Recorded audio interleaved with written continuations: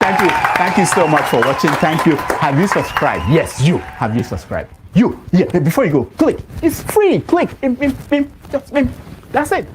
Have you subscribed? You're laughing. Have you subscribed? Have you subscribed? Thank you. Thank you. Thank you. Hey, madam. Thank you so much. I can see you. I can see you. We have to get to 100,000 subscribers. This by the end of the year. How are we going to do that if you don't subscribe? Yes, you. Yes, you're about to click off. Why? Have you subscribed? It's free. If you don't ask. Arise, O compatriots, Nigeria's call obey, to serve our fatherland. We love and strength and faith. The labor of our heroes past shall never be in vain. To serve with heart and might, one nation bound in freedom, peace and unity. Hey, that's so. Oh, yeah. Arise, O compatriots, Nigeria call obey, to serve our fatherland, with love and strength and faith. The labor of our heroes past shall never be in vain. To serve with heart and might, one nation bound in freedom. In freedom. In freedom. Peace and unity. Arise, my people. Arise, my people.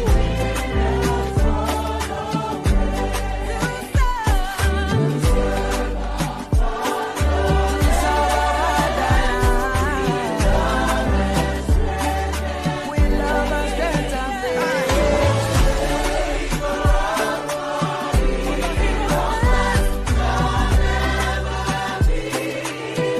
With all our hearts and minds we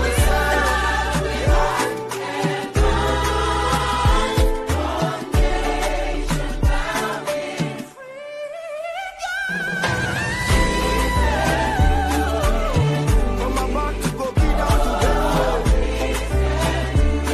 From Warri to Lagos.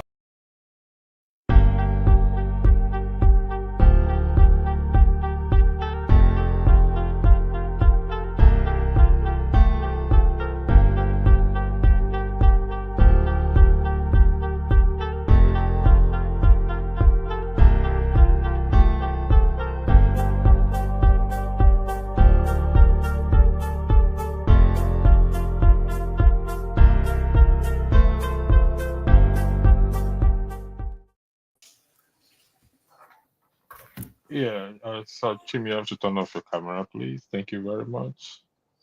Good morning, good afternoon, good evening, depending on your geographical location. Thank you for joining this evening section we are having. This is a special section. Happy New Year to every one of you. I will leave my fellow panelists to give their introduction, then I will just go straight and to give a shout out to the audience.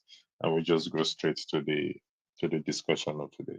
I yield the floor to. I'll start with you, Tokwe, then Adama, then Chim. Thank you very much. The floor is all yours. Adama, are you there? A happy new year to everyone joining us today. Welcome to the show, hosted by our amiable Chim.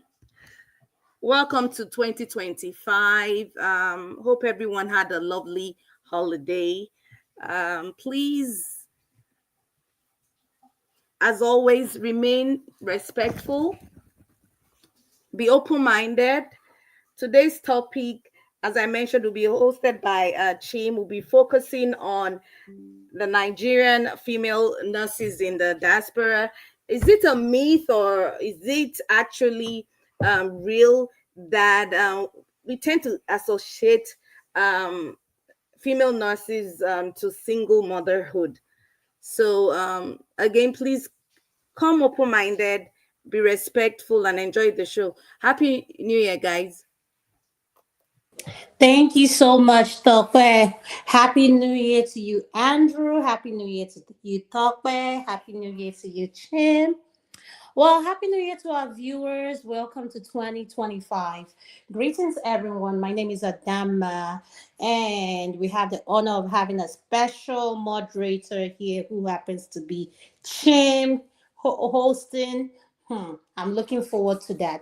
But we're going to be handling an interesting topic that has something to do with the medical system and particularly our nurses.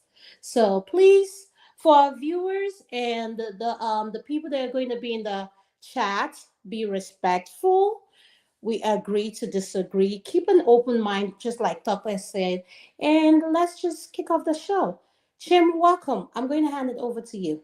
Thank you. Okay, I was not certain I'm the one supposed to be hosting, but I'm supposed to be part of a panelist.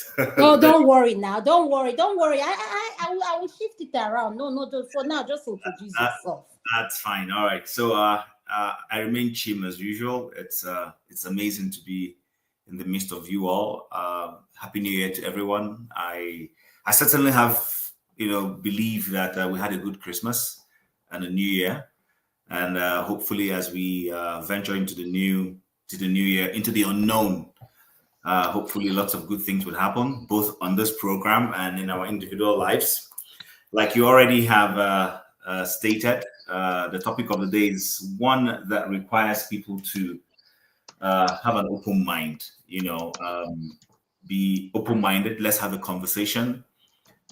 Do Nigerian nurses, female nurses in the US, are they predominantly single mothers? Is it a myth? Is it a reality? Are we overstating the facts? So those are some of the things we want to dissect today, and hopefully, even if time permits us, look at why, if it is a reality, why those things are happening. So yes, I would leave it at that until getting to the meat of the matter properly. Thank you so much, Jim. I'm going to start.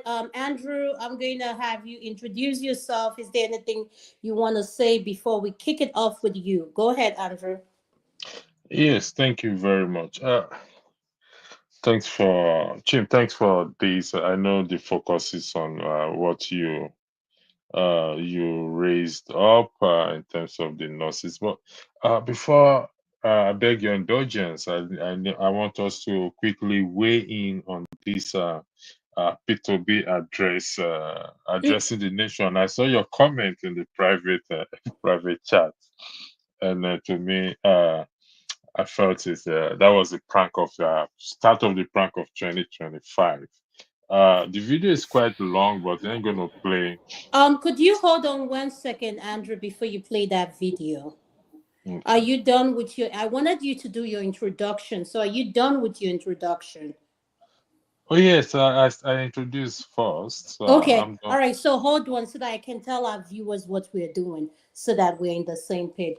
So Andrew is going to be the one moderating. We like you guys know, we tend to mix politics, lifestyle issues with what we do. So Andrew is going to be the one in charge of the politics. So I'm going to hand it over to him so that lets him do his thing. So Andrew, sorry, I hand it over to you. Thank you.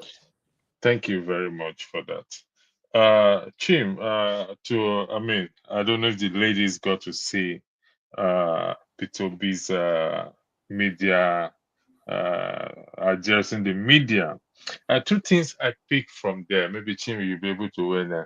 P2B said Tinubu should address the Nigerians publicly, and he also referenced to one of his tasks is to ensure that there is fair election and the people's will are respected. And to me, that I consider that the joke of the century, because 12 days ago, Tinubu had a media chat and addressed the nation, and him saying that he should ensure to make sure that the people. So this is a man that stole the election. Catch it and run away with it. I'm not quoting the slogan very well. What do you take of his speech? Let me start with Tokwe. I'll come back to Tokwe. If you're still there, okay. I'll give Tokwe some time. Let me go to Chim, please. Chim. Okay. Excuse me. Thank you, Andrew, for that introduction. People know where I stand when it comes to Obi and his, his type of politics. I think, well, he has chosen to be an opposition. He doesn't want to, which is good. It serves us right as a people that we have people who are holding government accountable. So in that sense, there is nothing wrong in what he's saying. What I do find wrong is I don't think he is systematic in what he's doing. Recently, I listened to the opposition leader in Canada, who, if things go well, may soon become the prime minister, because we're going to have elections next year. And he said something to the fact that, because they asked him on an interview that how does he hold the prime minister accountable, that how does he go about getting all the issues, because it's a parliamentary system in any case, which Nigeria doesn't practice. Because in that system, they have a session where the opposition leader will ask the prime minister questions and members of the house will ask, and then they go forth and back on each other. It helps the populace to gauge if the government is doing what is right and be able to differentiate between who is in opposition and the person in office, so that by the time there's a next election, people say, okay, you know what, I love the way this guy held this guy accountable. Let's vote this guy out and vote this person in. Unfortunately, that's not what we do in Nigeria. That's not what we practice. But nevertheless, in trying to hold the government accountable, you will need your own people who are helping you come up with issues that are germane, things, even putting them in the proper, framing them in the proper context that will really put the government on its toes. Now, I don't know if Mr. Obi is doing all of that, or if he's just sitting down and coming up with things by himself, because he can't work as an... Listen, there's a difference between the frugal Obi and the Obi in politics that needs to work with other people. So I don't know what team he has, what political group he has put together, like maybe he has assistants who are looking into issues, or he's just depending on what he reads on the newspaper, gets from Arise, like everyone else. He should go beyond that. He needs people who can generate enough issues that he would throw up that will really put the government on his toes. So I think looking at what he did the other day was a bit pedestrian. And that's why I joked about it on the private chat to say, Obi to the place and all that. That's the way I put it. But in the full context, there's nothing wrong in holding a media rally and asking Mr. Tinubu to be more responsible, go around Nigeria, visit the hospitals, do his next medical checkup in Nigeria. That's all good. But like you rightly said, asking Mr. Tinubu to speak to Nigerians, the man has already spoken to Nigerians, whether we like it or not, whether we liked the way he spoke or vice versa, I don't know. But, that's just my view on what and I think some of these things he's doing now, these are things, the kind of stance he should have taken at the earlier stage. He's now taking them now and now telling us he's willing to die for a cause and all that. I don't know, but I wish him all the best. Any opposition that will be responsible enough to help our government be accountable, I am in support. That's where I will end it. Thank you very much, Mr. Wale. Welcome to the show. Tope, are you back there, please? Yes, Okay. I am. To be candid, I didn't watch it. Okay. Some. I need to play a video. I just want to play a video for us. Okay. In respect to that. So allow me to play the video. It's quite long, but I'm going to skip. There's a short one, but let's listen to this one first and present, share. It's,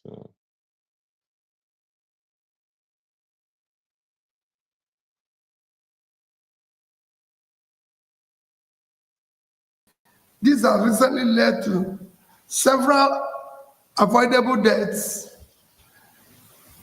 Nigeria in 2024 hunger index is ranked 110 out of 127 countries measured, reflecting a critical level of hunger and food insecurity. We have earned the dubious distinction of being one of the countries with the largest number of people without access to electricity.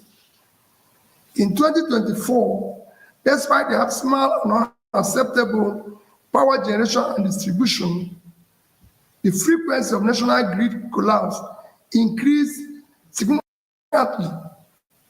The frequency of national grid collapse increased, where we have almost 12 times in 12 months.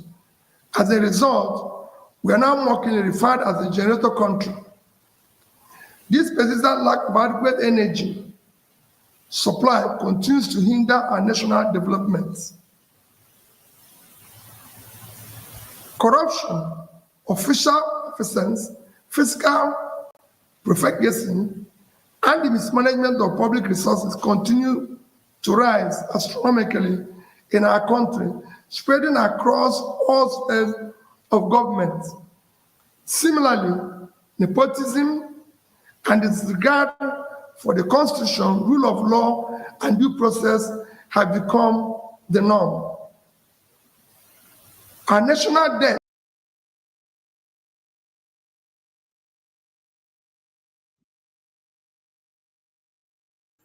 Andrew, maybe we should forget about the video. Obi is not the best of orators to continue playing that video. It will be too dry. If you ask me. Sorry, my system is acting up. Sorry about that.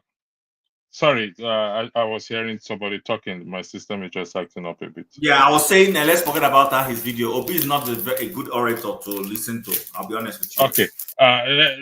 Let's just listen to this last. This is a very short. This is 1 minute. So be it. Because we can't allow the country. It is difficult to be in opposition in this country. Extremely difficult. Because everything is against you. People don't even want to see you. They don't even want to talk to you. I see colleagues that greet them at the airport, they don't even want to reply because they feel they don't want the government of the day to see you or see them greeting you. Your businesses, everything you're involved is being dismantled. Peter will be Is that you dedicate 20% of 2025, roughly 72 days, to visit. Here is a question before us. He made a statement. He said it's very difficult to have an opposition in Nigeria. Is that correct, please? I'm putting this question to us. Is that correct that it is difficult to have an opposition in Nigeria? I'll come to you, Wale, first, please. Yeah, greetings to everyone. I think I've listened to Peter Obi, and I kind of reason with his submission. I think when I look at Nigerians, especially during Dr. Damage's show, I could see that we are too divided. I feel like there are so many people that they are just hypocrite. They are wicked. They only think about themselves. And I'm sure if Tinubu called some of the people sitting on the panel into his government, you will be surprised that over 60% of them will accept whatever they've been offered. So I know Mr. Peter will be, he might be very dry, he might be scared, but to be honest, if I'm in his position, I would probably think twice that the people I'm fighting for, I'm just a lonely man trying to kind of save people that are not ready to be saved. With his submission, I think he said some of his friends that even don't want to associate with him. It's kind of like, is either you join them, you cannot beat them, you join them. But he's trying. I respect his personality, I respect what he's doing, but I think he hasn't got the boldness like Showore and Dele Farotimi and some others who don't care to even sleep in the prison or get robbed and all those stuff. So in a way, I think I'm split between, I'm not hating him, but at the same time, I feel like he hasn't got the boldness to be like someone like Showore or Dele Farotimi or some activists. So I will stop there. I'm kind of adamant when it comes to Peter Obi. Yeah. All right. Thank you very much. Yeah, Tope, can I I believe you respond? watched. Chim, hold on 1 second. Let me go to Tope. Tope, you watched the video, so what do you have to say to that? So at this point, I'm a bit confused on who Peter Obi is.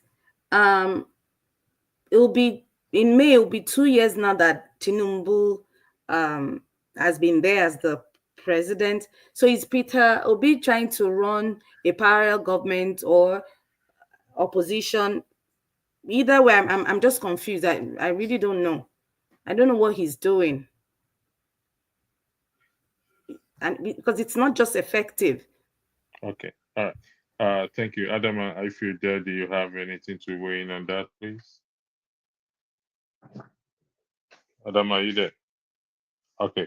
I'll circle to Chim. Chim, the floor is yours. You want to weigh Okay. in on it? Yeah. Oh, Yeah, I want sorry, Chim.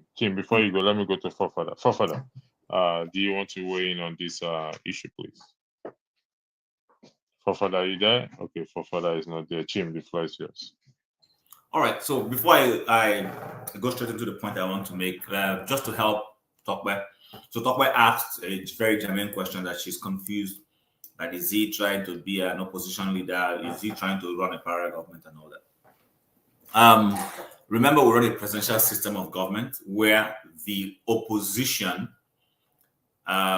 you will have opposition in parliament, but you will not have opposition visibly from the executive angle in an official manner.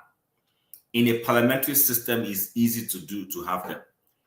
Because the parliamentary system is a legislative type of government in itself, with the government in power, the party that has majority, forming the cabinet angle, but they still have no choice than to come and sit in parliament to discuss those executive issues with their opposition.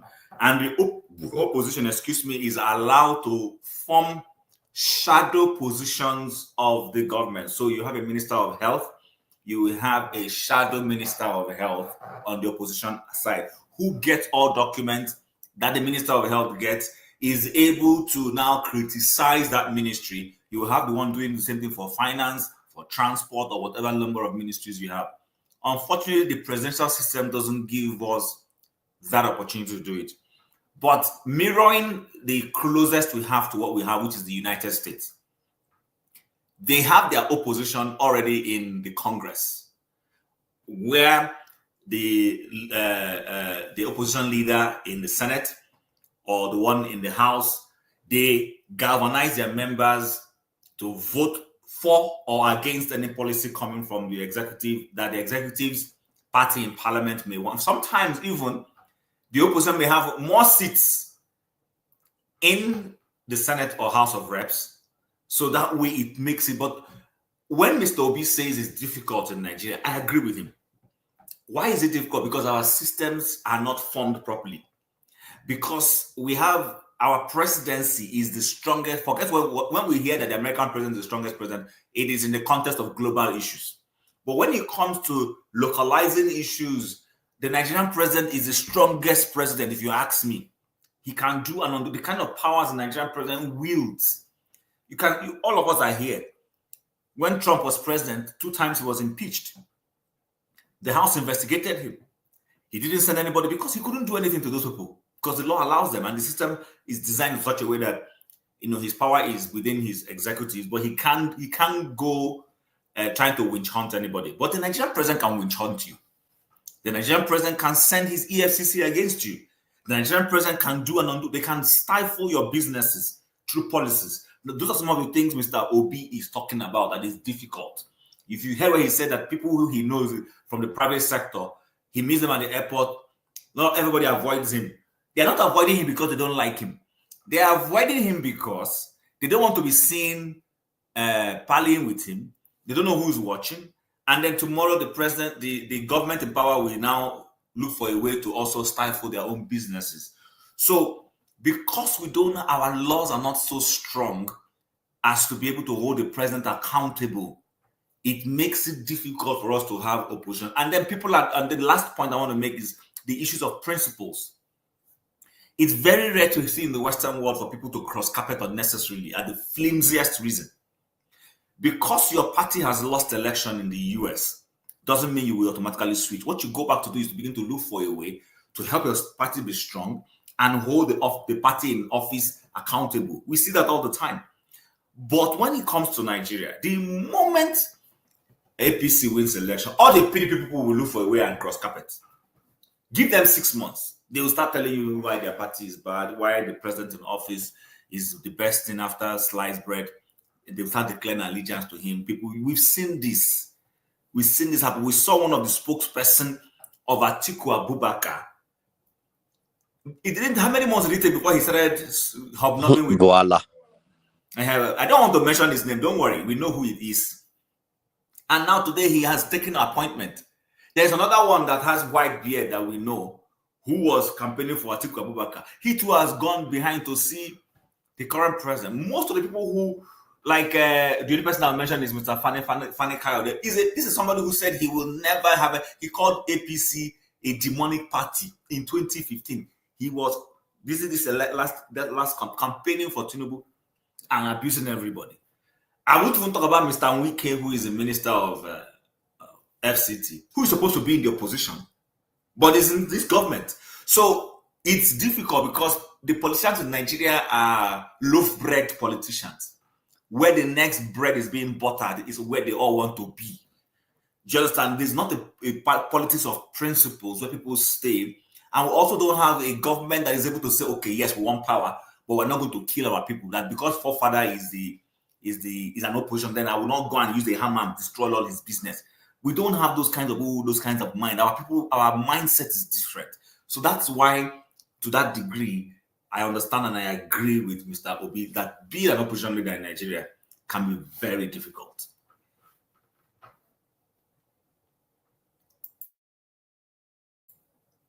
Hello? Thank you very much, Jim. My apologies for that. Adama, are you there before we go to I'll hand over to the main topic? Please, are you there to weigh in on Yes, this, I am Peter there. I Obi? am here. Great. So we are going to the main topic. I believe everybody has spoken in regards to the political matter. Andrew, I called for father. He's not responding. oh, Was I tonight, not? welcome to the show. Do you have anything to comment in regards to what electricity was talking about? And was it about? I didn't catch the intro regarding P2B. Was it about P2B? Yes, I believe. Chim, could you please give him a highlight, or Andrew, do you mind giving him a highlight of what the video you played Yeah, is all for father, about? you must have. Why are you showing up here now? For father, I can didn't you? do it too. I know. It's an error from my. Yeah, thank you. Is the media address that P2B gave? I believe you must have listened to it, except if you don't listen to it. No, I didn't catch all of it. I just catch where he was I saying. think Andrew, sorry for that. I think the summary for him is that in all of that, he said that being an opposition leader in Nigeria or being in the opposition in Nigeria is very difficult. What do you have to say to that comment? I think it is valid to think being opposition is a problem, especially it is different from different groups. I think if a region feels like okay, enough is enough, you can see that the opposition that they will field will be a lot more fierce. If you look at before Buhari came into office, the kind of opposition Jonathan faced was very fierce, was extremely ruthless. They were talking about forming a separate government, literally. That one is even probably maybe even worse than what this is the Nnamdi Kanu was saying. This one they were trying to overthrow the government, and so they were fierce. So we have seen such that strong opposition in Nigeria at times. So maybe it's just now that the opponents are in disarray. That is the you see, we are in the context of Nigeria, the opponents are in disarray. That's the biggest problem. But during that time of Jonathan, the opponents were united and they were really looking to bring him down. But right now, the reason why it's hard to be opposition is that because they are all over the place. PDP is splintered into 4 sections. Even Labour, that was supposed to be united, is splintered too. So that's why it's going to be difficult. I don't think it's inherent in the Nigerian space that opposition cannot be strong, because even Abacha faced opposition. See what I mean? So sorry, listen, that even Abacha faced opposition in Nigeria. So it's not necessarily true that Nigerian space is very difficult to be an opposition, but it just depends on how organized the opposition chooses to become. Right now, the current president seems to be very, very aware of how to exploit the divisions in his rivals. That is what is going on. But because if you look at the history, it doesn't suggest that oppositions can be in Nigeria. We've seen some very, very fierce ones, including against military regimes. Okay, thank you so much to Niger. Uncle Ike Ndewosa, welcome to the show. I'm going to come to you, sir. We are talking. There was a video that was played in regards to Peter Obi, and I think Andrew or Chim asked the question, something about opposition leader. Yeah. Could you mind, sir? Do you know what the video is all about, or I can have one of them explain to you? No, I'm Obi is my hero. I follow. Thank Obi, you, so sir. It's over to you. I know everything. So, first of all, Happy New Year to every one of us that is here today, and it's a blessing for us to be alive today to see the new Happy year. New Year, man. Happy New Year, Mr. Ike. There is nothing that is greater than the life that all of us have today in the presence of the Almighty God. You know, so many people struggle to see it today, but they were not able to do it. Not because their sin is greater than our own, but it's just the grace of God. It's the favor of God that all of us are here today. So nothing can be greater than that I'm happy to see all of you again in 2025. If you listen to the press conference, Mr. Peter Obi, a lot of people see Mr. Peter Obi that Mr. Peter Obi is a weak man. But if you know who Mr. Peter Obi is a coconut head. I'm telling you. The man his skin is as tough as coconut. But because of his postures, because of the way he look like, the way he speak, the way he talk, people think that Mr. Peter Obi is weak. Mr. Peter Obi is not weak. And if you look at that press interview, what he's saying is true. The disarray forefather, my brother, talked about in opposition. It is all the manipulation of the APC, the government in power.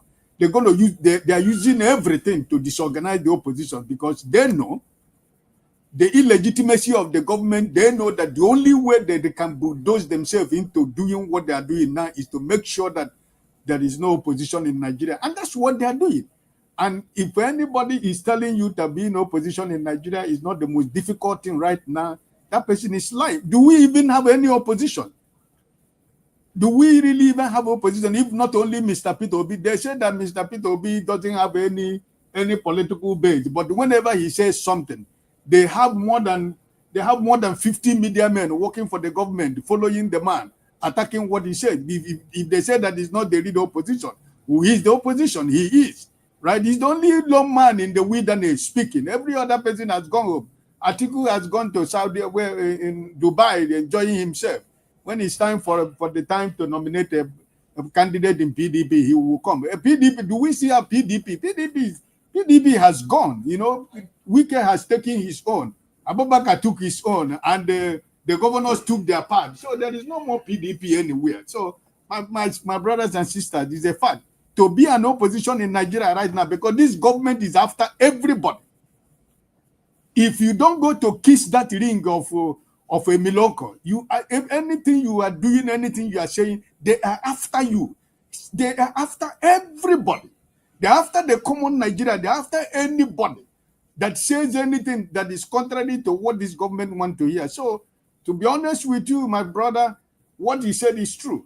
They said that if it is what is going to take, if it takes his life, so be it. And that's the place we find ourselves in Nigeria right now. Somebody has to say that, and somebody has to put his life on line. But Nigerians themselves who are crying and yearning for a better Nigeria should know that it is not only Mr. Peter Obi, it's not going to be something one person is going to do for everybody. So, but they should know that all of us have a part to play. You know, all of us has a sacrifice to make to see that that opposition and the better Nigeria that we are crying for, we're able to realize that. So Thank you, sir. that's the way I see it. It's an honest assessment of what is happening in the political scene in Nigeria. Thank you, sir. Thank you very much. Jide, welcome to the show. Happy New Year. Do you have anything to say in regards to that before we go to our main topic for today? Welcome to the show. Yeah, thank you so much, Adama. Hi, everyone. Hi, forefathers. Andrew. Hi, Andrew. Hi, Tokpe. Wale, Chim. I greet you. Happy New Year, everyone. Mr. Ike, Happy New Year. I'm glad to see everyone again today. Yeah, I listened to what everyone has to say about what Peter Obi said in his speech. To be honest, a lot of the things Peter Obi said were very valid. But one thing we need to understand, which I didn't hear anyone talk about, and which I'm a bit concerned about, maybe it was just omitted, or maybe we are not aware of it. So a lot of the issue in Nigeria, maybe we see, but we just forget to mention it. We forget to emphasize that a lot of the problems we have in Nigeria, we forget to put into context class analysis. So what do I mean by class analysis? All these people they call opposition, like Peter Obi and co. These are controlled opposition.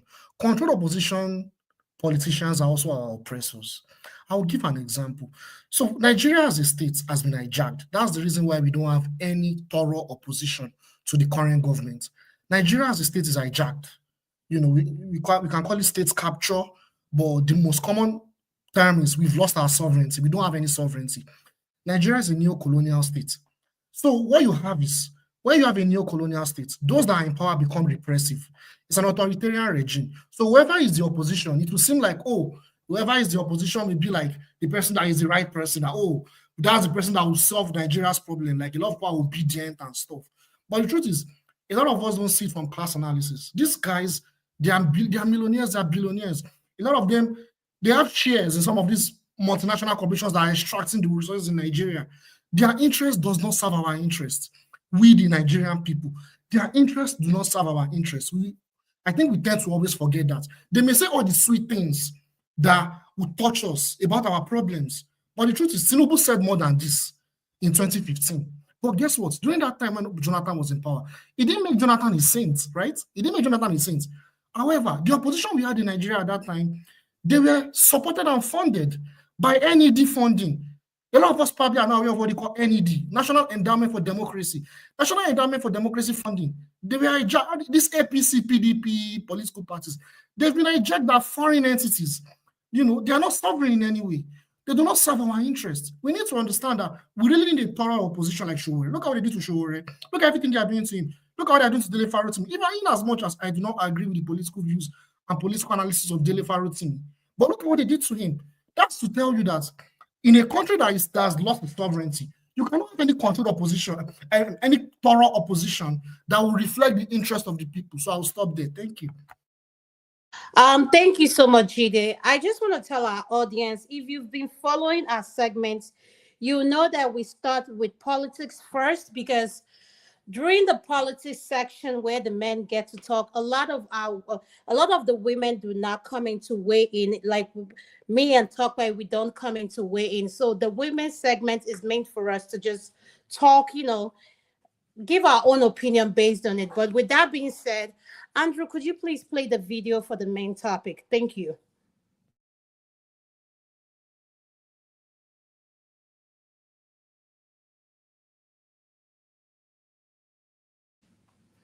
Andrew? Yes, just give me 1 second. I'm here, please. Number one. Yes, I have heard That's again. They have told me again that 85 to 90% of Nigerian nurses in America are single mothers. Money ha. They said because when they become nurses, their husband is not more good enough for them. They want they're higher than their husband. They want to now live independently. I don't know if there's a WhatsApp group or there's this group that they used to join. That once they join it like that, their shoulder will go up. Let me go into this story real quick. This one that they use as example for me. They say this man drives kabi, he drives Uber, right? And he brought his wife from Nigeria. That's what I'm saying. Even the ones that they married themselves here or they brought themselves from Nigeria, it's always the same thing. He brought his wife from Nigeria, and when the wife came, he said the wife must go to nursing school. He sent his wife to nursing school for 4 years, and during that time, he was the one paying mortgage, he was the one paying utilities, he was the one paying all the bills, he was still funding the wife's schooling on top of it, because the wife did not qualify for some loans, but they got some, but they still had to pay out of pocket for some of them. So he was still the one paying, and he was still giving the wife allowances every week or every month and all that, just for wife to graduate and she thought she had arrived.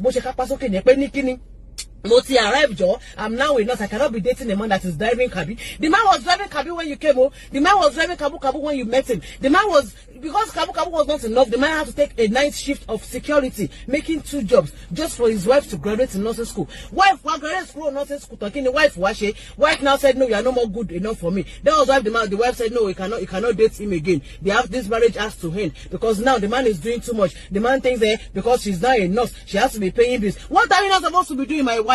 My woman, what are you supposed to be doing? You're supposed to be using your money to build the house in Nigeria, when your husband is still paying all the bills. Because this woman said, this woman wants the bills, everything that the man is still doing, to continue like that. Do you want to kill him? This man sacrificed everything for him just for him to become a nurse. So you can help him, you can assist him. And now you have graduated. You now think it's okay for him to keep paying all the bills. That was how this woman said it's not good enough for him. The man is not good enough for him. He'll find a divorce in the year. Wala you have been any story of men buying their wives. I brought her to America. She became a nurse. She said she's not doing it again. She did a clinical because she's making more money. I was the one that did. I was one that did. They are not lying. A lot of those men are not lying. They are going through a lot.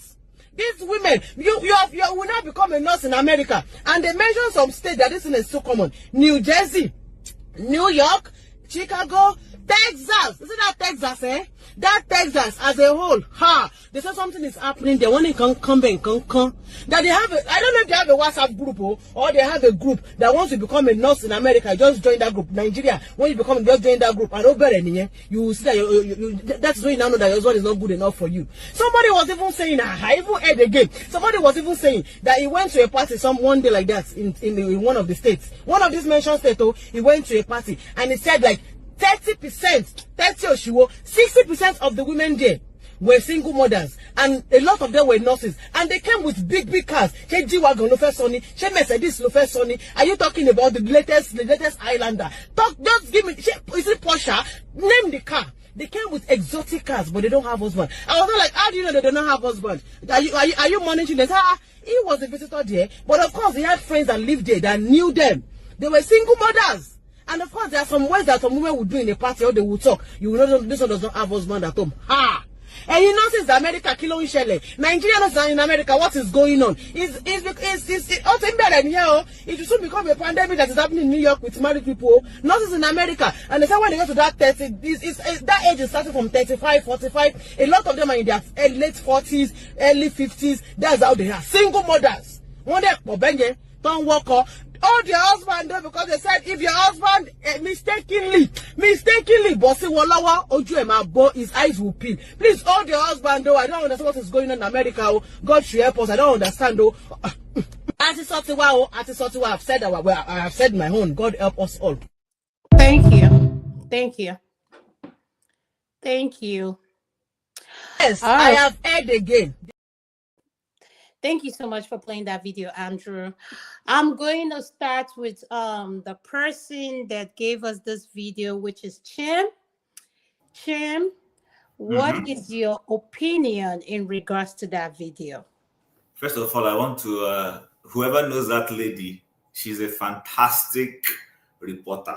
I enjoyed the way she wiggled Yoruba into it and made it very fun. I mean, but anyways, so to the main issue, The point is this: it's not. I know we may not have the statistics because nobody has sat down to go and do a statistical analysis to understand, you know, give us some weighty figures to be able to place on this issue. But the fact remains that we have friends, we live in communities, we see things, we hear things, especially from that Texas angle. I've been hearing, this is not today, I've been hearing that a lot of women in Texas, especially in the Houston area, that have gone into nursing, I have had first-hand reporting. Unfortunately, we can't share people's details of a man from the Southeast who brought a lady to the US, trained her, and literally was thrown out of his house. When I say thrown out, as in thrown out of, he lost his house. I've also seen another one who brought someone, trained her, and then that lady started plotting to take the house. He got the wind of it and quietly played along, called his lawyer, changed all his, he put his properties in a trust so that he was now, you know, without anything that you could say he owns. That was how he saved it, because eventually the lady manifested that, but unfortunately it didn't work for her. And the man made sure the matter went to the court and got to the end. The lady ended up being the one that the court sanctioned and asked to pay him, since she's the one who asked for the divorce. And since he brought her and we pay her, so he owes a payment back. It backfired on her. But this is something that is happening. What I don't understand is, there's another video I shared with Andrew, which he might play later. And why I sent it to him is because of the mindset the young lady exhibited there. So the point I want to make is this. Is it that people come to the US and the lures, the influences they see in that society makes them begin to want to break up their families? Or is it that it is something already in this person or this group of persons that eventually just manifests? Because they say a couple of things will will throw up the true character of a man. One, when I mean man, I'm using it for both singular, male and female. One is that the person makes money. So somebody you thought was humble, was respectful. Maybe when they make money, then you begin to realize that this person has a chip on their shoulder. The chip was not there because the funds were not there to be able to, you know, fuel that chip coming out. Two, that some people, especially on the male side now, when the person has money, then he's able to now have any woman he can have and all that. So, you know, although someone goes to power, goes into politics and say, I thought this guy was born again before. Why is he doing this? We have ministers in government that this is so. But back to our core audience and the core demographic we're referring to. I don't know why a lot of Nigerian women, and please, people should please not take me out of context, who a man comes to marry you, gets you papers, brings you to the US, and then enrolls you in this so-called nursing program. Whether he did it for a bad reason, maybe for you to go there because there is money in nursing so that you make money and then can come out. Whether he did it for that reason or not, but for the fact that he funded you with a good intent, I believe that you owe coming back to give to that family. But that's not what is happening now, based off even the video we have seen. So my initial thought is that I think these people, they are good women who their spouses have funded their education, be it in the nursing or any sphere. But nursing is now a critical angle. And it's not only in that Houston and US. It's happening even where I live. It's happening here in this Calgary where I live. I know a lot of people who, in fact, I know somebody close to me, but that's why I'm being careful. I don't want to mistakenly go and start mentioning people's names and stuff. But I have seen this thing happen again and again and again. And my question is it that this person was typically like that before? Or is it that there's just this spirit or influence that has triggered people in that field to begin to misbehave? So these are my initial thoughts. Unfortunately, like I said, I wish I could commission a survey to be able to go and get data. I would have loved to share data, but I don't have that right now. So these are my initial thoughts. I might, chip in as the conversation progresses. Okay, thank you. I'm going to go to Uncle Ike. He's an elder. So, Uncle Ike, what is your opinion in this video that was played, sir? Thank you. Uncle Ike, can you hear me? They. Move They to some. Ike. I don't know. That's why this, when you put video, your faces off, people go off doing all sorts of things. So, but I'll go to the next person. I'm going to go to let me go to G-Day. G-Day, what is your opinion? Thank you. I have a lot of things to say about this issue. There's a lot of ways. There are many angles to it. You see, first of all, I wish we have good statistics on marriage and like data on Nigerian Americans or Nigerian immigrants in the West, particularly in the US where I live or UK, because it would be good to know all these things like the divorce rates, percentage of single moms. It's very good to know these things. I don't know if there's a particular data one can rely on. A source where one can go through and see all these things. So the only data, G-Day, this is just a pushback. The only data we can rely on is the number of women being killed by their husbands tend to be nurses, Nigerians in particular. So that's the only data I can talk about. That's very disturbing enough. That alone in itself is very disturbing. That's very serious. Wow. Yeah, that's extremely serious. Yeah, there are many angles to look at for this issue. And I think it has to do with this, because a lot of the things I can connect it to the reality of, like I said, I'm in the US, right? I can also connect it to some of the issues we're having here with African Americans. I mean, they're almost like us too. It's just that they are just, the African Americans, I can kind of, connect the dots with the same experience with African Americans and, the family system, and what I could see is, I don't want to blame. I'm trying not to. It's a very sensitive and touchy subject. I'm trying not to blame a particular group, or I'm not trying. I will try as much as possible not to blame the women or men for this. But I'll come in from. I think it's both sides that are at fault for this issue. So I think a lot of the problem has to do with the foundation of the relationships. Number one is the foundation. Number two, I also think that's to do with the system, with the capitalist system as well. So a lot of the women that come in, that get into all these relationships and get married, they have their own motive. A lot of them are very ambitious. It's not a bad thing for a woman to be ambitious. However, when your interests supersede the interest of the relationship or the interest of the marriage in a country like this, in a system like this, that is very dangerous for all those relationships. So a lot of them come in, their husband supports them, and a lot of them take advantage of that. And whenever they become successful, they now become in position because they are aware that, like I said, I'm trying to be very careful here. But the point is, a lot of them are aware that the system tends to have a very soft spot to them, like in the sense of, the benefits they get in terms of divorce, the spoils they get, in terms of, the kind of benefit they will get becoming single moms, and also the fact that they don't need a man to take care of them. After all, they are independent. They are doing well in their career. Perhaps they're even doing better in their career than their husband for some of them, right? So they take advantage of that. And also a lot of them tend to forget their cultural identity from Africa. That is what makes us different from African Americans or Black Americans or something. We tend to forget our cultural background. We come here, we tend to carry careerism all in our head. It's not just women, even the men too. Like I said, I don't want to blame it on a particular group. Even with the men too, they have the same issues. A problem in our community where we carry this careerism over everything. It's all about making money, ambition and everything over building relationships, building community.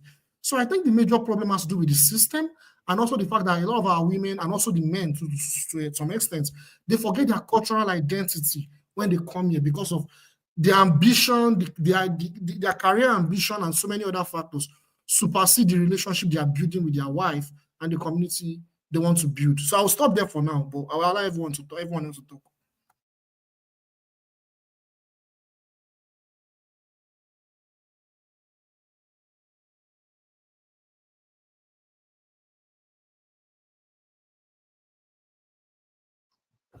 Hello. We can't hear you, Jide. I don't know what happened. Hello. Repeat it. Yeah, I was gonna say. Yeah, I don't know what happened to. Let me continue what I was saying. Okay. Okay. So I You was have saying like that. you have like 1 minute left. Thank Yeah, you. yeah. I don't know. I was gonna conclude then. I don't know what happened. Okay. Yeah, I was gonna conclude. I was gonna say that I think the major there are a lot of things I would still like to say moving forward. But for now, I will say that. No, we're going. No, trust me. This topic is going to be around for yes. Trust me, we're going to Yeah, talk yeah. about it. Yeah. Yeah, so I would say that the system and the fact that a lot of us we tend to forget where we come from, and we tend to put our career ambition, careerism, and all this ambition and making money and having individual achievement and being in the pedestal of making a lot of money and being a millionaire or wherever. We take it over building relationships, building families here, identifying with our culture, building communities within our culture, and I think that's one of the major factors. But I will stop there and let everyone else talk. Thank you so much. I really appreciate it. I'm going to come to Mr. Tone. Okay, welcome to the show, sir. Over to you. Did you watch the video that we played in regards to the nurses? And what is your opinion in regards to that, sir? I did. Greetings, everybody, and Happy New Year. Happy New Year to you too, sir. Yes, I watched it, and I think I agree with quite a lot that was said. Okay, you have 4 minutes. Your 4 minutes just started. Thank you. Okay, and I like to stay within the purview of the discussion, but I find out that a majority of the cases that I know, it has to do with people, ladies who were brought in by their spouses here. I mean, here. And then as soon as they are properly documented and they get a job or they graduate from a nursing school in this case, then you begin to see cases of disagreements here and there over, sometimes very trivial issues. But I also know that it's not peculiar to nurses alone, and it's not even peculiar to women alone. We also have men who were brought in by, spouses here, by their spouse here. And then after a while, you have disagreements and everybody goes his or her own way. I wouldn't know why. I'm married to a nurse, and we've been married for 30 years plus. And, somehow maybe by some divine are blessed with children, and we don't have that kind of experience yet.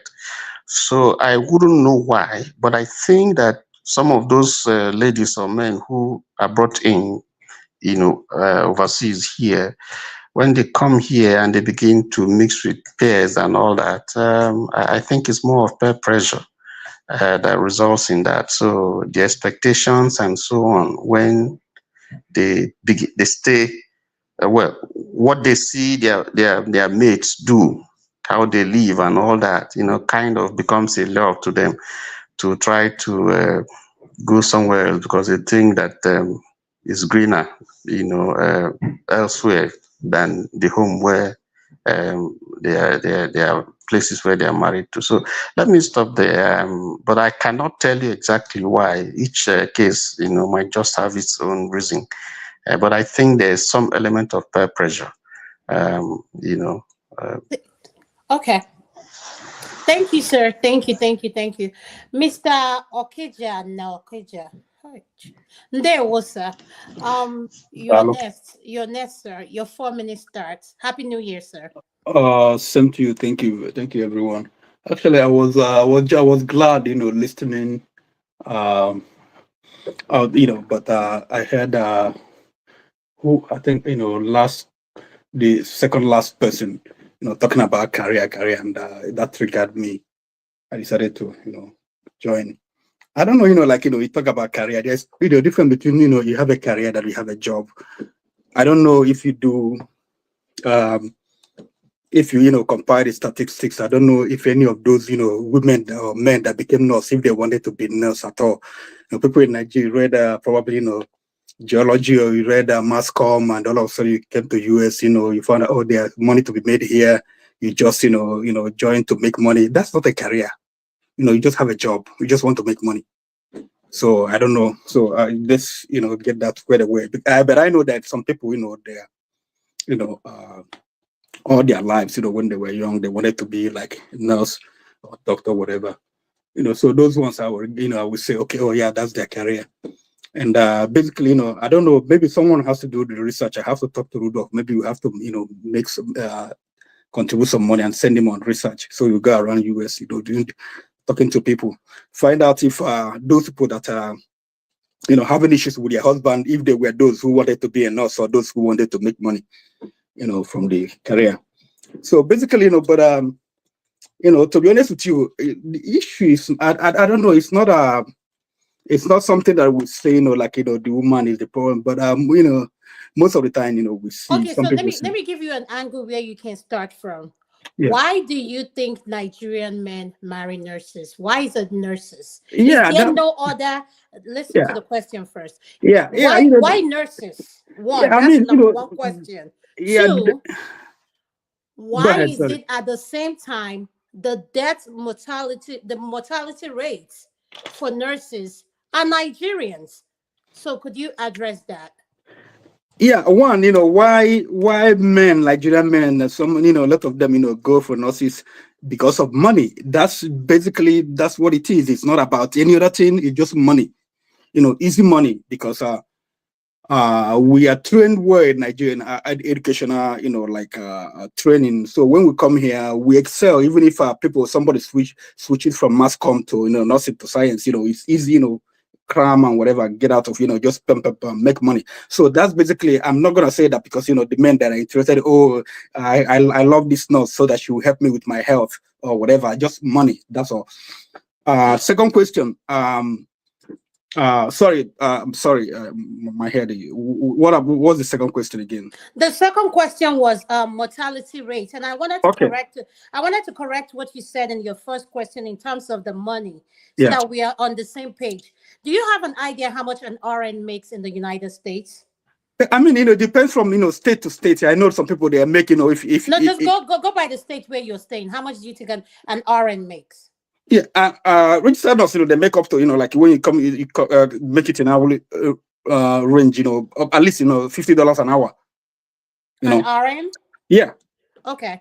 Yeah. So some states, it's more than that. You can go to the next question. Okay, so I mean, the thing is that the people who kill their wife, I think they are, I don't know, people who have no control of their emotions, who are not control of their destiny. Someone, maybe you married her to be, because she's a nurse or because you brought her here. If she wants to go, leave her alone. And if you are, I mean, like, if it were me, like, go ahead. I mean, I can fend for myself. I can take care of myself. We can go to court, battle about, litigate, about the property or whatever, custody and all those things. But, move ahead if you can. I don't know. Why would you want to go to jail because someone, because of money? Basically, that's it. So if the person doesn't have control of his emotion, that's the way I look at it.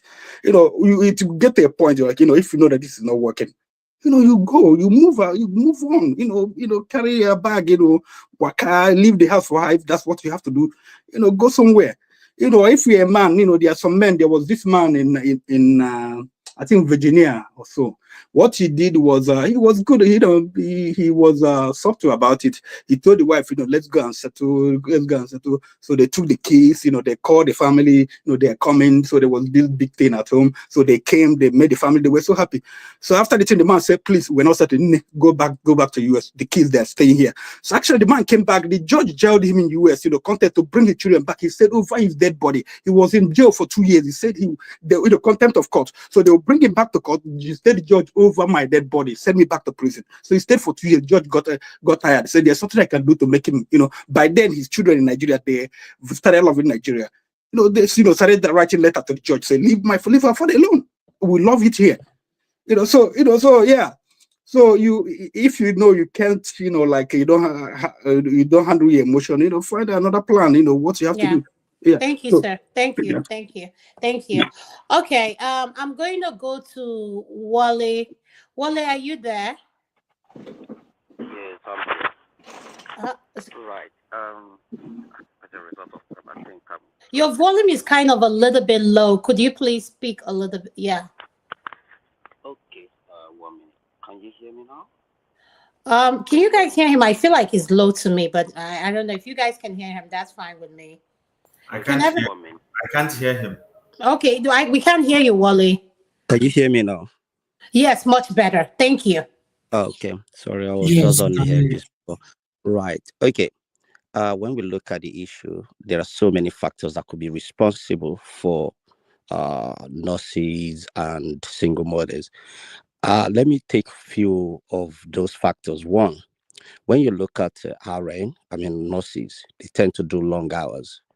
And probably maybe if they're on the long day, that could be like the whole day, leaving all other things behind. And if a man doesn't really understand how the nature of that profession is, it might cause a problem at home. That is one. Then number two, when we look at the root cause analysis and the conflict management aspect of relationship, it's quite complicated. So for every single home, the husband and the wife and their profession need to be understood. The children, the families, the environment they find themselves, the money, a lot of temptation will come into a relationship, even if let's leave nurses as a profession out of it. Every single profession, bills, how you manage your bills, who is paying, who is responsible for what, respect, how you maintain your relationship, trust, who are you talking to. So there are a lot of things to unpack when we look at this situation. Some people might not be able to endure, is it endure, enjoy, or how to deal with the situation, and it will escalate to a point where some people might say, you know what, I'm better off being on my own.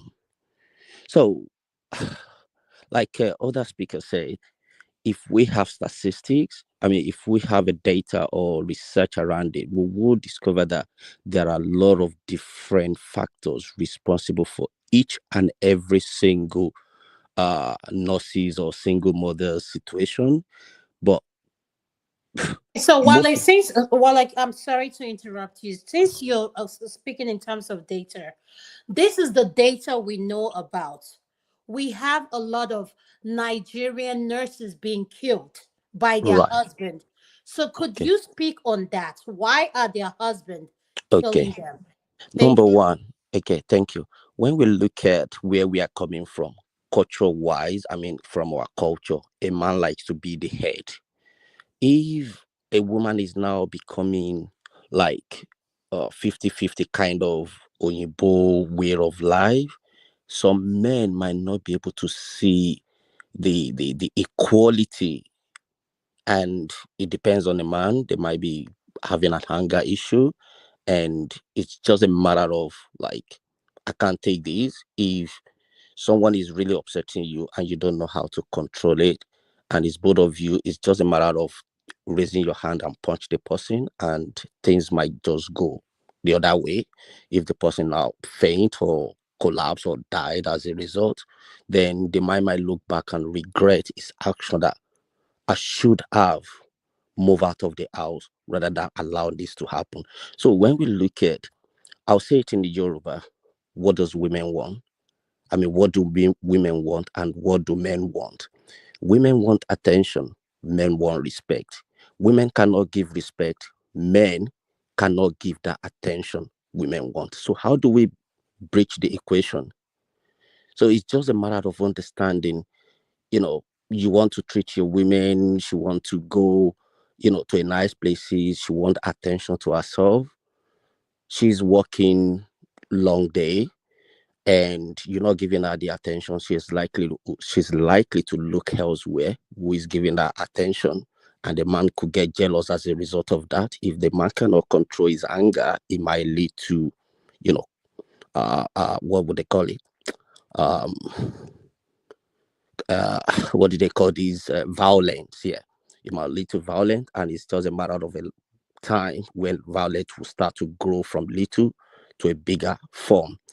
And the man that wants respect, this is another way I'm going to say, Most Nigerian men that come to the system need to understand that you cannot expect a woman who has gone for, I don't know, maybe 12-hour shift to come Okay. back and start cooking for you. Thank you. Like you sitting down and putting your feet up without helping. So Mhm. that alone, it's just how an individual manage their home. Money could be good, but at the same time could be a catalyst to, something that could lead So to many. what is your final summation? What will be your advice My to my yes. final submission is we need to take a little bit step back and see where we are coming from in terms of, if I want to marry you, let's say you and I will marry, we don't just meet on the street. We need to go back to family base where your uncle, your dad, your mom will handle you to my family. So if anything is happening, at least I know that, one, I'm going to disappoint my own parents, my own folks, and I'm going to disappoint your parents as well.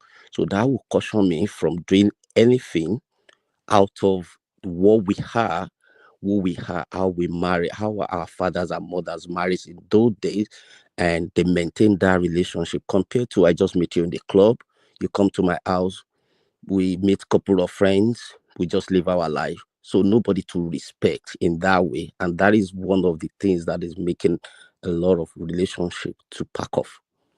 Okay, So thank you so in a much. way, we Mm-hmm. need to go back to our tradition, our values and culture, how it Mm-hmm. used to be. Okay. Without that, we might be seeing a lot of divorce and home breaking and a lot of single mothers and everything like that. Thank you. Okay. Thank you so much. I appreciate it. Forefather, I'm going to come to you. Could you please unmute your nest, sir? What is your opinion on this topic, sir? Yeah, interesting. I think when I think we've had similar conversations regarding how women behave when they get to the West, but this one was a kind of specific to nursing. But I'm not because I guess most of the people that travel from Nigeria to the West, they tend to be in the medical profession. I think probably what may be at the core of this is the idea that men seem to be getting away with murder in Nigeria. So when they come to the West, it's almost like a new ideology takes over. I've seen that in, like, if you go to some channels, when you see women stream videos online, Nigerian women, I mean, they will come across as if it's almost as if they are liberated, like they were being oppressed in Nigeria, they have been liberated in the West. And I feel like that is where the source of this problem is coming from, because there is this idea that they are maltreated in Nigeria. So when they get to the West, it's their turn to show their own power. There's an element of that going on. There is also an element of just the practical aspects. I think Wale mentioned attention. What I'm not sure is attention. It's more like support. If they don't feel supported, because I think the data I shared once showed that quite a significant amount of divorces is being triggered because the women feel like the men are not supporting them. That is quite interesting. That is how a lot of women feel. But the truth is that I'm not sure that is the case. There is also the area that's this trait that women have that means that they are also hypergamous. In other words, they want to be with somebody that is slightly economically on a higher ladder than they are. So if you couple all these things together, I think it's a perfect storm, isn't it? And then it's a perfect storm of single parenthood, and that part is where the problem is really, because single parent households generally don't leave a lot of generational wealth. They don't raise the children. The outcomes for the children are not as good. So that is where the real problem is. The question now is, how do you kind of limit the amount of this going on? I would say it's awareness. And on both sides, really, because sometimes the men too, they completely get confused.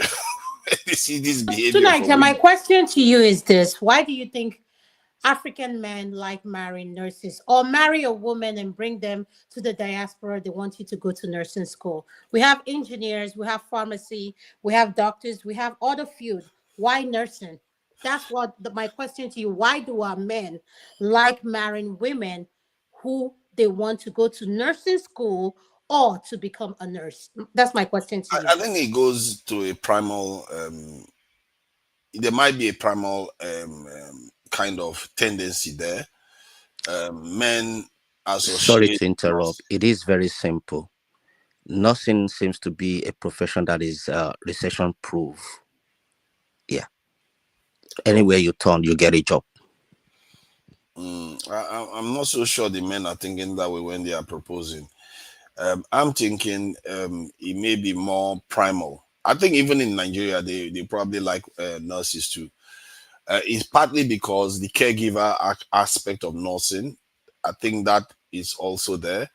And nursing seems to be, one of those professions that seems to be respectable. Then the other, not to mention the utility, that's the utility aspect of the fact that they will bring in money to the home. So maybe that is, and besides, in terms of why do they marry many of them, is because many of the women that are coming through are in the health profession too. So that too could be the reason why. Maybe if teachers were coming to you, No. That's not what I asked you tonight, Jan. No. I've met women who are accountants. They were other profession when they were back home, but when they came here, they insisted that their husband wanted them to go to nursing school. So my question to you is, why do our men insist, including the women, insist on nursing school? Why nurses? Can I chip in here? I don't know. Tunaja, are you done or you still have stuff to say? She's asking me a question directly, so I don't know. Except you want to take the question. No, go ahead. Go ahead. Yeah. It's simple. It's lucrative. That sounds just as lucrative good. In what sense? In terms If of you study- it's easy to study. Depends on how long it takes to study. From what you are saying, it appears that it's not very long. I'm not very sure. Can I suggest an answer? Also quite high. Go ahead. Okay, Tunaja, could you wait? Jide, go ahead. Yeah. What could you suggest? Yeah, I was an going to answer, then I'll say, go I to think a lot of them when they come in, now when our people when we come in, even some of us when we come in, some of us we want to get a lot of us wants to get like papers, right? So also there's a possibility that it's very easy to go to nursing school, get into becoming a nurse, and easily you get your papers like right away, than compared to having to go to school and spend 4 years doing undergrad and doing masters or PhD and spending years, right? So looking at it from that angle, you can say, okay, nursing school is very quick. You can easily get your papers like right away.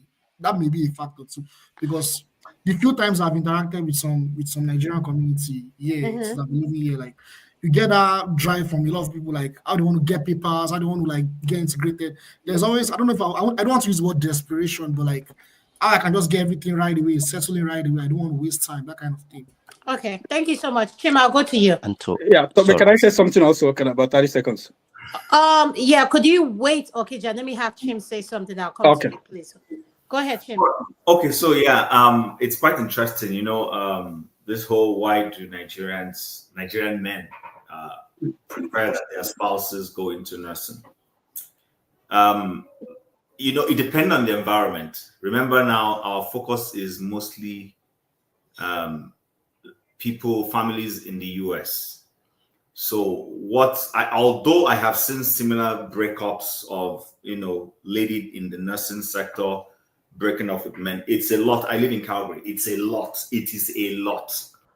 But that being said, when it comes to looking at it from the angle Jide initially, but that being said, somebody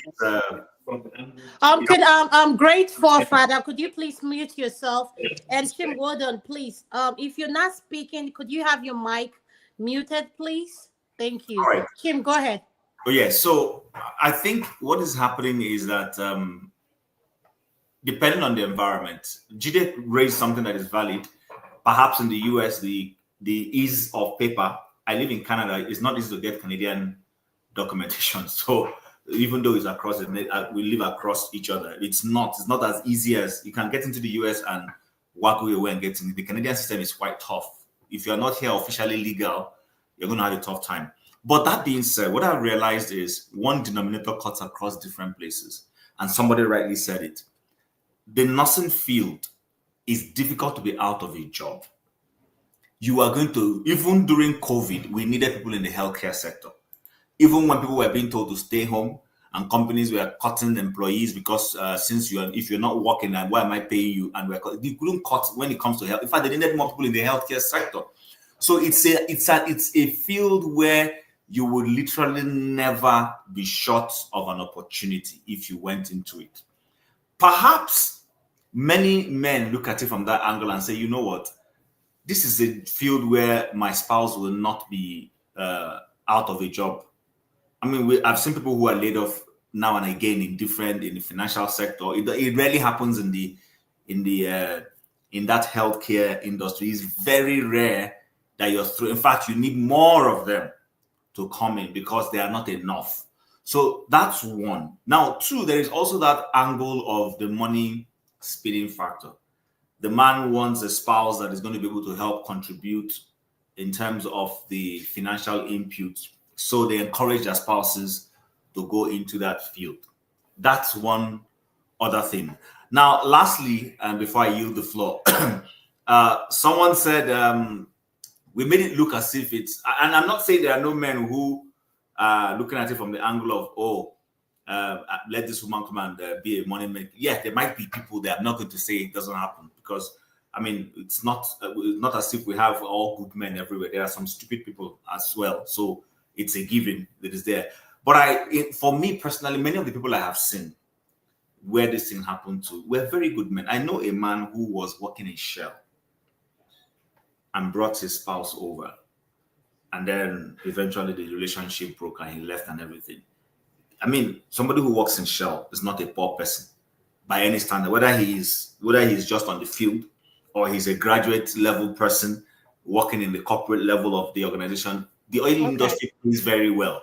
So it is not always the case. What is happening, I think, is that for me personally, I think people's character and tendency will always, no matter how they mask it for however long they are able to mask it, eventually it will happen. Then lastly, there is the issue of age. So a guy who's gone to the US to work and got his papers and now suddenly wants to get married, but does not seem to find anybody in the US he can get married to. Not that there is none, but he just feels safer to run back home to go look for his spouse because he thinks the person back home is not too exposed to be a problem to him. And then goes home and because let's be honest, that's what happens. A lot of people, you lived in the US for years, you struggle, now you have a document. Maybe you're now 45 years old, you're not married, but you now want a spouse. They will run back home. We saw this happen a lot. And then you bring a nurse will be the best person to. Now the person is not a nurse. The person is a spouse first. Then you bring the person over and then encourage them to go into nursing. So it's not like the person was a nurse in Nigeria. No, you brought. It's just that you just want to encourage them because you're 45, you're alone, you're lonely, and you bring this person and you because you've given them papers and you are willing to pay for their school because let's say you've been lonely for 5 years, so you should have enough money to pay for nursing school. Yeah, but that's not even the point I want to make. The point I was going to make. But Chim, this is the point I want to make. When you turn them into a cash cow, money-making machine. Sorry, Adama. Let me make my point. Then you can throw in that your point. So I will end by saying, when it comes to age, you brought a lady who is maybe the gap in your age, maybe 10, 12, 15 years. You're an older person. If this person still has blood in them and energy in them, they're going to be meeting younger people. Let's be honest. After a while, but it not be wood. This person might begin to see. So, Tim, let's stay on that narrative you are. Whose fault is it then? I'm not saying it's anybody's fault. I'm just telling you the reality of what's happening. I'm not here pointing fingers. Adama, can I quickly chip in something? Yes, hold on 1 second, Chim. Yeah. Yes, Wally, go ahead. You can chip in what you want to say. Sorry, I'm going to be a little bit naughty in this form. You asked a question why men marry nurses. When you look at that profession, some men will probably look at nurses and feel like, you know what, they could be very erotic. They've seen everything. Nurses could be, I don't want to mention how it's pronounced. You could see that when you go to the hospital and you see nurses seeing you from head to toe, nothing hidden. So some men might look at it from that angle and thinking, oh, you know, they will be very, very, what is it, in bed mounting and all those stuff. So when you look at it from that angle, that could prompt some men Okay, to so go into that. hold on. Stay on that angle. You heard what Chim just said in terms of age. My pushback is what Chim just said now with age. Who do you blame? Yes, older men tend to like younger women. I'm not discounting that. And after a while, so the point I'm asking Chim is who do you blame? And at the same time, why are men attracted to a particular field? Nurses. Let's stay on the topic. It's all about nurses. So I don't know, One. am I answering or just is that was hypothetical you are making? Yeah, go ahead, Ongwana Sawan. Okay, so number one, I only threw out an issue I've observed. I am not blaming, I don't know about who to blame. So my introduction of that issue, from my mindset, I'm not here to blame. I'm just saying this is what I see a possibility based on experience and observation. Now, yes, you could say you could blame the man. After all, why didn't you go and look for your size? That's fair game, fair argument. I have no problem with that.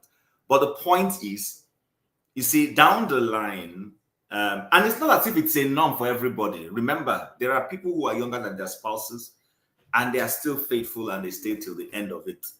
But it's a possibility. If you have married a person that down the line, age becomes a factor to them in the sense that maybe you no longer look attractive to them. Remember, there are lots of us who are very flesh driven. I'm looking for the right word, sorry, but I wasn't, who are, oh, you're not looking beautiful anymore. And the moment you're no longer looking handsome or beautiful is an issue for them. They want everybody to be constantly looking young, which is why some people go to do plastic surgery and the likes. So for that lady who, for them, I can't show off this man in public, just the same way some men can't show off their wife in public. It's a vice versa thing. If this woman feels, when I'm hanging out with my people, it's important that my man looks in a certain way, or in the bedroom side, maybe his age is now telling he's not able. Anybody who is on those kind of short-term, benefits, let me put it that way, at the slightest opportunity to leave, will make the opportunity to leave. So it might not even be that it is job, but it might just be that, well, and then lastly, somebody has mentioned it here, there is peer pressure. There are people who are not happy in their relationships, or their relationship has broken out. Okay. They do not want to see other people happy. So they will be selling things to the other person who is ignorant. And if that person is not careful, the person will leave their relationship because of what their friends or the group of people they hang out with. Mm-hmm. The birds of the same feather will start flocking together. And it's only maybe after you have left, you look back and say, I've been deceived. I should have just stayed in my relationship. Thank you so much, Jim. Well said. Well said. Thank you. Okay, I'm going to come to you, sir. Dede, what is your this thing? You wanted to respond to my question specifically why I said, why do men marry nurses? In particular, nurse. Yes, you said you had something to say, sir. And I'll come to you, great forefather. Okay, what do you have to say, sir? Thank you. Yeah, I mean, I think I've answered the question before, but I was trying to add something to, the reason, because go ahead, sir. It's just basically money. There's no other reason, but also no, but okay, we keep saying money. We keep saying money. Okay, hold on. Yeah, hold on. Let me finish. No. Okay, hold on. Okay, we need to correct this thing. When we keep saying money, yeah. Okay, the value of money and having a peaceful home, which one is more important to us? Yeah, that's all. That's you understand that, but a lot of people they don't understand that, because the people are building houses at home. For instance, I've seen people, they started building house when their wife became nurse in the US. So I know what I'm talking about, So to them, money comes first, to them. Not everyone, okay. But again, the nursing, job in the US is more like it's where we have kind of leverage, we can easily enter nursing. A Nigerian cannot easily enter into like banking and make it into the highest level, or to financial services, or to like I mean, recently Nigerian in the late 90s and early 2000s, we started getting into IT. There are certain jobs that are restricted to us because we have accent and some other things. So nursing is just an easy like opportunity, equal opportunity, and it's like Africans, and the black people, Caribbeans, we are dominating in that field. So it's easy entry, it's easy to get job. So the husband will look, he looks at it. Even if she goes to go to whatever banking, how much are they paying bankers? Is she gonna get a job as a mass comm person in the broadcasting industry in the US? No, she can't. She has an accent. So where is the easy opportunity? Nothing. I'm not saying this to belittle nursing, nurses understand, but that's, the mentality, I mean, everyone, a lot of us here that work in the corporate industry, know how difficult it is, this, what you have to go through. You have to be like, twice, better than the white person, to be able to, excel. So basically, just, it's easy. Okay, so thank you for your response. Why I asked you when I said money and a peaceful home. We have pharmacists, we have engineers, we have we have so many fields in the medical sector that nurses are not even close to what they make. But you sister, don't. it's not easy to be a pharmacist. You know that, it's not easy to just go to pharmacy. It's difficult. In engineering, it's difficult. So is like I'm not trying to belittle anyone, but you see some of these nurses, you can't have intellectual argument with them. These nurses in the US, they are not intelligent. I'm sorry. So are you going to push this person to be an engineer pharmacy? She will fail out in the first year. So I mean, everyone has the capacity. God bless you. But not everyone can be a doctor. It's a lot of doctors in Nigeria. They come here, they fail. A lot of lawyers, they come here, they fail. Yeah. But it's nothing. It's easy. PR, they pass. They give you a roman, and you put the stick the needle, you pass. Thank you so much, sir. Thank you, sir.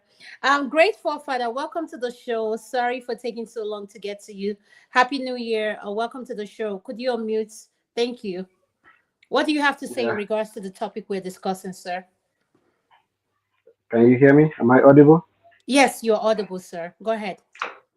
Yeah. Can you rephrase the topic for me? Is it We are talking why about Nigeria? nurses. We are talking about nurses being single moms in the diaspora, Nigerian nurses. I don't want to and I threw a question to our panelists. Why do our men like marrying nurses? And a lot of them responded because the business is lucrative and is easily accessible. And I said something to Okija and I said, but a pharmacist, a doctor, an engineer, they earn more than nurses. He said because it's so easy for them to go to nursing school than ask them to go to other schools there. They are very ignorant to have a conversation with an intellectual. So that's what we are talking about. We're talking about nurses. Why do we have a lot of single women in the diaspora who are nurses? Sorry, Adama. Sorry, I'm so Yeah. sorry. I just can't stop it. Sorry. When you look at the exposure of women Who is in talking? nursing, Can Oh, you allow me? Can you hold allow on, me to hold touch on, you? Wale, could you hold on 1 second? Please, Grateful for that has been waiting for so long. I'll come back to you. Okay? Thank you. Go ahead, Grateful for that. Sorry about that. All right. Thank you. I think I'm going to throw the line of parts of what Okija said because, but where I disagree with him is where he said that nurses are not intelligent. But I think that the reason why majority of Sorry, I didn't say Nige- that. They're just intelligent, they're different level. okay, thank you for correcting that. So I think it's because there are more Nigerian women in the diaspora that are nurses than there are non-nurses. That's why it look as if um, there are more single women that are nurses. It's a matter of proportion. And why many of them are nurses is because of the easy entry point. You understand? I think there are stages. It's easier for you to maybe You pass through CNA, you can rest a little bit. You go through LPN, you can rest a little bit and still get a job. Then you become an RN or stuff like that. So it's easier to break into the industry for them.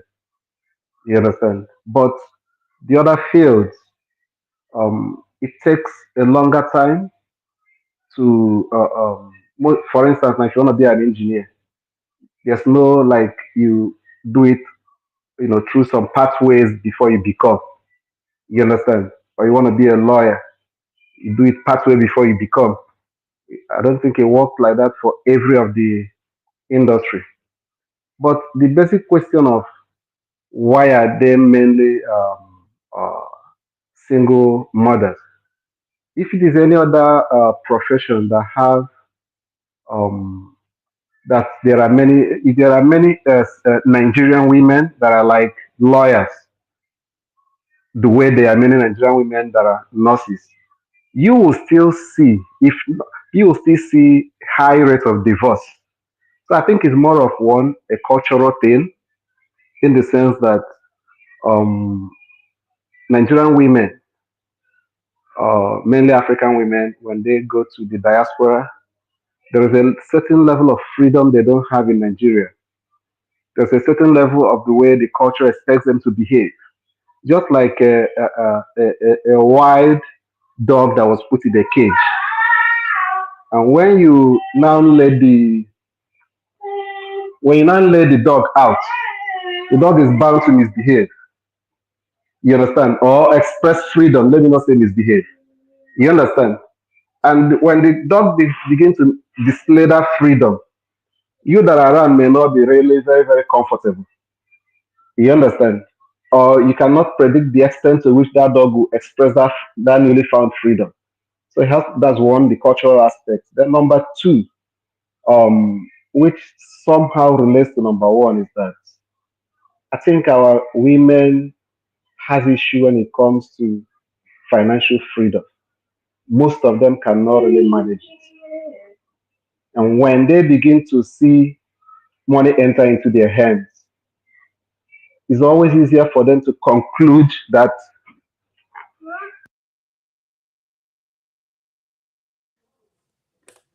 Oh, we lost you, sir. Are you still there? Uh, Mr. Grateful Father, I know that voice, but I'll keep calling him the name he has on the screen. Mr. Grateful Father, are you still there, sir? Okay. All right. Can you hear me? Yes, I can hear you. I Okay. wanted to push back with what you said in terms of they don't know how to manage, like when they come into money. You know, when you're not used to some certain kind of lifestyle, of you've not seen this kind of money before. So can I ask you something? Why do you think they have this cultural shock? One, two, and why is it that they love? I'm speaking to nurses in particular. It has nothing to do with any other profession. Nurses in particular. Nurses they like showing off more than any profession that I've ever come across. So Okay. that's the Okay. number two question. Yes, go ahead, sir. Okay. Let me start from number two, and I'll still want to uh, push my own argument that is not peculiar to nursing, but there are reasons why it looks as if it's peculiar to nursing. If you see the nurses more like work closely together with each other more than some other professions.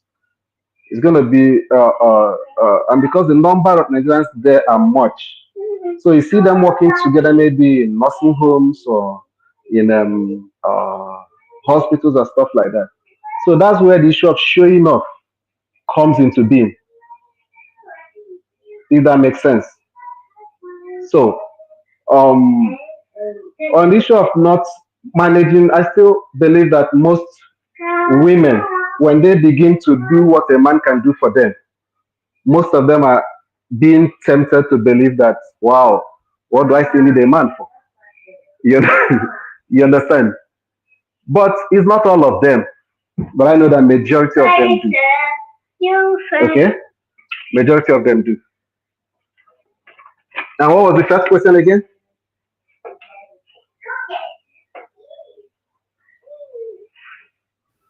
Adama, Adama, Yes, the question was like you said in terms of they are not good with finance.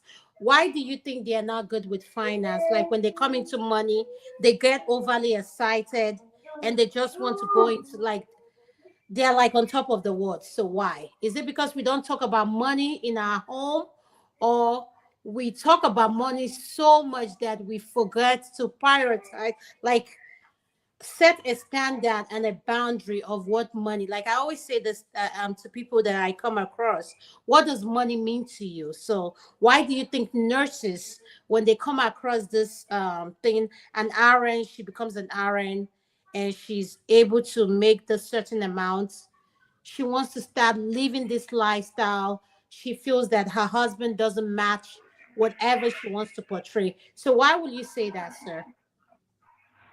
um, some is the fact I've not really carried out a research to know why. It's just observation. But part of it is because of uh, peer pressure. Most of them, the company that they keep, because I know a particular woman. Sometimes the men don't really are not really emotionally or is it sensitive to understand when the whole thing is brewing up. Do you understand? I know someone who had such issue in his own family, but he was able to know what was going on time. Happened to come into the picture at the time because of based on relationship, because the wife started mixing up with a so-called group of people, and when the husband evaluated the whole thing, he discovered that all those people that the wife found as new found a clique. They started talking about going on vacation together and stuff like that, are all unmarried. So most times, misery love company, and some of them want to recruit new people just to join their club. You understand? And when you discover, okay, yeah, I can afford this kind of life, and I've not really been enjoying this kind of freedom before. This is an opportunity for me to be like other people, stuff like that. So some of them that are not wise will allow it to, wreck their home. But I know because I'm close to some pastors and I have some insight into it. Most of them, it's not like they love that life that they are living after a while. But by Okay. then, it's have already happened. Okay.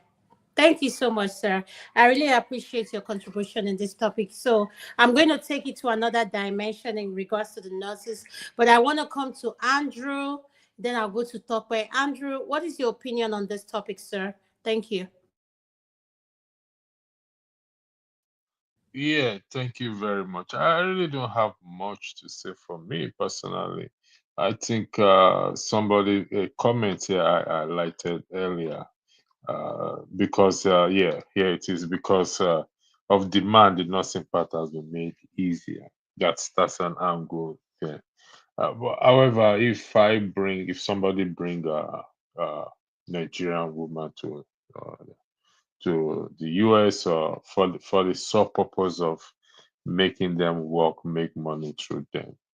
After a while, the woman is going to cop up, and that may lead what to the marriage or the relation, to the breakdown of the relationship. But if the intention was right, and even if she's sidetracked, and they can be able to talk about it and work it out. I'm not going to label anyone because the circumstances differ. But if you bring them in and they, for the purpose of wanting to make money out of them or to take care of you, and you don't do anything or to exploit them, when she finds out, she may have to take a leave from the relationship. As such, she now becomes a single mother. Sometimes it's not by their choice that they want to be a single mother. Now, I quite understand the extreme cases that have been mentioned, where they are the calculated ones that really wants to turn their back on the man that brought them in and be ungrateful. That's an exceptional circumstances or situation. But To me, in a nutshell, uh, evil plus evil, evil never departs from their doorstep. So if you bring me in into the to work and work and work and exploit me and take my money, uh, when she realizes that that is what you're doing and the law is by her side, then she's going to revolt. And it doesn't matter whether she has kids or not, but we are focusing on the ones that have kids and they become single mother. If you ask most, some of them, they'll tell you it is not their wish or desire to be a So single mother. Because okay, so Andrew, can I ask you a question? Do you guys have similar issues in the UK in regards to nurses? I know you that's where you and forefather uh, reside. uh, I don't What are they think what it so. like what is the divorce like? Do you guys see the killing we see over here in the United Yeah, States? Like there are single mothers. Yeah, it happens here, but I don't know. I can't put a figure on it to say, okay, this is the figure of what. But it happens. We have single mothers here, not necessarily nurse, but other field as well too. Few I know. It's not the ones I know. It is not their design that they are single mothers. I can say few ones that I know is that the relationship did not work and they are not nurse as well, even though the focus is on nurse. So over here, from my own experience, I've not come across a nurse. It doesn't mean it doesn't exist that it's single mother, but from different field, whereby their relationship did not work at the end of the day between them and the man. So I think that is all I have now. And 2 cents I can contribute okay, to the thank you issue. so much. Tope, over to you. What is your opinion, sis, on this topic? Then I'll go Well, to Wale. Then I have a wrench to throw in. Go ahead, Tope. I'm aligning towards more towards what Chim said, but um adding a twist to it on the fact that most of these men, like you were saying, you were actually leading Chim on earlier on, stating, maybe they're lonely, they've hustled and hustled, and they're getting a bit old and they're single, and then the option is to go back home and get a wife. Most times, in most cases, they usually go to the village to get someone that has an open eye, that doesn't have an open eye, that is a novice, and just bring them abroad. And yes, the easiest and the quickest way to integrate into the workforce abroad is nursing. And I agree with what most people said. You always find a job as a nurse. It's an essential service. You always find a job, and the easiest way to integrate into the system at the shortest time is through nursing. I know you had mentioned earlier on that. Well, there's pharmacy, there are other Tope, there's professions. pharmacy, there's physical therapy, Yeah, there's so but many of but them. it's so is and I think to push back on what Okija was saying earlier on, all those other professions are hard. The easiest, I'm not saying nursing is easy, because you still have to do sciences. Not all of us like sciences. Like me, I'm not really into sciences, but that's the easiest way, especially if you're educated from Nigeria and you move into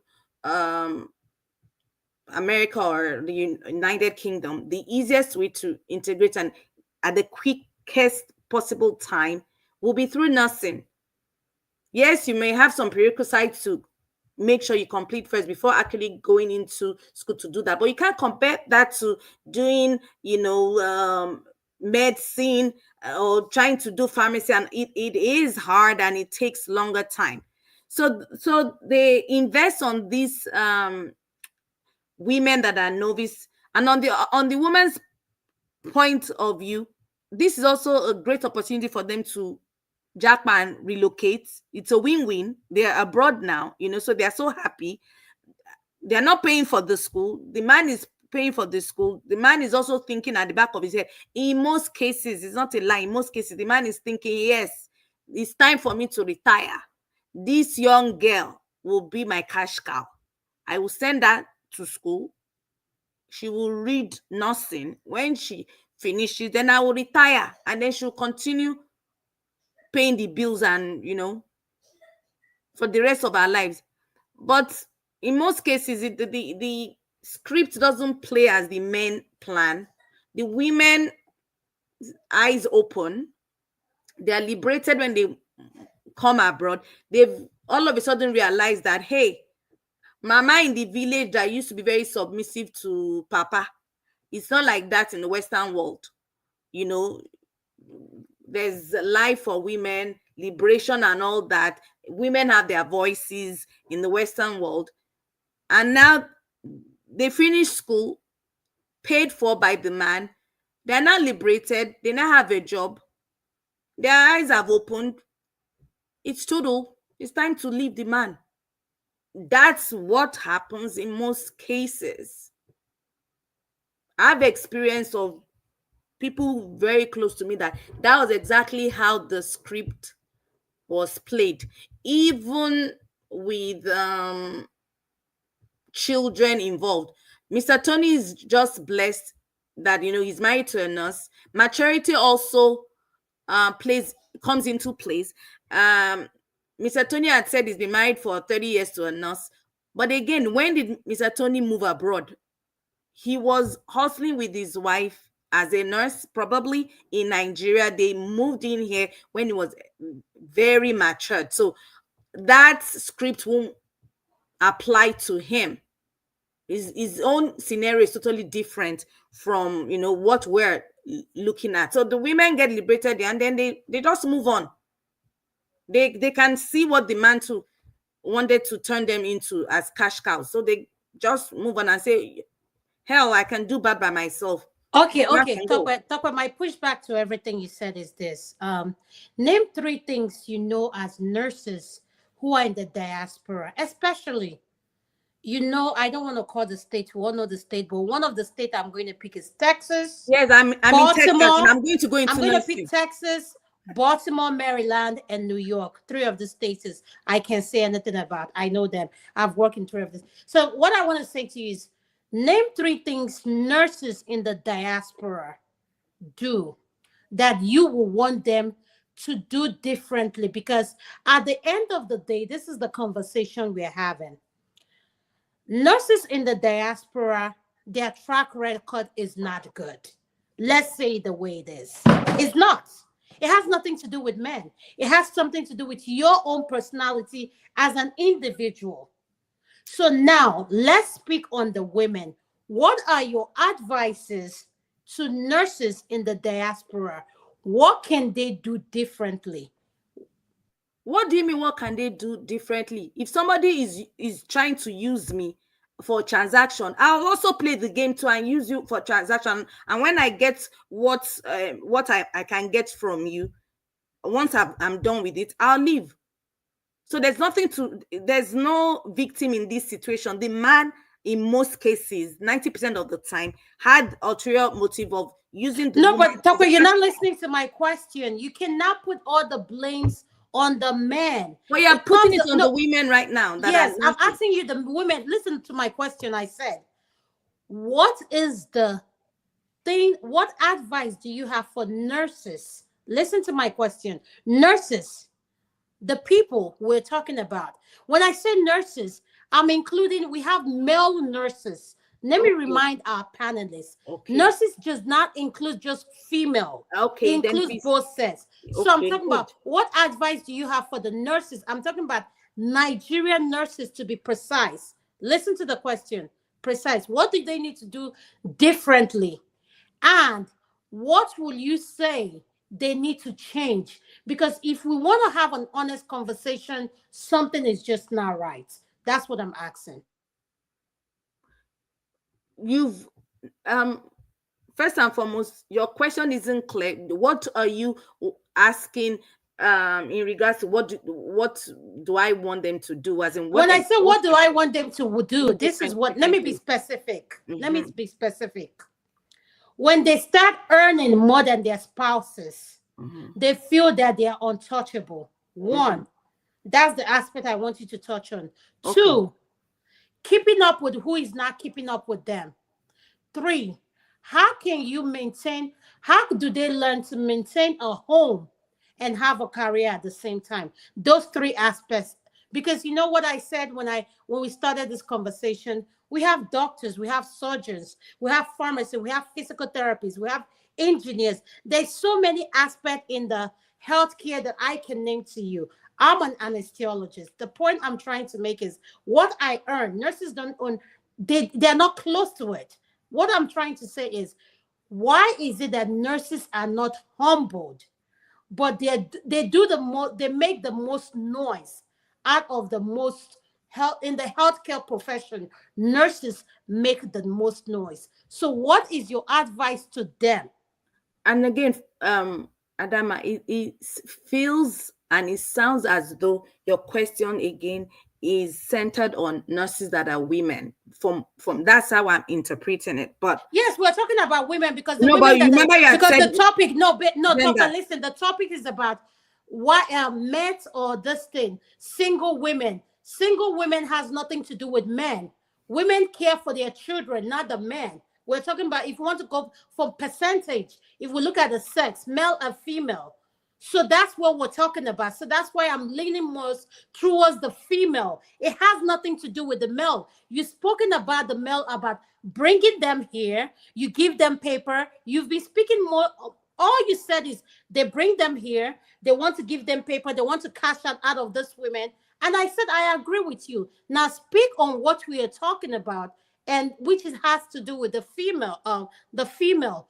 Point out what they are doing wrong. We cannot just stick to one sex, which is the man. That's all I'm saying. Okay. My advice would be to be candid. Remember the child of who you are. Remember your culture.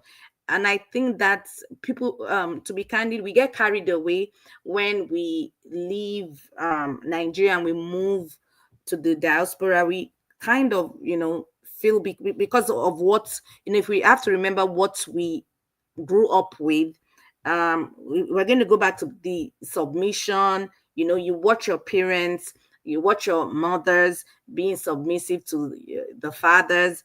Then when you get here, you feel liberated because now you're earning dollars and you're thinking, hey, I can do that by myself. I really don't need a man. My advice would be, remember where you're coming from. Be humble. And I always want to stand on the fact that, treat people the way you want to be treated.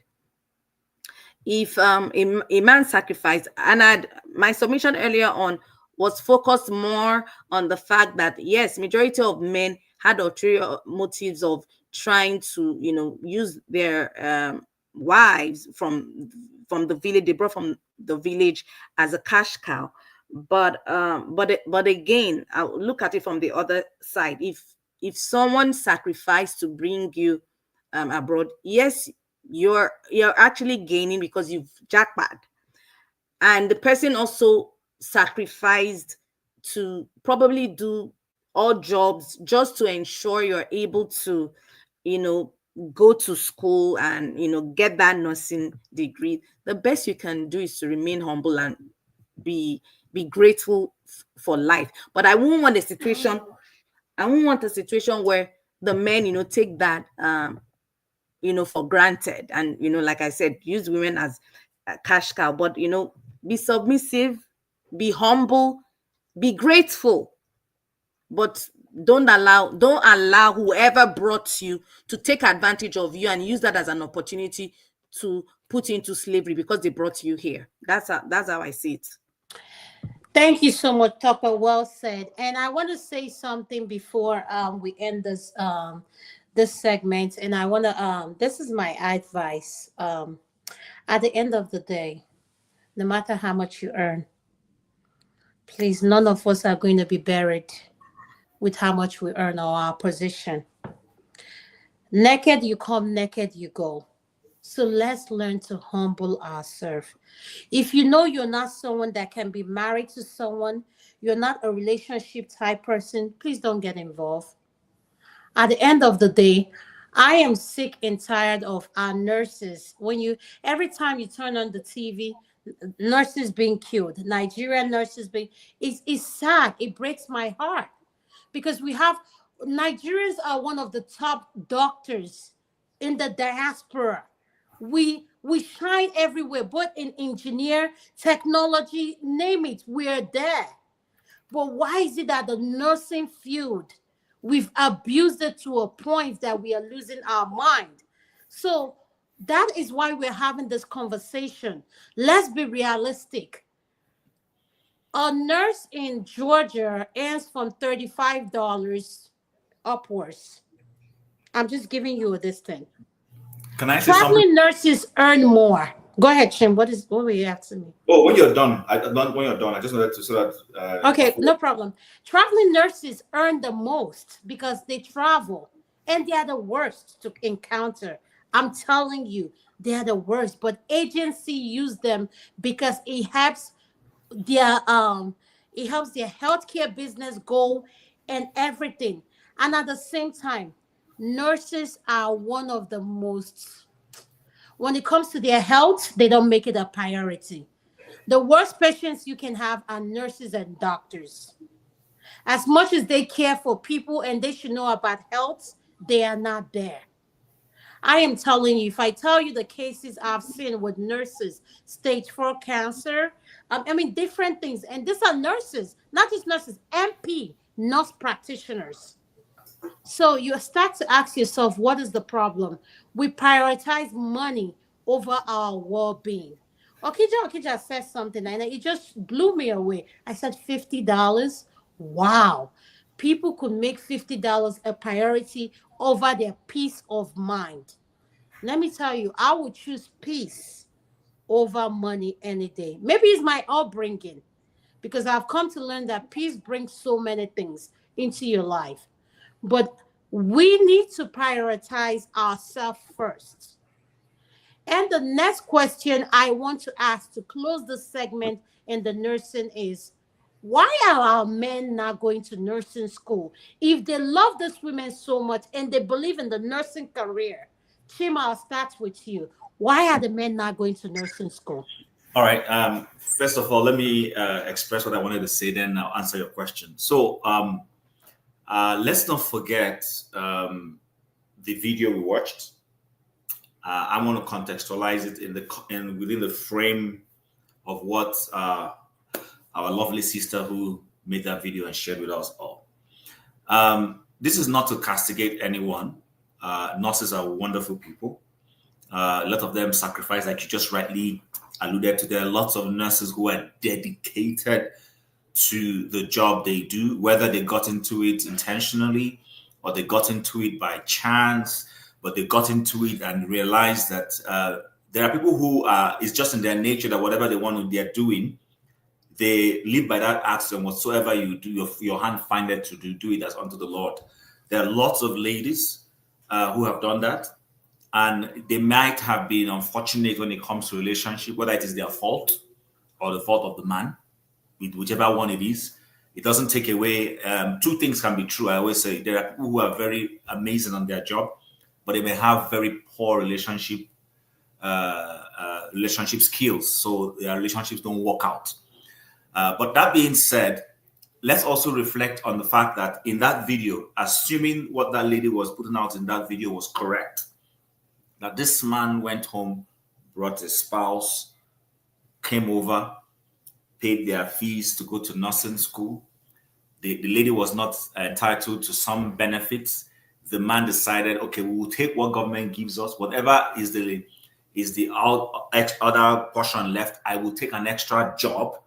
So beyond his kabu job, which is Uber taxi driving, he did other things like security, paid the bills, and eventually this person graduated. And as soon as the person graduated, the person flipped and would not want to make contributions. Let's not forget that.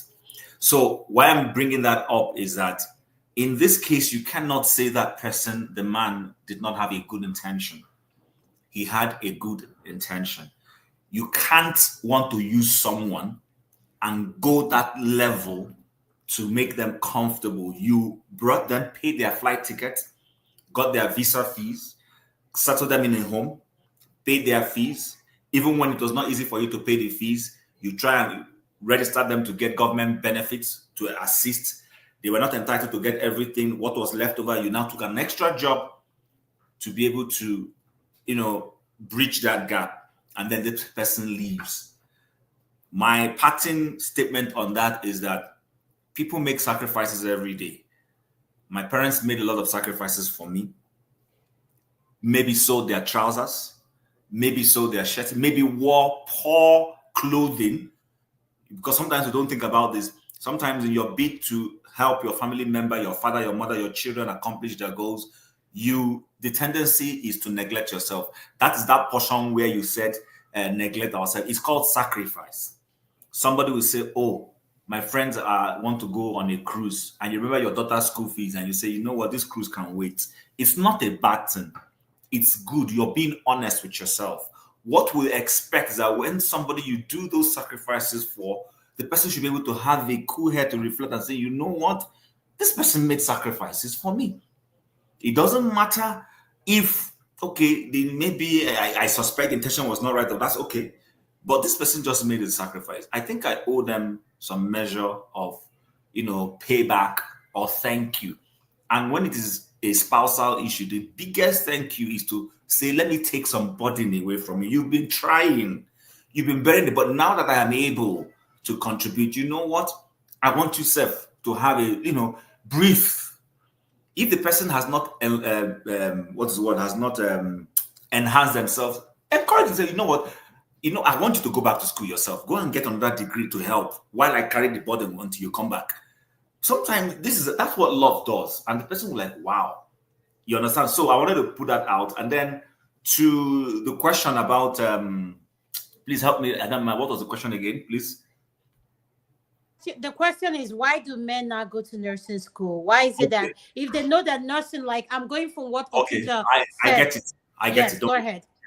So one is cultural. Let's not always forget that I always tell people, someone will ask me, why do we have many Nigerian doctors, engineers, and lawyers? And I always told them that these were the original professions back as we were coming out from colonialism that Nigerians felt were the prestigious positions.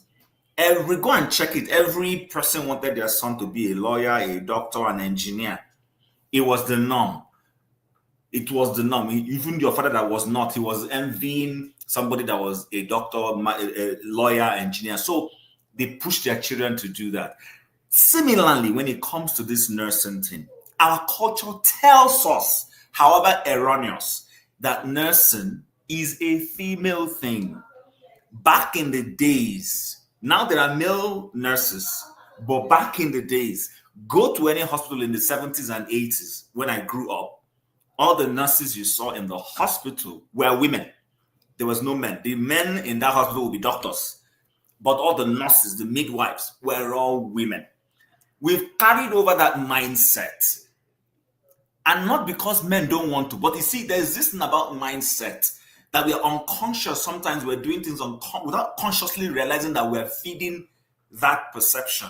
There is a perception that nursing is a female thing. So you don't find many men going into it. It will need a re-education of people, and it's happening. There are lots of men where I live who are in the nursing profession. And I'm not talking about white people, I'm saying Nigerian men who are in the nursing profession. They came in and said, oh, this thing, money demo. Or I like this thing, I think I can do it. And they go into it. Those who feel they have the skills and are willing to go into it, they go into it. But it might not be as many as the female people, because already in our mind, we feel that it's a female thing. And vice versa, there are roles that we find lots of men in, and we don't find lots of women, because the belief is that it is a male field. So you find more men in those things. So that's the answer I have. It is not, I'll be honest with you, it is not like it is a conscious thing that someone says, oh, I'm not going to go into nursing, it must be my wife. It's just a perception that we have carried over from our culture back home. Like okay, so Chim, let me ask you this question. Yeah, go ahead. If you want me to go to nursing school, let me use me and you for example. If you Yes. want me to go to the nursing school and you have learned, you've stayed in the field you want to be, and let me Mm. give that field. That field is I want to say general something that is not a field that requires education. Why haven't you upgraded Electrician yourself? or plumber. Or plumbing, yes. Mhm. And let me tell you what people don't know. Electricians and plumbers make a lot of money. More than True. nurses. More True. than nurses. So Mhm. why haven't you upgraded yourself? Since you know that nursing is a lucrative business, why haven't you changed? That brought me here to the diaspora, upgraded yourself to the level of nursing. Why me? That is the question I have. Okay. So remember this person, assuming where everything we're saying now is hypothetical, right? So Yes. I'm already here doing something that I'm either feeling fulfilled or is making money for me. It's either way. It's either that thing is fulfilling, is you're getting fulfillment. By the way, that feeds into Okija's definition of a career or a profession. So it's something you're loving, you're enjoying, you're getting skills, and you're growing in it.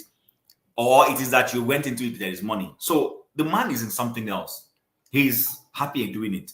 But now he has married and he feels the easiest way, like many people have agreed here, is that my spouse can settle in faster through this nursing because the barriers have been reduced because of the need, like we rightly said. There might be some men who, for selfish reasons, bring their spouses into it. But the larger percentage of people I have met is that they feel this person coming in, I think the easiest way for them to get into the job. Let me give you an example. When I landed here, I got my PR from Nigeria and I came in here. Now, my perception was that I come in here, my skills will immediately sell. But when I landed here, my people told me, okay, bro, doesn't work that way. What is going to happen is that you might need to take some lower jobs. I was in the corporate world. You might need to go and work in a Walmart. Survival job. Thank you. That's the word I was using. Just start something so you can be paying your bills while you start looking for your professional thing. Now and they meant it well. They didn't mean ill. That's the way they had interpreted the system. But I didn't agree with that. I just didn't agree with that. Okay, why didn't you agree with that? Could you tell me why? Okay, good. My mindset. I had an education. I know I don't want to start throwing around certificates. I had an education and I had gotten to a certain level corporate wise, and I felt this is demeaning to me. Yes, I did feel that way. It was demeaning. Wow, you did? My sister, we're here to have an honest conversation. We're not here to.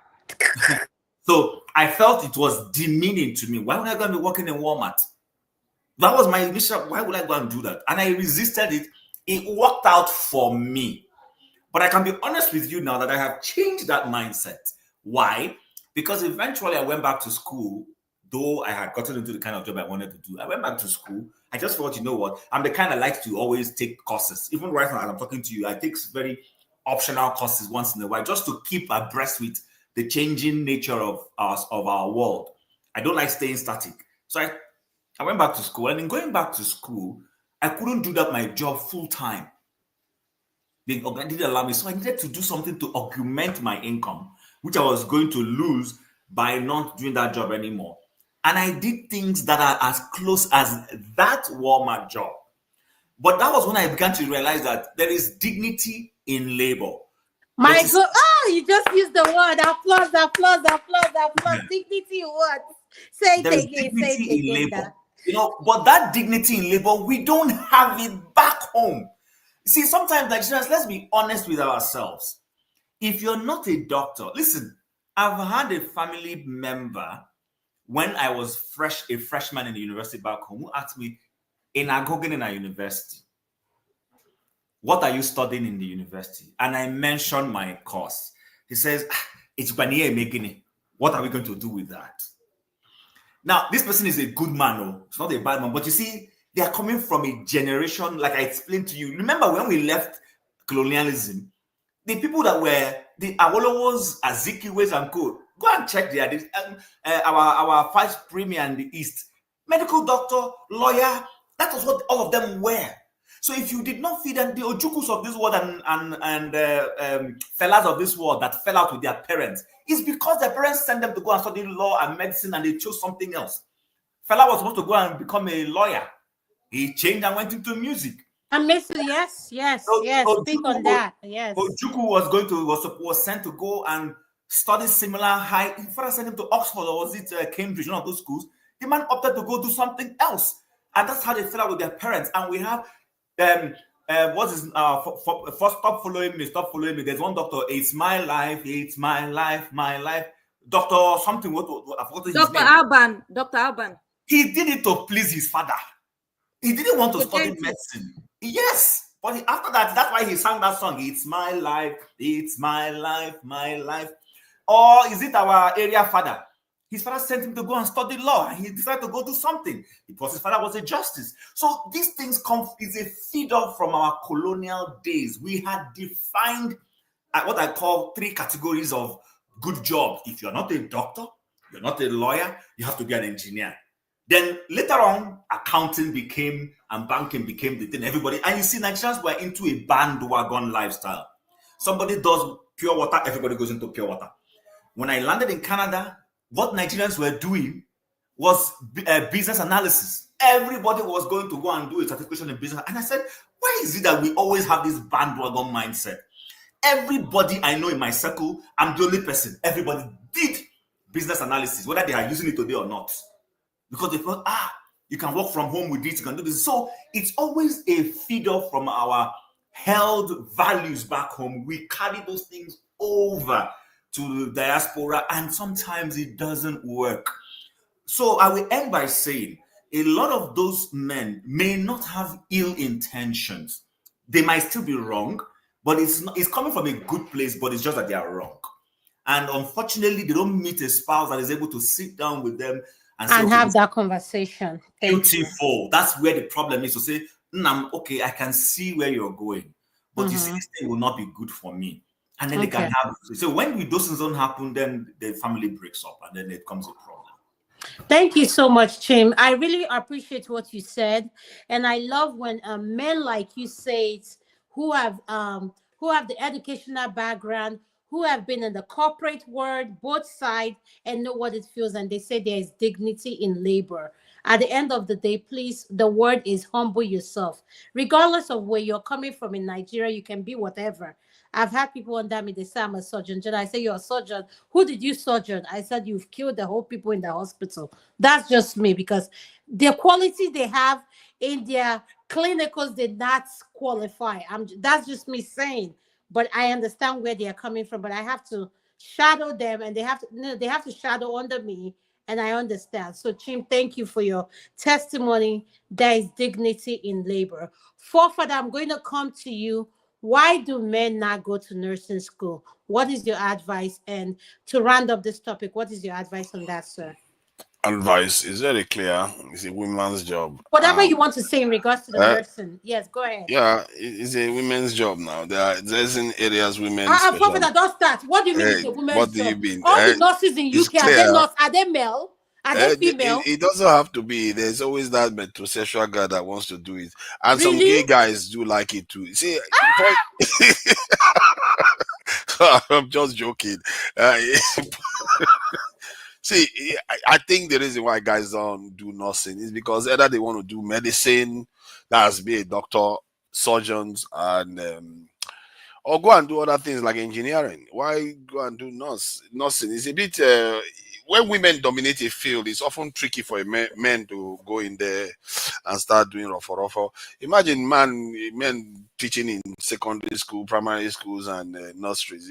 Yeah, they are there, but that is not. It's any man that sees another man that does that, they just look at them twice, like, what is going on here? And some women, society has a way of looking at things. I think it depends on the society you are in.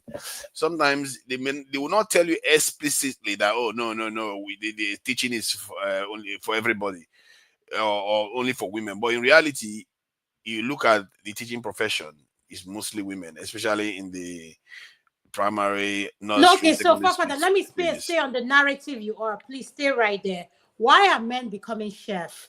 If it's a woman's, no, you're making a narrative that doesn't make sense to me. Why are men chef? Men are one of the best hairdressers we have in the world. Yeah, So, hairdressers. I don't know about that one. No. Where did that one happen? All those Eh? stylists. I thought most of them were In women. fact, men are the ones that create wigs, for your information. The They best want. wigs ever. Yes, likely. It's quite likely men. God bless you for saying that. So, Fofana, I No, don't not understand what wig. you're saying. What are you saying that the healthcare field, if I have okay, let me say I marry you now, and you came from a medical background, and I say you should start from nursing, and you're saying, Adama, I should start from nursing, but you're and I'm like, so you tell me because you think it's a woman's field. What is your Ah, problem? you do that. If I start doing nothing, you lose respect for me, lah. What is your problem? No, why would I lose respect? Fofana, help me understand. Please No, help me there's understand. something about nursing that seems because most of the people that practice it, and you might not even want it because you know that most of my colleagues are going to be women and stuff like that. So you can see how You know that how many men are nurses in the hospital? quite a lot. Exactly. It's about 20%, and the rest 80% is Are women. you So So it's more than 20% for father. and that's what I see. Most of the ones I see, if you go to hospital, the first person you see is likely to be a woman, and is a nurse checking your vitals and checking whether you're doing okay. You know how this is work. How about secretaries? Secretaries are why is it that it's only women? Who says men cannot do it? Well, it's always women. Why? Societies have a way of doing. Or look at hazardous jobs that are quite hazardous. You tend to find mostly men are doing it. Women are not doing those ones.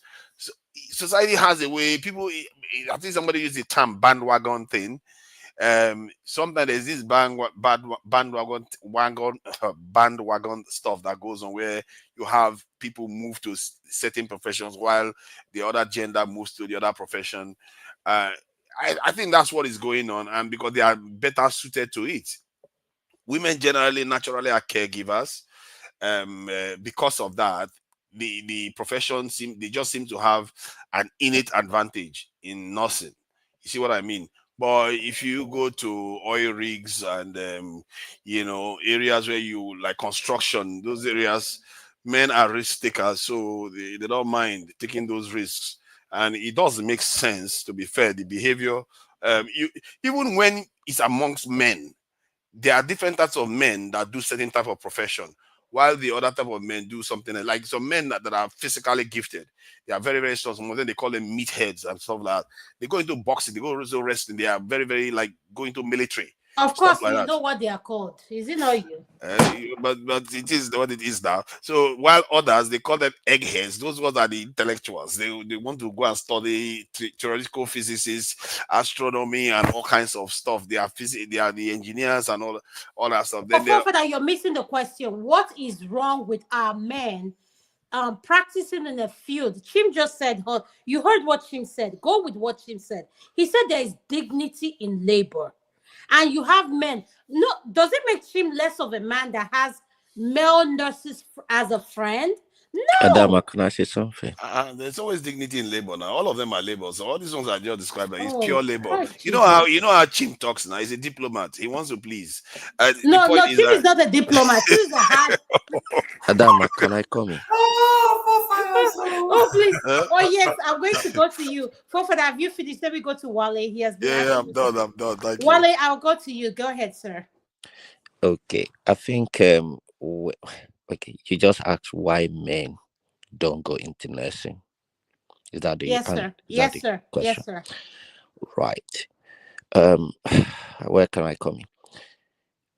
When Chim just spoke before forefathers, he said there's dignity in work. Yeah, our perception to what you want to do, where are you going?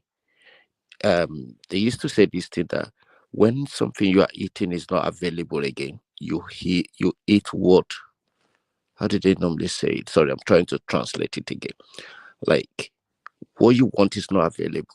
You make use of what is available to you to get to where you are going.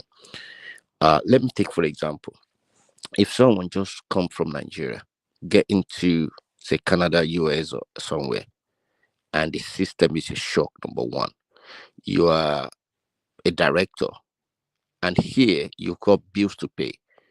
Unlike Nigeria, where you've already built your house, you're not paying mortgage, paying, all the bills here. Here, there's no way you're going to sleep under the bridge, except if you want to die of cold or something. So for you to, first of all, survive, when you look at the Maslow hierarchy of needs, survivor is the first. And especially when you know that you have no choice, and someone said, look, there is a job in the care home where you have to look after the old people, change their pampers and all those stuff. Yeah, it's very disgusting. It's not something you want to do. But when you think of, I need to survive, nobody is going to pay my rent, I cannot sleep under the bridge. You close your eyes, dot your eyes, and just, you know what? Shit money, know the smell. You do it. But if you have alternatives where, maybe you have a brother or a sister, you are managing in their house, you are eating, everything is working, then you might say, no, I can't do that. I'll keep looking for a job with my certificate. This is the profession I can do. But when you have no choice, and you know where you're coming from, and you know the bills waiting for you, and you know that you cannot thief, you cannot steal, you will go and do it. What matters is even dignity. Like Jim said, there's dignity in labor. What you can do, I might not be able to do it. We have different ways where, like Jim said, we all want our daughters and sons to be doctors. In those days, when they see someone being a musician, they'll be like, what a waste of time, what a waste of things. But these days, you can see footballers, musicians, they don't really go to that much school. But schooling, when we look at it, either nursing or let me stay with nursing in this context. When you go to school, either you like it or not, you will acquire knowledge. There are certain things that they will teach you or you will learn while you're in school. Ethical principle might be one of them. Time management might be one of them. How you deal with conflicts might be one of them. So for someone who have been in that situation where, let's say, patient was being abusive or being arrogant to you, from the caring perspective of a nurse, you might want to know how to kind of calm them down. Say, for example, if the person have dementia or they have mental problem. As a nurse, you might be thinking of how do you manage such a patient? How do you use your ethical principles to see, do they have right? Do they have a mental capacity? So there are a lot of things. But when people bring that home, for a man that doesn't understand, it might be difficult. So how do you now manage your home and your profession is another kettle of fish. Now, why Nigerian men don't go into nursing? Maybe before now, I don't know. Maybe they are now, I don't know. Let's say why they don't go. It could be when I'm talking to forefather James and other men on this platform. What do you do? I'm a nurse. They look down on you. Oh, I'm a doctor. Oh, hi. You know, they respect you. Whereas being a nurse, you might even be more sensible, more moral in your thinking and how you carry yourself. But because you have this perception or mentality that you have to be, or got it calm, kind of. And I'll relate that to our politician, to our country. Look at how idiots, the worst of us in that country, are ruling the best. Imagine, does that mean we don't have people with intellectual before we have all these senators or president or someone ruling the best intellectuals? That says a lot about our mentality and our perception. And some people come out of the jungle, but the jungle never come out of them. They never leave the jungle behind. So if you come here, even if you're a cleaner, as a cleaner in the hospital, you are valued. Because without a clean environment in the hospital, doctors cannot work. Somebody who is serving food or who is doing a dirty job, you might think, they all contribute to the system. So there is value, there is dignity. What we might not do back home is what we are doing here to contribute to how their streets look clean, how the street light is working, how the people are getting care without you draining your pocket. So let In how can other I words, say it? you agree with what Chim said. There is dignity in labor. Yeah, definitely. And when people go into nursing, like you rightly said, not everything is money. But with nurses, because they can afford, they can buy anything they want. And I'll give you an example. If you and a nurse are competing to buy, I mean, to go on a mortgage, there's a likelihood that the nurse will get the mortgage before you because they could do extras, they could get, you know, night, weekends. Whereas if you're an electrician or you are a man that just work 9 to 5, that's it. You might need to go and get extra job to work. But with nurses, all they have to do is just look into is either their day off, maybe they work 3 days a week, they have 4 days off. Out of those 4 days, they might just want to pick one or two extra. However, that might impact their home because of the nature of their job, because they are not always there. And the man might be feeling lonely, might not see the woman to be there on time. So if the man doesn't really understand, that is where the home will start to crack. And like I said earlier on, if it's not well managed, that could be the beginning of the end of that relationship. Thank you so And much. when you look at the, like I want to say earlier on, sorry, just give me like 1 minute. When you look Okay, at go the ahead. exposure of that job, nurses, they've seen it all.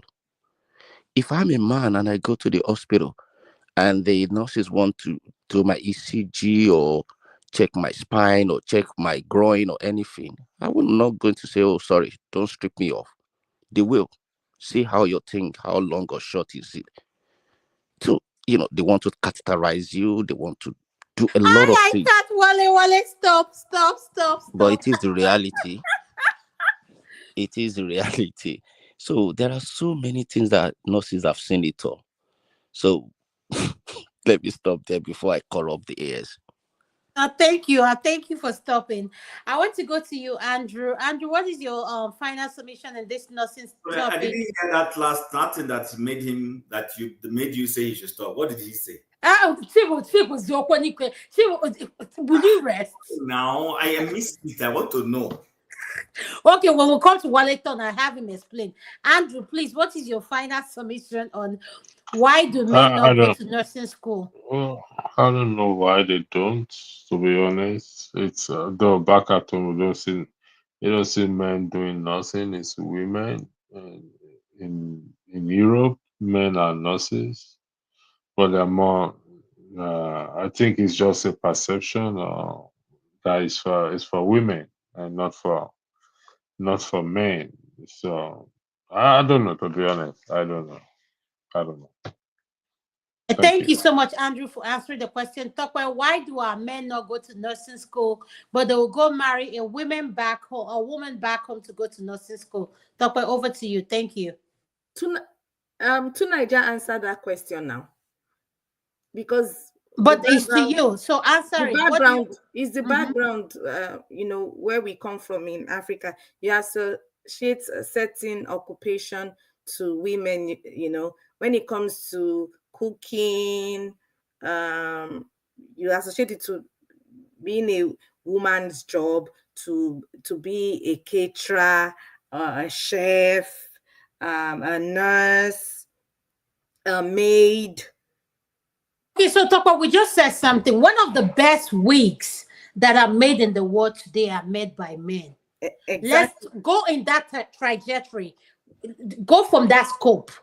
When you Don't have look people, at Tunaija's when you scope. have Don't people look at like the scope. Tunaija that are allergic to wigs, I know. Let him be allergic to it. So Tokwa, go from that trajectory. Why is it that when there are men, Chim says something, there is dignity in labor. If you know you like science and you want to go into let's say you have doctor, there's something people don't know. When you come here in the diaspora, you have to pass your that there are exams you have to pass, no matter what position you hold. you hold in Africa because they are not recognized here in United States. So, talk about why is it Where's that the stress now? You want them to now go to school after coming from Nigeria, after spending thousands of dollars to bring the Lolo from Nigeria. You now want them to spend another 10 years going to no? school. But talk about my question to you: if they know that there is money in nursing, and they know that, why haven't they gone to nursing school themselves?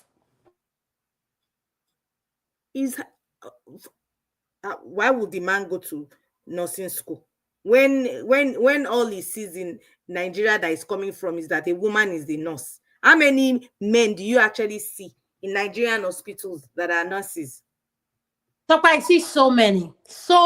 No, I'm not saying abroad. I said in Nigeria, that In Nigeria, that you grew up in. Yes. no, I did not. I maybe you can speak. I don't know. I didn't. So that's why I said Tunanja answered it. Is coming from a point of view of growing up in Nigeria. You don't see men being nurses. Even when it comes to teachers, you still find those kind of jobs, leaning towards women. Talk about that was how many decades ago? We are talking about 2025 now. That's why his likes are called forefathers a decade ago. That's why. Yeah, but so talk about, let's speak on now. Let's forget about during that time. Let's speak about now. We have male nurses in Nigeria, including the one I know that came from my cousin. Yes, from Nigeria. He's a nurse. So, Tokwe, speak on it. We have male nurses from Nigeria. The demographic might be small, but they do exist. Why do our men frown from that occupation?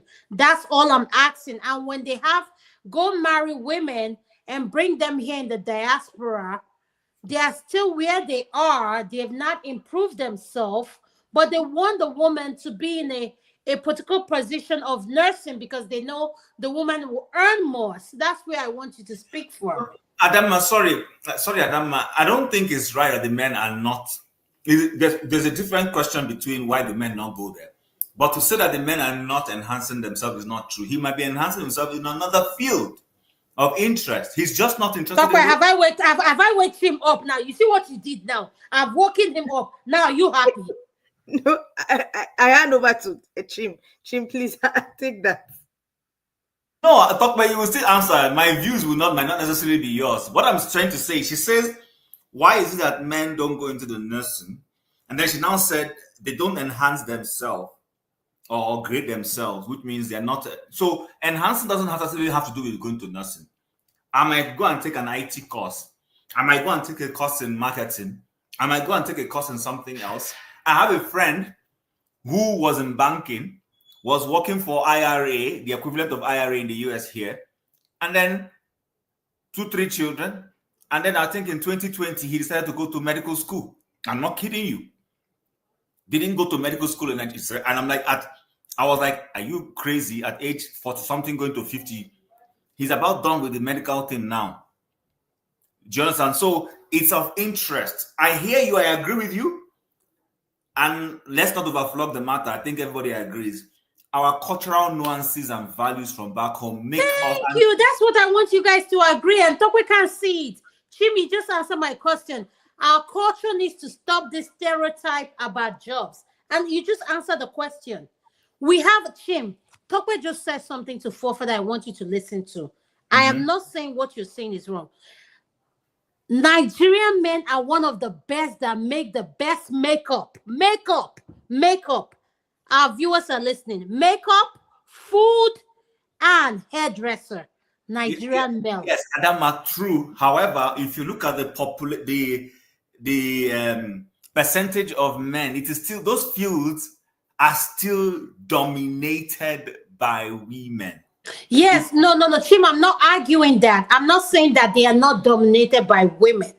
All I'm saying to you is, how do we get our culture to open up to those things that make us uncomfortable and Adama, think that it's only. Do you get where I'm coming from, Wale? Let me give you a perspective. Wale, sorry, don't be offended, please. Yeah. Let me give you a perspective. When I was in primary school, between primary 5 and 6, my school used to do something. It's later on, you know, as kids then, some of those things didn't really make sense. But it's now that I'm an adult, when I look back, I appreciate what the school was doing. Now, we used to have arts and crafts. Most of the girls were not good with arts, and this includes drawing. Boys used to be very good with drawing, but many of the girls are not good in it. Then craft, we used to, you know, craft will include like making a tray from raffia, making a light bulb from coconut, and some other things. The boys were good in it, the girls were not exactly. But in primary 5, and I used to be, those are some of the things I used to love to do. But when I got into primary 5 and 6, the school did something. In primary 5, they swapped us. In primary 4 and 5, we were still doing the ones that our boys would do. You know, it's like boys going to girls going to brownies, and the boys going to Boy Scouts kind of thing. You won't see a girl in Boy Scouts. But when we got into primary 5 and 6, they shuffled us. I was put in a class with girls. Some girls were put in a class with boys. And what I was taught how to needle and thread, how to use needle and thread. I made a what's it called, pillowcase. Was it with Teru? Pardon me? Was it with Teru that you used the material Teru? I can't remember, my dear. I just can't remember. So in primary 5, I sewed. Guys, I'm not kidding you. I sewed and made a pillowcase. In primary 6, I was put to do tie and dye. I tie and dyed a cloth and we sewed it. Okay. And then the girls did the other one that you have saw was for boys. So what they did was they wanted the boys to be able to do these things that primarily we feel are female, and the girls will do primarily the things we feel are male. It's a Catholic school I went to. Catholic family. Kim, you've answered the question. At the end, my dear, and I end here. That was when I learned. Today, I use needle and thread. If my button tears, I'm the one who fixes it. I don't send it to any girl to do. That's when I learned how to use needle and thread. This was at age 11 and 12. Today, I comfortably hold a needle and a thread and sew things. I don't need anybody to do it for me because I can do it. So okay, what Kim, I'm trying to say Kim, I just want you, before you round up, can you answer this question? I'm going to Tokwe, after Tokwe and Okija. Can you answer the question that was highlighted? Why do Nigerian men kill their nursing wives? That's difficult for me to say. I don't know. There are many reasons. Maybe for infidelity's sake. Maybe no. But Kim, Kim, this is a subject that is serious to me. Hold on now. Kim, hold on. Kim, hold on. So I make you listen, Kim, listen. I love that you brought this topic, and I love that we've spoken about it, but I want us to be realistic. When you hear nurses that are being killed in the news, it's always Nigerian and it's always our people. So why do our men resort to killing their spouse? Okay. I'm not saying you have the answer to it. I'm just saying let's highlight what could be the reason. So that's where I was going. When I said I don't have the answer, I was simply trying to say it is not up to one thing only. So number one, it might even have nothing to do with the nursing. It might do with infidelity. Maybe there's an infidelity case somewhere. Because guess what? There are hazards. Every job has its hazard. And one of the hazards in the medical profession, whether it is the doctor or the nurses, we all know this, is that the nurses will see men naked, sometimes hold their stuff to help them when they're helpless. Vice versa, there are some men who are not comfortable with the doctor putting his hands where they believe he shouldn't be putting his hands, but he has to do his job. And those things can trigger jealousy. There are some men who, in the process of doing their job as doctors, have gotten into extramarital relationships, which eventually will get out to the wife, and they will lead to other issues. Vice versa with the woman. Nurses are prone to this. A nurse that is doing her job very well. You see, let me be honest with you. Let's be honest. There is this, unless you have mastered yourself and you are mature. When this opposite sex is treating you in a nice way, there's a tendency to begin to misinterpret that Even when somebody is just doing their job, imagine the customer service person who is nice, who's serving you well. Some people begin to develop other ideas. The lady is doing her job and smiling at you to make money from you. You think she's doing that because she wants to get anything from you or enter a relationship. Some men mistake that this person is amazing. So we never know. Then it could also come back to what we've been saying. Maybe this man spent money to bring this person, and this person now feels that they've arrived and want to run away. And the man Yeah, says, most of this killing, Shim, to support what you're selling, most of this killing happened from men who bring their spouse here. Even Okay, those so- who meet themselves in the diaspora. That's Okay, where so- it happened. okay, Yeah, so- something. So at the end of the day, the Yes, person hold feels on. he has invested in this person, and this person wants to just go away for that. And then the person will say, you know what, like, remember, he lives in the Western world where he is starting to learn that sometimes there is a solution, and the solution is to kill, which was not common with us. It just happened in my city last week. A man killed his wife and killed his father-in-law.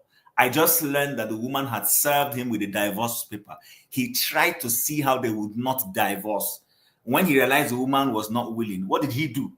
He said, okay, I will kill you. I will kill myself. I'll kill your father, and then we'll leave the children.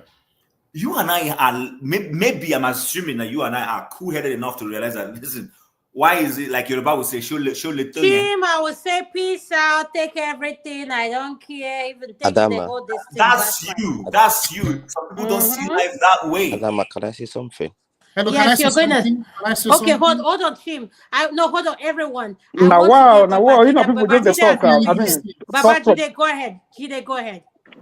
Yeah, I was going to say that, like, the idea of bringing a woman from Nigeria, I cannot blame those men that make those decisions in the first place, because there are many factors. See, when for those of we that were, for us that were abroad, right, you see that to get, I'll put it bluntly, not everyone, some are lucky to get their partner, but for those that don't have a partner, like for an African man, sometimes can be difficult because there are many factors. Number one, racial diversity makes it difficult, right? It can be a good thing, but it has a lot of negatives, right?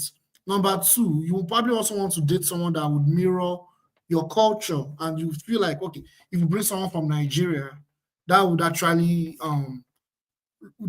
suit that need, that criteria. Number three, the standard of attraction here is very different compared to what you have in Nigeria. You understand? So Jide, why are you so grounded? Jide, keep talking.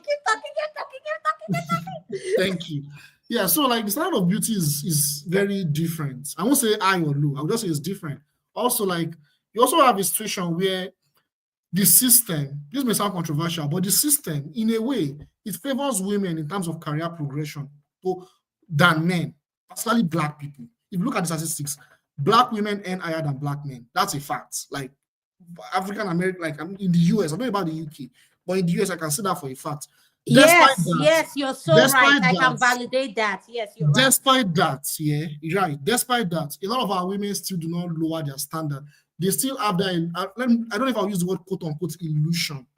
No. Jide, I'll use the word ego. Ego, yeah, maybe ego. Ego may be the right word, yes, because they still do not lower their standard. They still expect to marry a man that earns higher than them. And in that case, there are not a lot of options, because those men that earn higher than them, there is something they are looking for. They're looking for respect. They're looking for self-worth. They want to be treated, like I said, like they want to be treated with respect, with self-worth, with love and everything. Now, with that career woman give that man, I don't know. So that's why you have high proliferation of single black women in the US. Then you have a lot of our men, instead of them to choose them, but those ones don't want them, then they bring women from Nigeria, because that's the only option. And guess what? Those ones, they are desperate. They want to come abroad. They want to integrate into the system. They want to make money. They escape from the cage in Nigeria. You can see the toxic cycle. Then they escape from that cage called Nigeria. They come to US, right? They see how the system works. Their eyes get open, right? Demand supports them. Maybe it's for good or bad intention. Now, that's another argument entirely. You can have that argument forever, right? At the end of the day, the lady makes it. She sees how the system works. Then she gets some influences, either from friends or from the church or wherever. And those ones may tend to influence her negatively to make her feel like, look, you are, and which is a very common narrative here abroad in America. This idea that black women, they are independent of a man. That narrative is so common. I see it, I hear it, and that narrative is a very dangerous narrative. It's not a bad or a good thing, but it's a very dangerous narrative. It manipulates our women to believe they are independent. They don't need a man. That no man should control you, this and that. So they embody that, and because of that mentality, then that affects their relationship. But I will stop there for now. Thank you. Let me just quick correction. I think black men still earn more No, than no, black no, no, women. no, no, no. Hold on, forefather. What are you correcting? That black women earn more than black men. No, stop, no, forefather, stop. Listen, stop right there. Mhm. Stop right there. I know Mhm. where Jide is coming from, and what he said. You don't understand the demographic. Where are you? No, don't show me this. I am AI this thing that has given you the demographic that doesn't make sense. Please, we that are living it, we know. So, forefather, if you're going to counter something, make sure you're going to counter something that will make me push back and agree with you. Are you ready for that? Yes or no? Yes. Okay, go ahead. So I'm saying that the number on approximately black men earn on average $47,000, while women on average earn $42,000. It's quite, especially when it gets to the higher level professions. You mentioned something about men manufacturing the wigs. I'm not against men manufacturing wigs as long as if they are manufacturing for black women, they are manufacturing black people's wigs. They all those men that are manufacturing all those foreign women wigs, they are just doing it for business. Obviously, they don't care. They just want to have their fun and get money.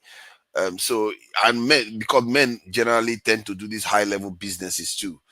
Because business, there's a lot of money involved. Competition is there. Where the competition is very stiff, you tend to see that the men tend to Yeah, be sorry to dominate cut. I those take my areas. statement back. I think they ain't almost equal from what I could see from median pay. It's almost equal. So it's still valid. It still validates my point. But I'll stop there. But Jide, can I say something I want to tell to you? I just want to break this to listen. In America, when it comes to businesses, Auburn, I'm talking about our skin color. Black women earn more. When you come to businesses, I don't know about any. I'm telling you because I own two businesses. Yes, Auburn women, we earn more than the men because they will give us a contract. For that, I think that's where Jide is coming from. When you talk about pay raise and pay gap, yes, it might be close, but at the same time, I will agree that it's so close and similar to a point that I will lean on the women's side that we earn more because when it comes to vacation, we have a lot of daddies now who are stay-home daddies. There's nothing wrong with that. I don't frown on that. So what are you countering so I can move to the next person? Even the business area that you are referring to, I think there is an element of how do I put it? A kind of idea out there that women have caught on in terms of earnings. They still Okay, have some. Jide, I hand you over to Forefather. Please deal with him. They Yeah, still have those. forefathers. You're Yeah, right. go ahead. Yeah. But the gap is still not that significant, number one. That's the point. Even the fact that it is not that significant, that's the reason why I expect, like from the statistics, even if the fact that the gap is very minimal, that's the point. That's the reason why I see no reason why the Jide, could you standards are wait still for a very high. second? I just want to make an announcement. Electricity has to go. He has an emergency. Forefather is the one helping the women's segment to end our show. Electricity, I'm allowing you to leave. Andrew, you can leave. Yes, you told me. You've called me. Please leave. Yes. Forefather is the one in charge, and God help him mess up in this women's segment. You see all this some of Father support I help get. him I that he really get messed up. very good And Tim support. is here today. He won't like himself. I'm telling you to Nigeria now so that you behave yourself properly. So we have special guests. My brother Chim is here. Babajide is here. My uncle Okija is here. And we have so many people. And my uncle great forefather is here, which is I speak this thing. He knows himself. So behave yourself, forefather. Don't try any this night. So let's all Thank you. respect ourselves. We'll enjoy this forum. Are we in the same distance? You agree or not? Yes I or agree no? now. You know me now. Thank you. Jide, continue. Handle forefather for me. Okay, so what I would say was that, yeah, so the thing is, the gap is still the gap is closed, right? That's exactly the point. The fact that the gap is closed, you cannot say that as a black woman, as an average black woman from the statistics, that you expect that your man should earn like far, like maybe if you are earning 60K, you want to look for a man that earns 6 figures, $120,000, and that's the man you want. You understand? And you expect that man will take care of all your bills, take care of you. And at the same time, you guys are doing, you're also working, you're doing as much work as he is doing, but you're not taking that responsibility. But at the same time, so you're not also giving him that respect that he needs. And at the same time, you also feel like, oh, you are independent of him. You cannot have both. So that's where I will blame the women. And also, like I said, the system, like I said. So the fact that You there's a see the minimal part you're gap, I feel speaking like now is women what should be I able don't to lower understand. their When you say you blame the women, why do you blame the women? Be specific. the choices they make, their Hi, God interests bless and the you. choices. God bless you. Some of the harshest critics of women Sorry, are by Fofana, women, what does he mean actually. by the choice? Well, sorry, Fofana, my apologies. Jide, when you say the choices they make, I want to understand. When you say you blame them for the choice, what do you mean by the choices? That they married that person, or that they are being they are extravagant? What exactly? Yeah, to put things more into context, I mean different choices, so many choices. So looking at a woman that wants to get married, right? They are married for specific reasons. Number one, they have their own interest at heart, right? So the things you are doing as a single woman, you want to continue doing it when you're married. It's not going to happen. That's number one. Number two, there is this idea of the man they want to get married to. Like I said, it's in their head. I don't mean from the movies they watch or any, this idea No. of There's nothing in the music there was. If I want to marry you, I want to marry you. How is that in my head? If you want to marry me, please, let's be realistic. Stop putting things in our head that is not in our head. A lot of us wear wig. Only a few of us like me that wear our hair. Stop saying that. No, we need to stop saying it's in our head. It's in your head just like it's in my head. Okay. Now, Father, no There's some truth there. There's a conditioning on both sides, and one has to admit that. Like I saw some video recently about a lady saying how she was discriminated against, a black lady, because she was wearing a natural hair and a lower cut hair. That the way they treated her, I think that was in Brazil. That she said she was never going to visit Brazil again. So that is how bad it can get. So sometimes when I look at this thing, I said our women have been bullied so strongly that they feel like they need to wear the product of other people to just survive in the world, and we don't sense it, but it's out there, and that is something I'm just telling you that I saw. Oh So my God, Father, you and wig again today. Thank you. no, Thank you. I didn't bring up wig. You see, you must have a mistake. See, I didn't bring up wig. No, I just Fofana, said what you're saying is wrong. Listen to what he's saying. Fofana, let me tell you something. I work in a place where I have to have my hair covered. And Fofana, I've had my hair cut. And I don't need to tell you guys this. I've had my hair cut more than over 12 times. Because my natural hair, they grow a lot. But when people see me, I've had patients put their hair through my hand because I have to cover my hair. I'm trying to tell you this is we have black women who love their natural look, and I happen to be one of them. And my daughter happens to be one of them. But I'll tell you one thing that happened to my daughter when she was going into the OR. A patient told her, take off your wig because you're scaring me. And she said to that patient, that's my hair. She had it covered. She had it all covered. And the patient was like, take off it. She said, that's my hair. And it because she knew what I discussed what I go through with my children. And I understand it has nothing to do whether you like wig or not. For that, I as a person don't like wig because my scalp is sensitive to the wig. And I happen to have two girls who don't, their scalp turned out the same way as mine. So the point I'm trying to make is this. We need to learn one thing. We are products of our environment. I grew up, my children saw me in my natural hair. I don't wear relaxer. That's just me. I'm not saying there's anything wrong with people that wear relaxer or wig, but that's how I raised my own children. So my children grew up in their natural state of hair. So if you see them tomorrow To you, you might think they are biracial because they have too much hair. No, they are not biracial. They are 100% African. Everything about them is their hair. So I think you men are part of the problem. Yeah. I agree. I agree. The men are not helping. No, Fofada, let's be realistic. You men are part of the problem because you want a certain standard of what society has formed you guys. I think it's both sides that are at fault. But also, you also need to understand that. You see what Chief said? You see what Chief said? Chief said them the question. Yes, I think knows it's now. both sides that are at fault. But I think one thing we need to also understand, like I said, I keep talking about the system. So, as an individual that is a single man that is looking for a partner, an average man, a black man that has a job that is doing well, he may not be earning 6 figures.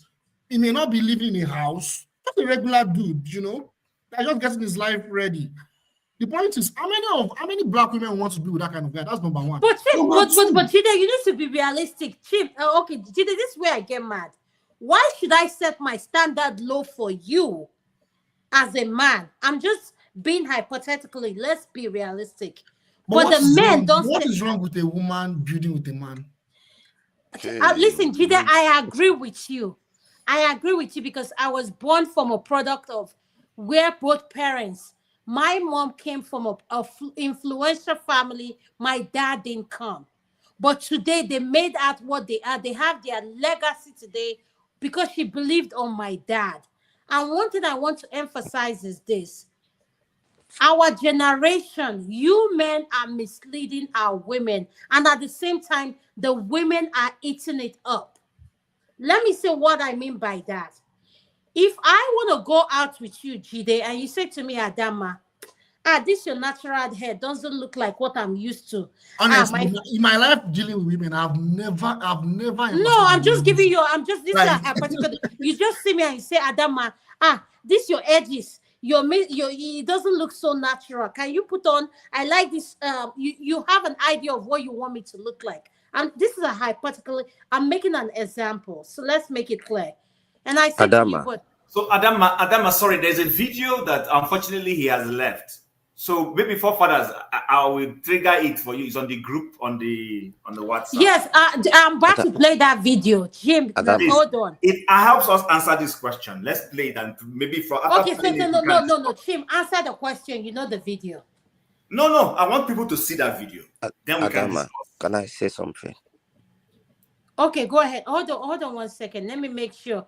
Wanda, before you say something, can I listen to my uncle Okija and great forefather? Uncle Okija, could you say something, sir? Okay. Did he just call Okija uncle? I have to call him uncle before guy. Talk where you can't take it. Leave him. Let me call him uncle like that. Uncle Okija, because in Okwanga, become mute. Don't listen to Tokwe. Listen to Adama. Sir, are you there? You guys are talking too much. So I started watching movie. So it's Tokwe that is talking too much. You know your sister will not talk too much, even though you know I talk too much. Go ahead, sir. Talk about what are you talking? What are we talking about now? Also, what we are talking about is why do our men? Why do they kill their wife? And at the same time, why is it that our women go for men that are hardworking? They don't want to suffer. They want all this soft life. That's what we are talking about. First of all, I don't have the number of the men that kill their wife. I want to ask them the same question. That's number one. I don't know. So number two, who wants to suffer? Who wants hard life? If somebody don't suffer for village and you see where in go chop, what you want make the person do, make him go start to work. Nobody wants to suffer. That's the thing. But anyway, I want to correct something. When I say that, it's money for the men, I'm not saying in the sense that, the men that, that they want the money for themselves. It's just for the family. Most men I know, they plan for their family. Some of these women that are nurses, I ask them, maybe the husband has a land in Lagos or whatever, and there it's in their names. And so it's not that, these men that they brought those women to be slave. Those men, they're not slave before the woman came. He's been working his ass off, before the woman, everybody in America, we work hard. Whether you're a nurse, whether you're a lawyer, if we work hard, everybody is, it's something for especially immigrants. All of us that have extended families, that ask us, for money. We work hard. So I don't know. It depends on, the way I see all these things. Depends on people, their head, the way they think, the way they reason, their value. People. I don't know. Value has gone out of work in Nigeria. That's the thing. It's a society where you have, politicians. People steal, people do so many things. So, Uncle Kija, my question is to you: is this: if they work hard and the men know what the situation is, why haven't they? Listen to the question and listen carefully, sir. Why are they killing their wife? That's the question. Yes, you don't have the I have an answer to that. I have an answer. Yeah, I mean, the thing is, like people experience frustration in different, like for instance, there was this video of this I don't know if the guy is from is it Liberia, the guy that called, that used a hammer, the knacking wife, kill him, where taking, by the wife and hammer. Then he called the police. It was sometime last year, a couple of months, like it was in September or whatever. So reading the stories, connected to that, it's just frustration, people, like I don't know what was the issue, but the wife was, doing her own thing. The husband wanted something else, and he brought her here, and she had I think it was like a hair salon or whatever. So frustration, people, like they don't know how to handle their issue, because you are angry. I mean, the people, you get angry, you have to find out.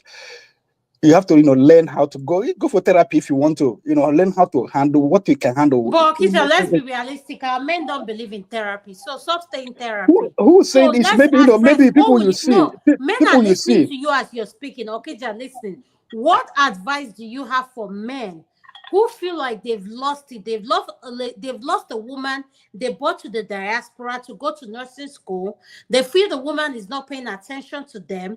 The woman has figured out, oh, I don't need you. I want to start my life over. What is your advice to them? That's the question. Leave her. I'm fine. There are so many women out there. I don't know. I just don't know. There are so many women out there, looking for men. I just don't understand why you have to, stay with a Nigerian woman, to say there are so many white women looking for black men. There are so many women in Europe, in Asia, looking for a black man. Go to Philippines. Why do you want to be the born Nigerian woman? Leave her. Leave her. If you go to Nigeria, you can go to Nigeria. If you have money, go to Nigeria, marry 3 wives, keep them in separate places. Why do you have one person? I mean, nobody What goes. about the idea of keeping those women in Nigeria and marrying them in Nigeria? And God bless you, Jide. God bless you. So, I mean, what are you saying? I mean, this is a way I'm providing option for people. If you know you can handle her, if she's giving you trouble, if that's what you like, for me, that's not my solution. But if that's your solution, go ahead and do your solution. But don't get okay. But if leaving her is not the option, what is the option? Like, what? I want you to listen. Yes, it's not working out, and you're not happy in that relationship. I'm saying, from a man's perspective, what will you do? I will just keep. I mean, do I have water in my mouth? I've been telling you, leave. If you can't leave, if you can't leave, then that's your problem. Leave. Go marry another wife. Go take another girlfriend. Go to Philippines. Go to Vietnam. Go to Nigeria. You see, go to North and marry wife. So leave. Vietnam, Philippines. No, but I think go to Rwanda, go to Tanzania, go to Rwanda, Tanzania. So many places where the Nigerian men are invoked. And they get all the satisfaction they need from women. Adama, can I say something? In Thailand, I see where Okija is coming from. Adama, I think Adama, can I say something? No, hold on. Okay, hold on. Can we wait, please? I went great forefather to challenge what Okija is saying. Great forefather, go ahead, sir.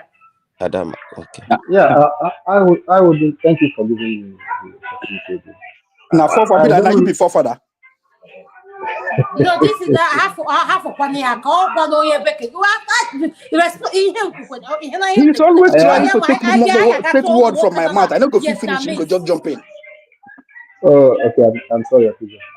Go ahead. No, great forefather. No. Go ahead. No, allow us. Okay, now allow us to get it.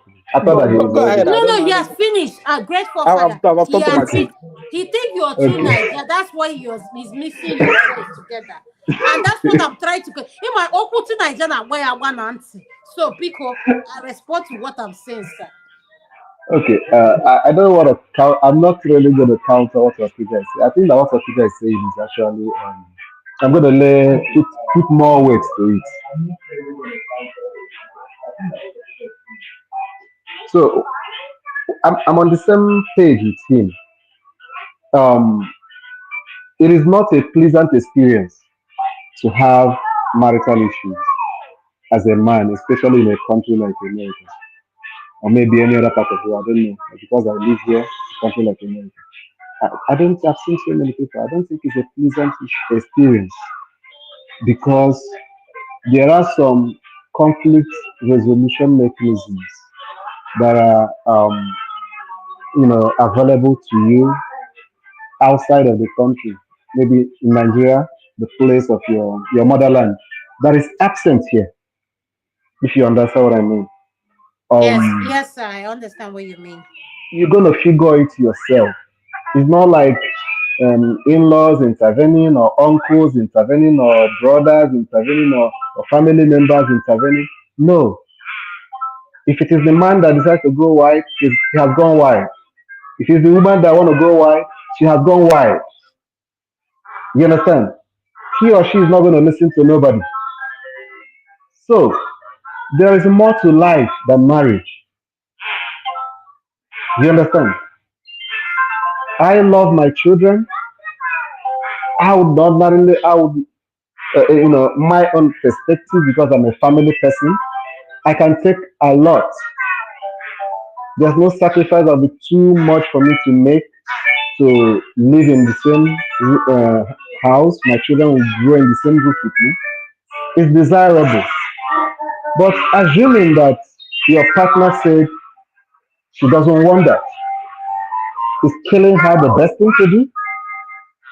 Killing her and killing yourself? And leaving the children vulnerable? Someone is playing game and it's interrupting. So I don't really think that's the best thing to do. Yeah, hold on, Mr. Grateful Father. I just want to tell our viewers that Grateful Father has kids, so you're hearing the kids' toys in the background while he's speaking. So just bear with him. We know that, and that's why we accommodate him. So we all have kids. We've been in that stage. So bear with him. Sorry. Thank you for protecting me. So I don't think that in the best interest of the children, killing yourself and killing your wife is the best thing to do. I don't even think in your own interest as a man, that assuming there's no children, that killing yourself, killing your wife and killing yourself is even the best thing to do. Because, like I said, there is life outside of marriage. You can always start all over. Even if it's your business that you lost. We have seen people one-turn countries and people lose everything. Don't they start all over? I believe that no matter how the kind of future you envision with your wife and your family, if she's the one, I'm being speaking for both sides, if she's the one or he's the one that decides to end it, I think there is the potential or the possibility of building something that is even better with another person.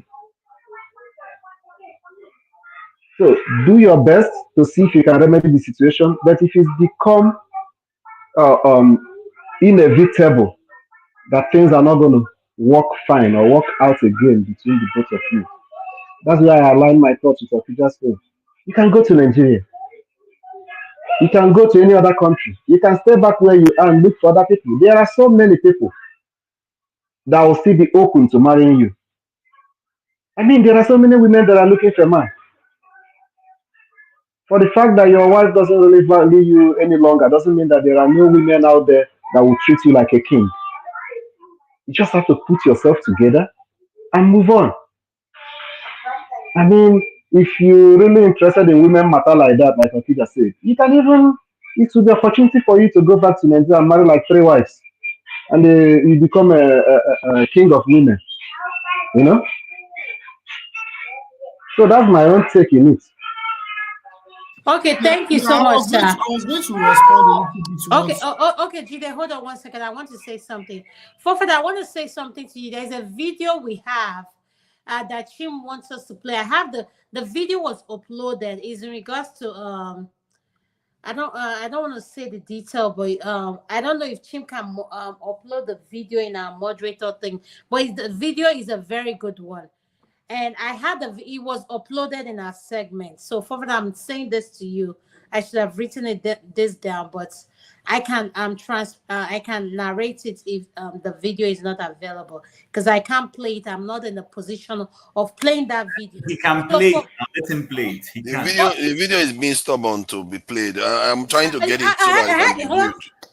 So no, let me once I get it, I'll let you know. Let me get I am suspecting you for further. For that, that's what I'm telling you. For that tonight, any mess up, start figuring it out. Everything you figure it out. Any mess up tonight, you deal with me. I'm coming back to Wale. Wale, what do you have to say with what we are talking about? Go ahead, Wale.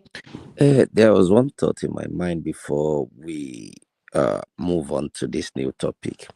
I was just going to say I was involved in a survey research kind of why men don't go into nursing. Okay, as at that time, many nurses are needed, let me put it that way. But then the survey look into why men are not really going into it, especially black men.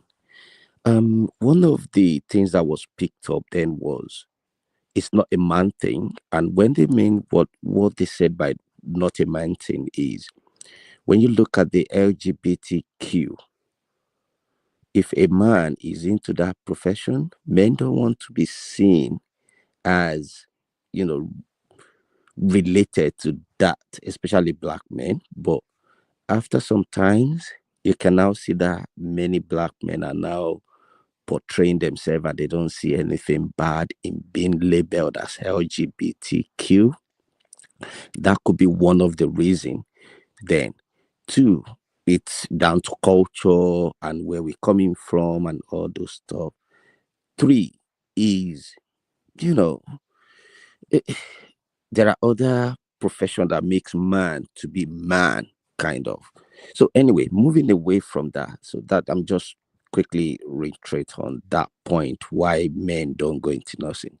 Then the second one that he said why men kill their wives or nurses. I don't think No. I'm not. Well, let me be specific. We have a lot of Nigerian nurses being killed. The recent one that happened, I believe, is in Florida. He stabbed her 20 something times and called. And yes, a lot of nurses being killed are Nigerian nurses. So why do our men kill their Nigerian wives who are nurses? So that's the Okay. question. Okay. I'm not sure. Maybe it's you that discussed something called the mental health. Yes, I did. Okay. When you look at mental health is not the kind of weary we see on the street in Nigeria. There are so many people with mental health walking on the street with suit and tie on their neck. those that use straw to kill people on New Year's Day. Excuse my Sorry? key language. The people like those that use straw to buy people on New Year's Day. Those kind of people have mental health issues. Right? Exactly. So mental health, it's something that two people can be living in the same house and the outsiders would not see that this person has a mental health. Okay. Wally, please, can you stay here? Since you touched on something, I want to recognize, and Jide just corrected you about it. Said, like someone that killed people on New Year's Day. Okay, can you focus on our culture we do not recognize that mental health exists. Could you Okay. speak more on that while you're speaking about this? Thank you. Okay. Men that kill their wife, I think there's something else. Maybe their village people follow them. I don't know. Because like other men have said, why would you want to kill someone? Why would you want to go to jail? No matter, even if you catch your woman, you catch another man on top of your woman, go away, go and now a man now, a black man. There's nothing like monogamy or something. Move away from that. Don't go to prison or even kill somebody because of that. Like Mr. Okija said, move down to anywhere else. Women are looking for you. So to me, I don't know why. Maybe their village people follow them or be something. I can't really explain. But if it's me, Wale, can you wait? For that, if you have the video, please just let me know and I'll pause everybody so you can play it. Yeah, I have the video.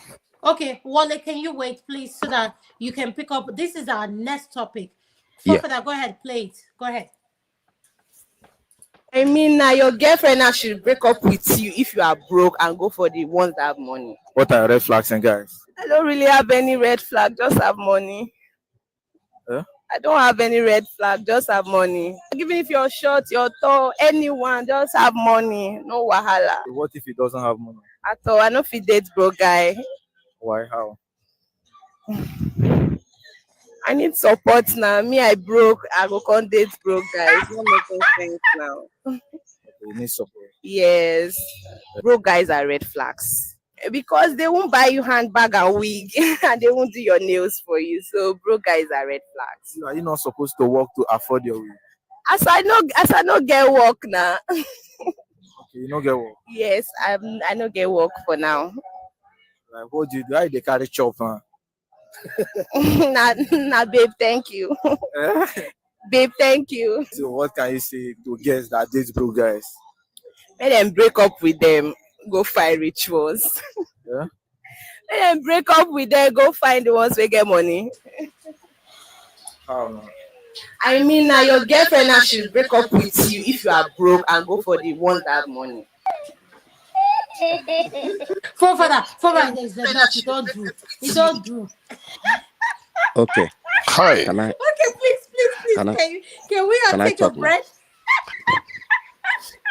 Please. All I want to say is this. Okay, Wale, while you're speaking, please, I want to recognize this video. I just want us to why this video. It might seem funny to all of us. It's not funny to me because there is something, we are product of our environment. I wasn't smiling like you. I know I'm not smiling. Wait, I know you're here. Fool this thing. You want to come for me? Like the point I'm trying to make, you have no job. She said she's broke. Why are we creating the generations of entitlement mentality? You're broke, you have a braided hair that is not your hair. I know that's not your hair. That's fake. Above your waistline. Let's start with that. Number one. So Can I ask the question? Wally, you've been the one speaking. Yeah. Why do our women like men who are successful? You heard what the video said. So go from there. After that, I'll come to Chim, I'll come to for that talk where we'll go the round. Wally, you're going to close the segment. So go ahead. Okay, quickly. Let me believe that we are not just watching what did they call this skit, but if it's a skit, let's say there is a iota of truth in that skit. Now, a girl use money, take money from men. What does that man do? Is he a thief? What is he investing? Is he a Santa Claus that is just giving for free? Definitely, we want to take his thing into there now. If he's not a philanthropist, is he fine girl? Definitely, you want to browse. So the girl might say, "Oh, I'm not, Ashana. I'm not Olushu," but directly, indirectly, what are you trying to do? So if you now get to a point where she needs to settle down, she has collected from all different men. What name, what label would they give her? If she says her father or her mother doing that, what morals? So now we see, they said fish, they get rotten from the tail, not from head or something like that. So a girl is not even thinking of her future. Is not even thinking of, what if I have a daughter that is telling a man this kind of thing? So it's the society that has become so rotten, and we believe that is the normal thing to do. So Jide, who are you blaming? Are you blaming her or the society? I I'm think I'll blaming blame her. the society because I'm blaming her. No. I will See, blame the society more than blaming her. I mean, Baba I'll Jide, hold blame on there, myself. please. Baba Jide, I live with you in that. Please don't no, say it's me. anything. Just stay No, there. I will And Who blame go is her. this? ahead, Who Wale. is the society? Who is the I will society? blame. I will blame her. The reason The why I will people, blame the her group of is her family, the people that have expectations of her. Wale, why will you blame her? Can you tell me why the you reason blame why. her? The reason why I blame her is, if you can live without your mate, if she hasn't got any responsibility, why can't she go and do, like, I don't know, the menial job that can feed you? Wale, are you being realistic? Can you see that lady from head to toe, and the guy interviewing her? And let's just put her in the basic Nigerian in her Okay, age group. So okay, let's be realistic. Adama, Who are you going to blame? Adama. Okay, if you bring such a girl to this Obodoyibo and the only job available for her to do is to clean bomb, and she's telling you, oh, sorry, I'm too clean, look at my nails, I can't do that kind of job. For how long you going to accommodate her in your house when you go to work 4 or 5 days a week, and she's sitting down there painting nails and saying, no, I cannot do a dirty job?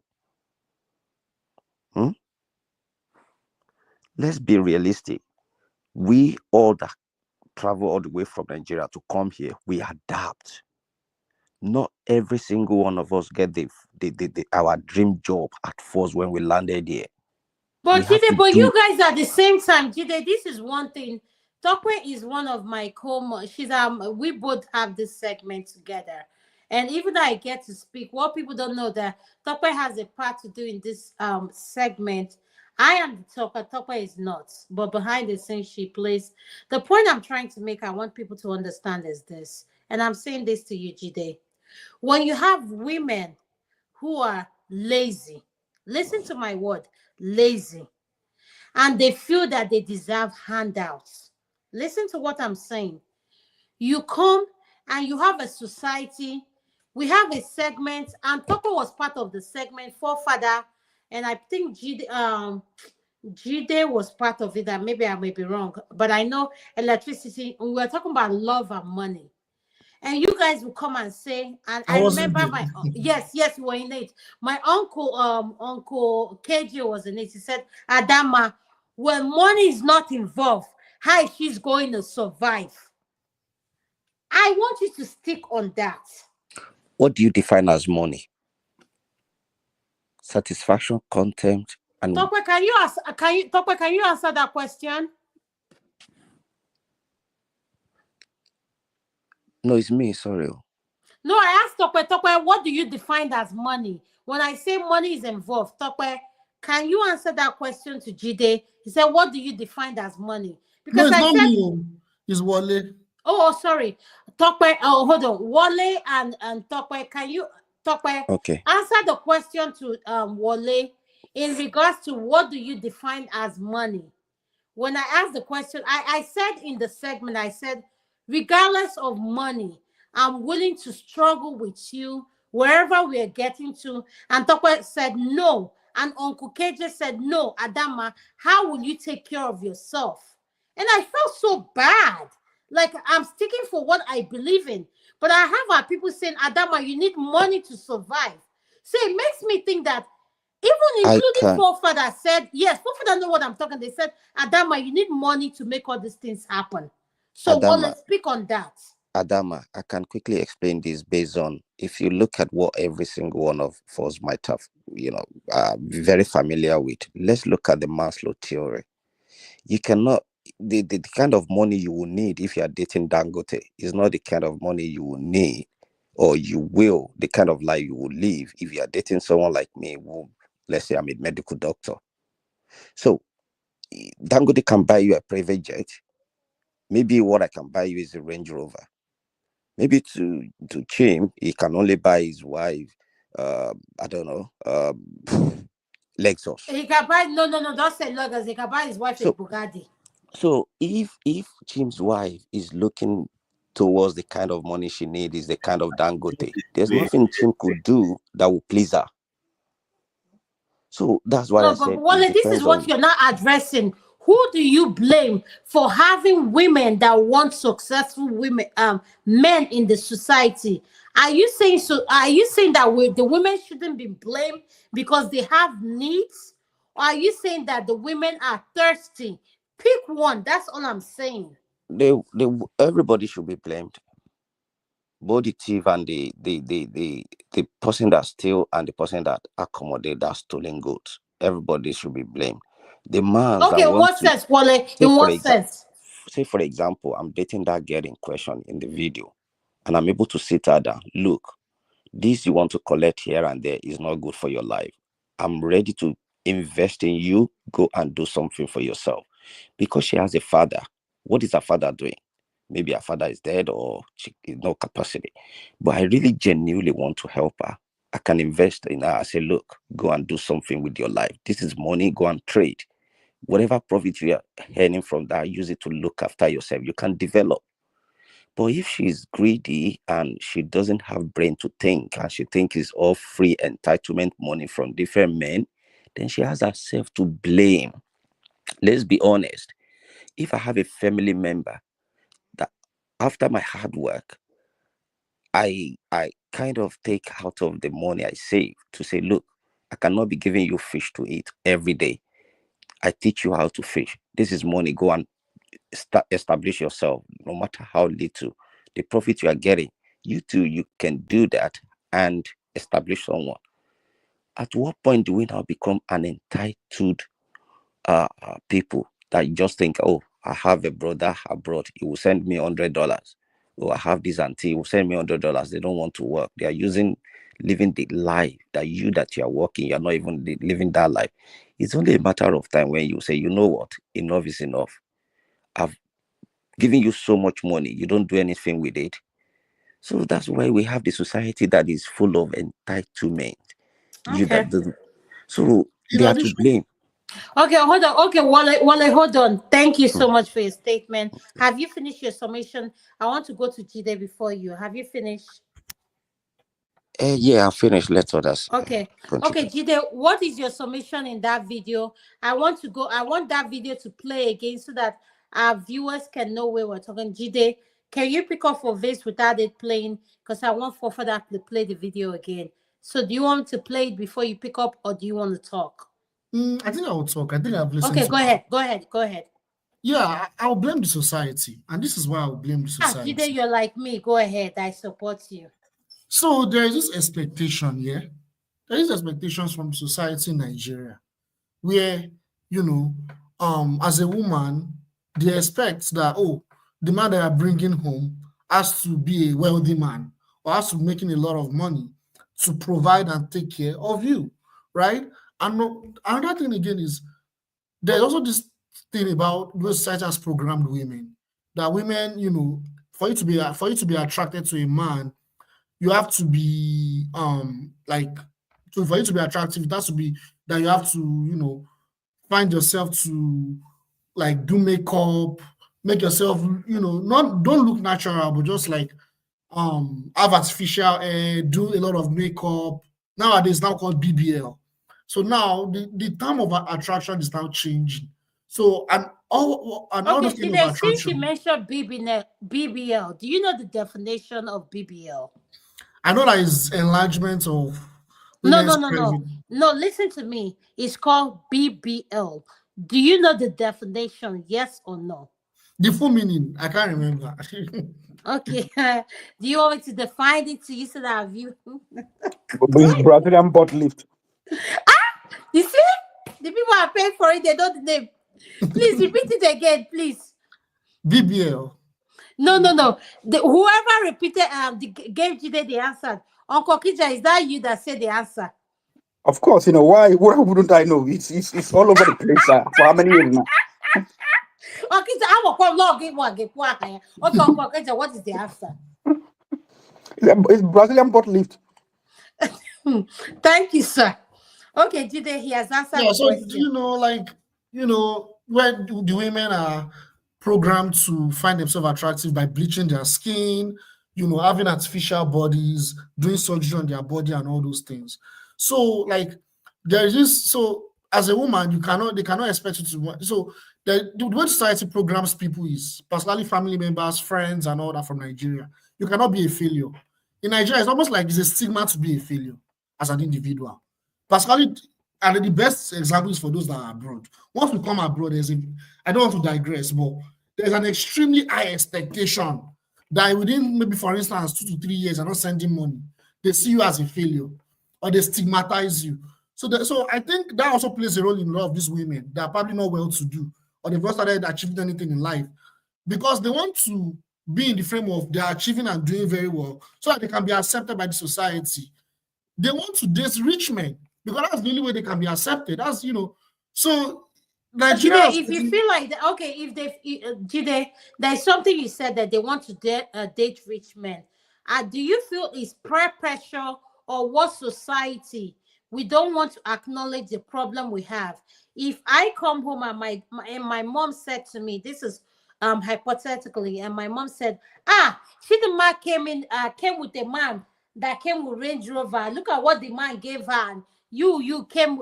So are we products of our environment, or we as society are molding our generation to be infatuated in money? That's the question. Yes, absolutely. I think the society is making us be infatuated in money. And like I said, also peer pressure is part of the society because the people that surround you, they influence you, not just your family members, your peers, people around you, So a woman will not want to be with a poor man.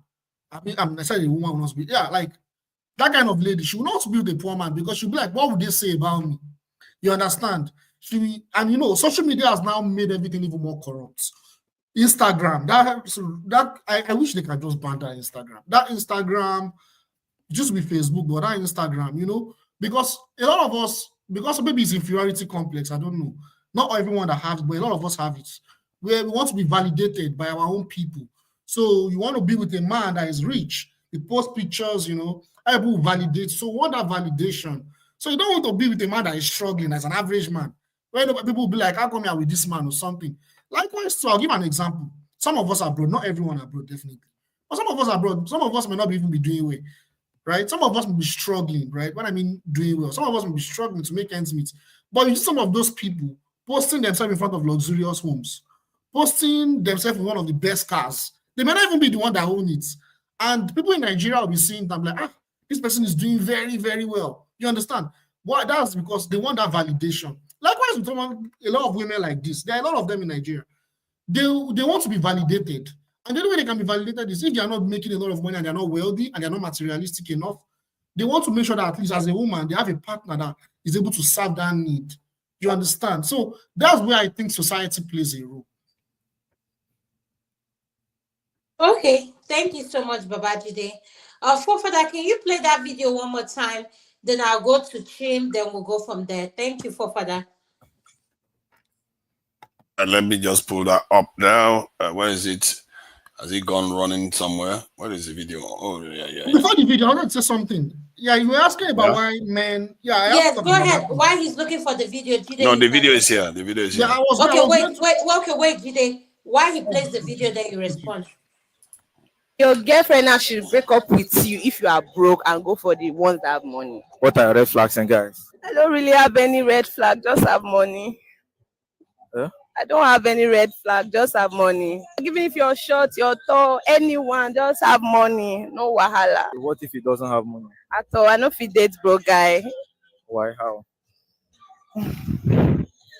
I need support now. Me, I broke. I go con date broke guy. It's not making sense now. You need support. Yes. Broke guys are red flags. Because they won't buy you handbag and wig and they won't do your nails for you. So broke guys are red flags. Are you not supposed to work to afford your wig? As I know get work now. Okay, you don't get work? Yes, I don't get work for now. Like, what do you do? How they carry chop, huh? nah, babe, thank you. Babe, thank you. So what can you say to girls that date broke guys? Let them break up with them. Go find rich ones. Yeah? Let them break up with them, go find the ones who get money. How now? I mean, now your girlfriend now should break up with you if you are broke and go for the ones that have money. To Niger, thank you so much for playing that video.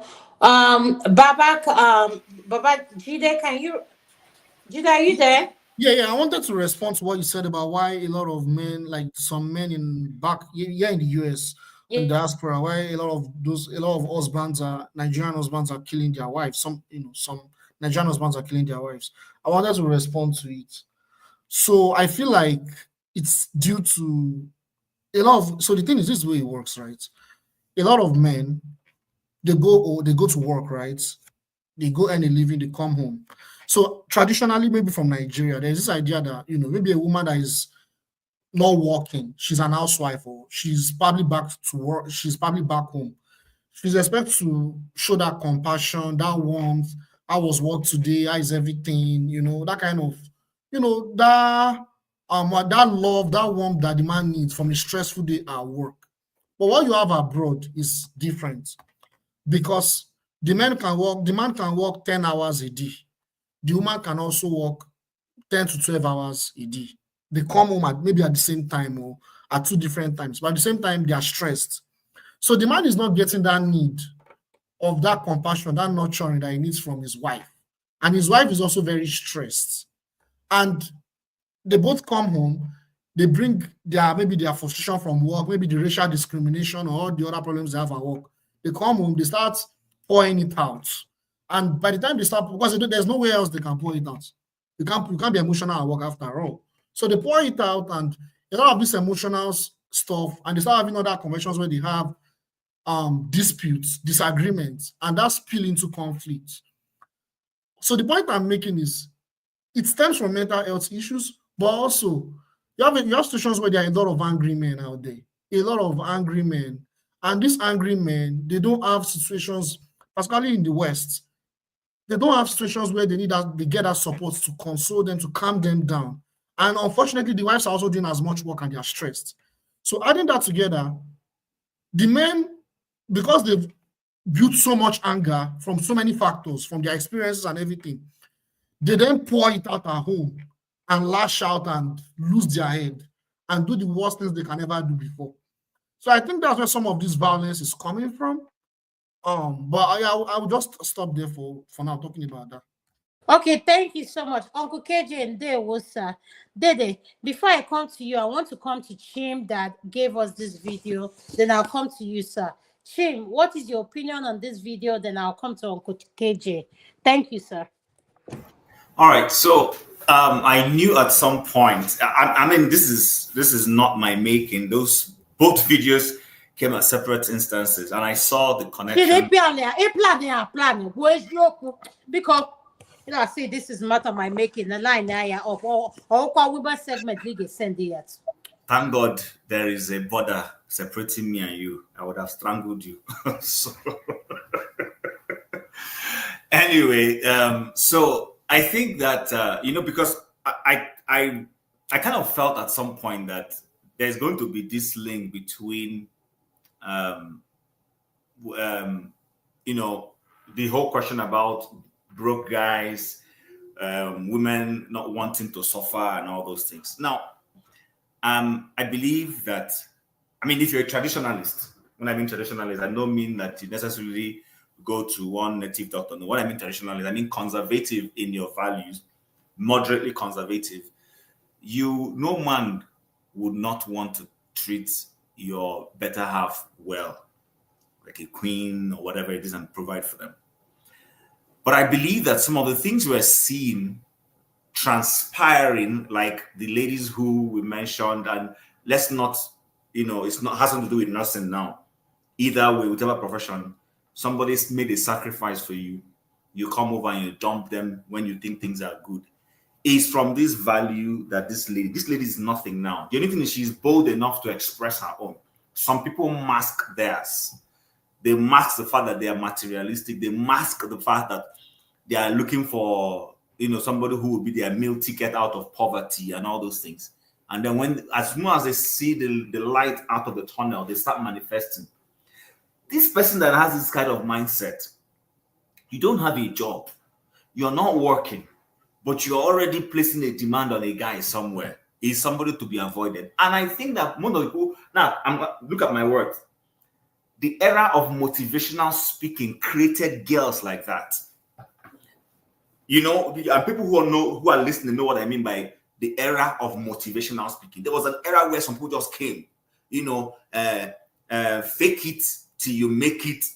Don't relate with people who do not look like they are going on there. And I used to wonder and say, is this the kind of thing your mother, your grandmother was taught that brought them to the level where they are, at that level of making sacrifices with their spouses? It doesn't mean that they did not have quarrels. It doesn't mean that they did not have their own challenges, but they kept their focus on the goal. The goal was to build a sound family together. Sometimes you will see a man will lose his job. In the 80s, when I grew up, you will see men lose their job and you see their wives carry the family until the man finds his feet back. It's very rare to see those things happening in this our generation. I mean, there's a video of a black American woman who says if once her guy loses his job, she will leave him. I'm sure many of us have seen it. It's circulated on social media for a long time. And I think I've heard it. You good? I watched that video. And the lady was bold. It was not acting. It's not skit. She said, if the guy can no longer provide, then the guy goodbye. And they asked her, but what happened to for better for worse? I said, what do you mean for better for worse? Why should he lose his job? He said, but yeah, he lost his job. He said, he should have made sure he didn't lose his job. So this is the kind of ladies we are grooming. And of course, there are some men or boys in that same generation. The generation is raising people who do not believe in the long-time huddle, who don't believe in working, with someone to build something. They just want the easy virtue. And so I completely agree, man. I just can't stop. So, and this thing started with when we started having all those. I don't want to mention some motivation. In fact, then the annoying thing is these same women, they talk about equality. No, I mean it's not everyone, but a lot of them talk about this idea of wages that they should earn higher than men or earn as equal to men. But at the same time, they're contradicting themselves by saying that same man should provide for them, provide everything for them in the house, provide for them and take care of them. It's just a ridiculous contradiction. Exactly. It's so annoying. But I'm placing the blame a lot with, there was a generation of motivational speakers, whether those motivational speakers were secular motivational speakers or the ones who went into the churches. They began to sow this terrible mindset that you can't come and be suffering. Life is suffering, for goodness sake. Listen, there's no easy route to Jerusalem or to Mecca. You pay a price for everything. Whether it is work, career, you pay a price. Those who have tried to circumvent those prices always end up in a horrible way. It's a given.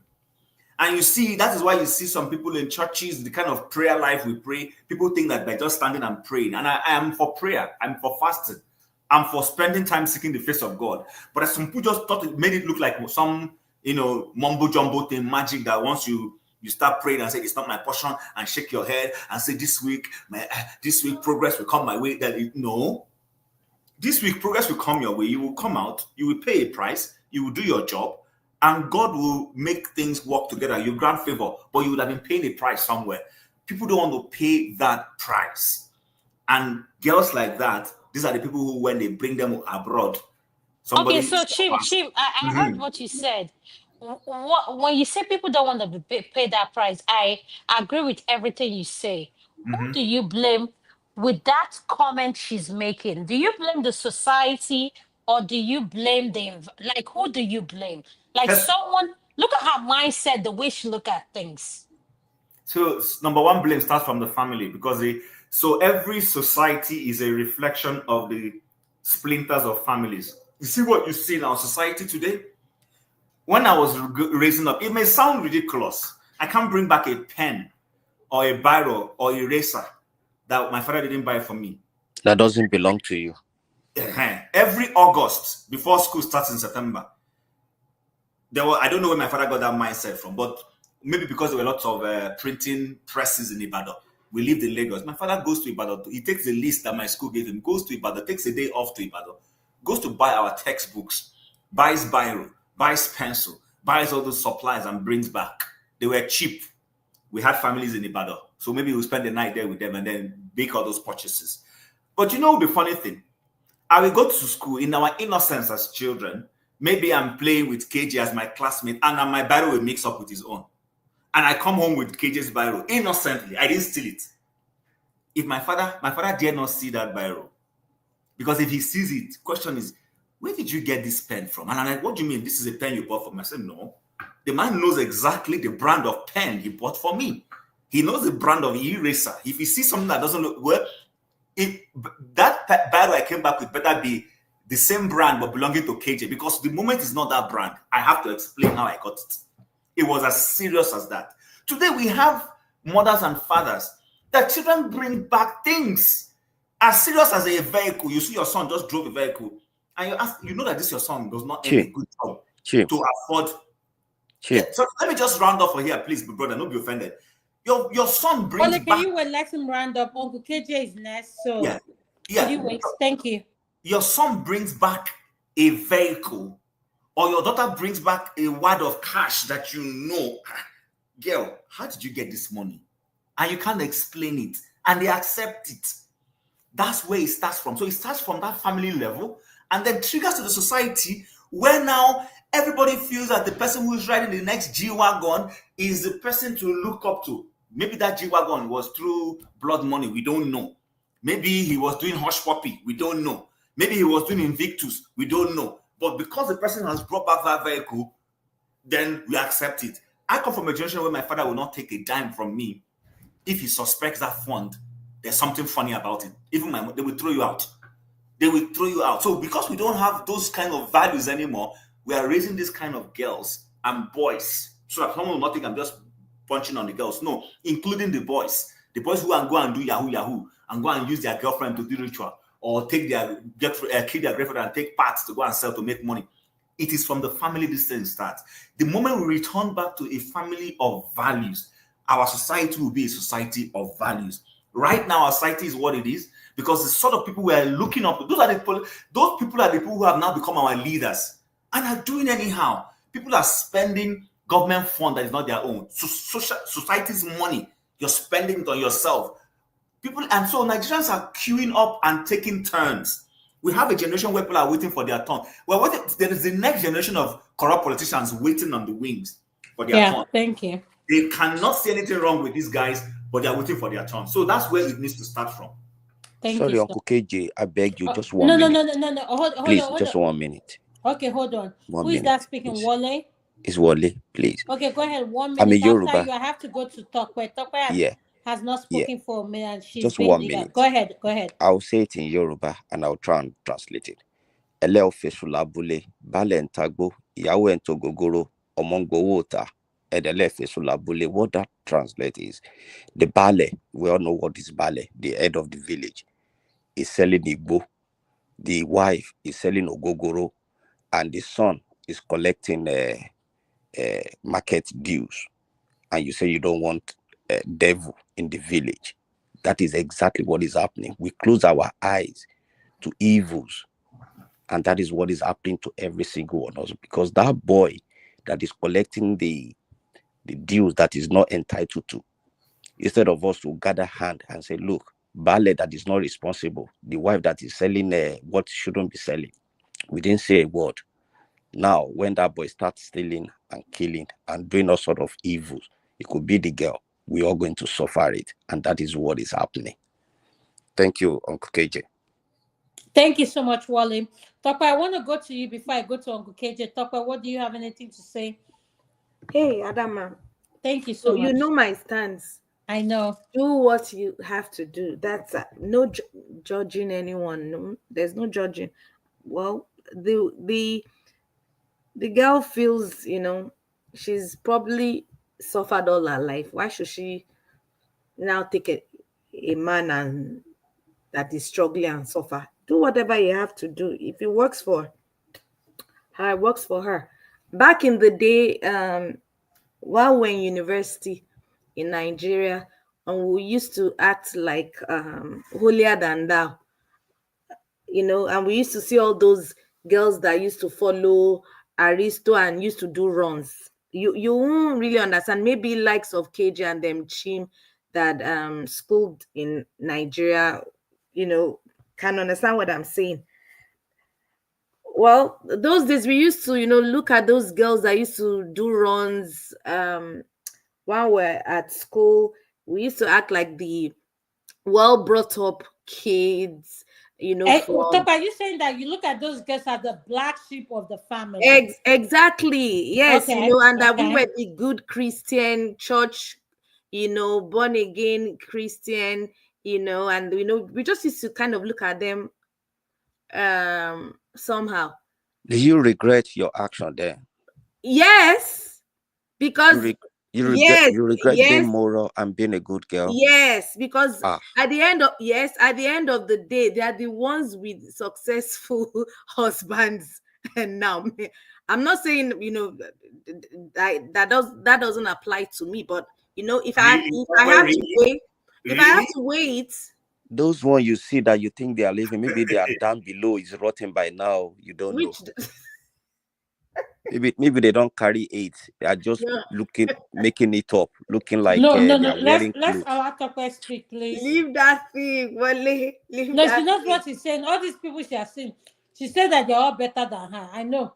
Tokwe, So are you Randolph, Biko? yes, at the end of the day, they are doing well. They are successful now. They had their kids early. Those of us that were keeping ourselves and waiting for the right man, we ended up marrying late. They all married early, successful, and they're doing fine.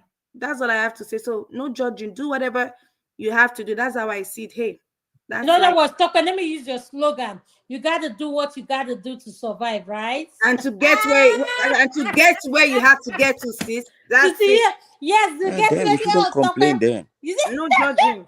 well, so then leave her alone. Uncle KJ, welcome to the show, sir. Please, what is And your we shouldn't opinion on this complain. video? Let's continue roughing it. Yes, Uncle KJ and they was Last, everybody Yo, go man. chop breakfast. Yes, go I ahead, sir. I am going to come from a totally different angle. Here, I hear Chim saying those days, these things don't happen. That's true, but I went to secondary school in the 80s, and we used to have this chief. Towards the end of the 80s, I was leaving secondary school, and we used to have this chief. I won't call his name because Chief will know the person. He used to be very rich, and he has daughters. So whenever we have the opportunity of going down to the village, we will try to go because they have a very big house with a very high fence that you can't even look in. So we try to go, be friends with them, but their parents never let them out. And from inquiry from some of the people who are in that compound, we were told that the parents keep saying, I mean, who are these people you are going to go and mix with? Eh? Go and look for the toddlers and all the other ones. You come and be mixing with village boys. Excuse me. Now, I found that a bit, funny because at that time, during the Christmas, just like this year, a lot of people come down from everywhere. But at that time, they were totally, their movements and, going out was totally restricted because it is believed that those who are in the village probably not be able to give them the kind of life their parents were giving them. So what's the need to mix with them? I'm saying that to say that these things have been there. It's just that it was not as pronounced as it is now. Now, coming to what the little girl have said on the interview, I want to say that if what she's saying is not accurate, then we'll be making a mistake. Because if it is the opposite, then Romeo and Juliet, as in Julius Caesar, would not have been popular and wouldn't have been very highly demanded. Because at that time, it was very difficult to find the rich hobnobbing with the poor. And that's why the fathers of Romeo couldn't understand why Juliet couldn't understand why he is mixing with this ordinary peasant. Now, having said that, I want to also remind us that prostitution is one of the oldest professions in the world. No matter how we try to paint it, whether she says go look for a rich guy and drop your poor guy, The truth of the matter, and somebody was saying that she's not working. She's working hard because at the end of the day, the money given to her, she's beaten out of the money is beaten out of her, at the middle of the night or somewhere in the other room. So both persons are paying, and I'm coming this way because I want to discuss this issue in a very open platform. I try to be realistic in the situation. In this case, there are no jobs for people of her age in Nigeria. That's the truth. Now, some of those people, when you go for the few jobs advertised by the banks and all that, they tell you must be between the age of 21 and 28. Some of them, before they even leave university, they're already over that age when you put together NYSC, So you find out that, yes, you have a certificate, but the few jobs that are advertised are only for younger people who may not necessarily be able to qualify for that job, so you can't get it. So what next are you left to do? To roam the streets and look for somebody who can give you money to do your hair. And you see, you can't. Society must evolve, whether you like it or not. It is left now for the government of the people to put things in place that can help alleviate, or shock this system to the point that if you are doing this, it will be that because you have refused to work, not because there are no work. But right now, even if you decide to say, why is she not working? Where is the job for her to work? Is she going to go as a civil servant, or she's going to go and carry granite and begin to sell in the street? While that is advisable, while that is also praiseworthy, many of us are not caught out in that direction. It's not something that can easily be done by certain individuals because either they pride themselves too high for that, or they don't even have the managerial know-how to be able to manage going to the market, buy granite, cook it in the morning, carry it and begin to hawk to make some money. Not everybody can do that kind of job. There are people who are in that situation who are doing it and surviving. There are people in that situation who have become mama akara in the streets at night. They use that to train their children and all that. But not everybody is cut off for it.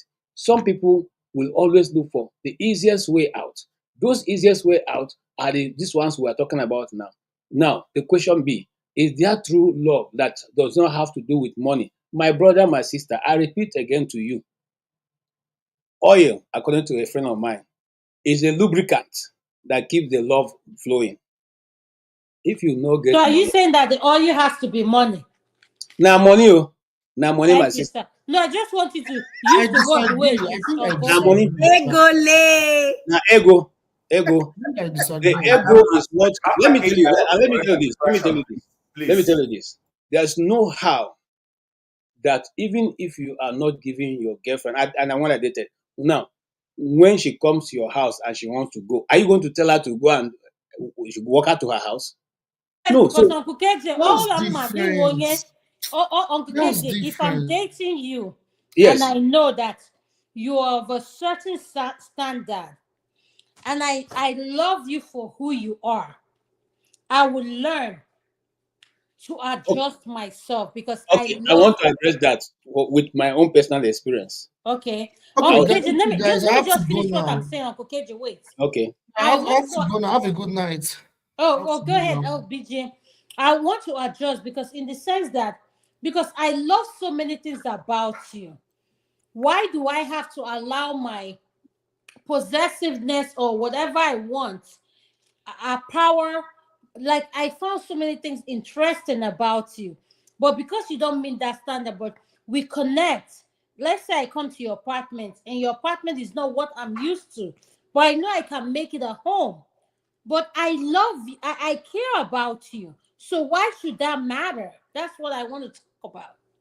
It matters because when you go to buy Coke and Coca-Cola, you have to give them some money. When people come to your house, you give them Coke. You Jimmy give them... Rania, Jimmy, don't go for that mouth.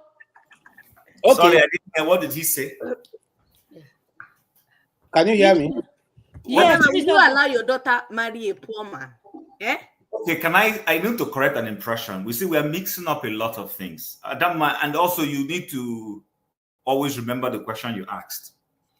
The question you asked is who is to blame for that lady's behavior? In other words, you agree that mindset is whacked. Yes, And I and Tim, explained it. Tim, wait, before you correct that, Uncle KJ said that's what we're speaking of. Uncle KJ said what the lady said is right. Okay, I'm still coming there. Absolutely. I'm No, still no, coming but there. Tim, no. Tim, you're driving from where you're thinking that what we are saying is apart from the response Uncle KJ is giving to. And I'm trying to tell you, Uncle KJ said that lady has the right of she wants a man who is financially stable. Okay, Is that Adama, right? if you will just let me make Okay, my go ahead, Tim. Go ahead, Tim. yes. Okay, so number one, whatever anybody holds true for them is up to them, but there is still a socially acceptable norm. We must never fail to realize that. If there is no socially acceptable norm, then all of us here who were screaming that the elections in Nigeria were rigged, we should go and hide in shame, because what we are agreeing with is that the standard that we have as leadership on how the person got there is wrong. Okay, Tim, wait on that. Uncle KJ, do you agree with that? Hold on. No, now don't do No, that. no. Uncle KJ, no, Tim, understand what we're doing. Tim, let me make it clear. I want you to understand what you're doing. Uncle KJ believes that what that lady is saying in, if you don't have money, that she can't date you. Okay, so but I haven't finished. Hold on, Tim. Uncle KJ said, Adama, a lot of things in our society today cannot exist without money. So that's why I asked him when you made the comments you made, Uncle KJ is the right person to respond to you. I'm not saying that what you're saying is wrong. Okay, so Adama, my point is different. I'm not contesting what KJ said. I'm just trying to give my perspective. Remember, at the end of the day, we are all entitled to our opinion. But in trying to do that, I'm very conscious of the fact to say that irrespective of whatever values either of us holds, there is still a majority socially acceptable norm. Can we agree on that? Tim, you're not understanding. Tim, you hold this value of what is the value you hold? Uncle KJ has made his value. Uncle KJ said his value is don't listen to him. So what is yours? Are you sure you're understanding what I'm saying? You see, Tope, are you seeing what is happening? So no, but Adama, you're the one creating the confusion. Absolutely. You are the one Adama, creating confusion. we are If you losing kindly it. let people have their views holistically, that way it makes. But if we chip in, then you can't say this is what KJ believes in. You can't say this is what you believe Chim believes in. Originally, I responded to your question, which was who is to blame. I didn't even speak to my views 100% on the lady. You asked who is to blame for that mindset. And I said from the family. And I tried to connect it to say that from the family first, that's the first place people start getting values. And then socially, they go to society. And that society, it is the different things we're doing in our different homes. That is what we now carry on as a group, as a society called Nigeria. We can't. Once there's a failure in the family, the society is going to fail. I still 100% believe in that. Now, as to whether a view about she, because she has suffered, therefore, yes, she has suffered. And she's entitled to go and get succor for her suffering. Nobody is saying she shouldn't get succor. But I'm saying she cannot get that succor. This is my view. Now, this is Chim speaking. Okay, Chim, let me understand what you're saying. We are speaking on this lady's video now. You are saying she cannot get what? The lady says she has suffered. She's poor. And because she can't date a poor person. Okay, fine. Okay.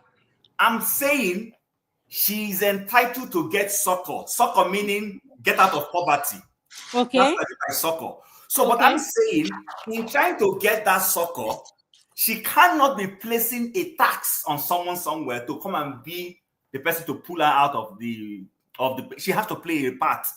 And that part would mean, listen, you see, I don't know, I disagree with 100% with Tokpel, you understand, but that doesn't make her. Why do you disagree with her? You are confused.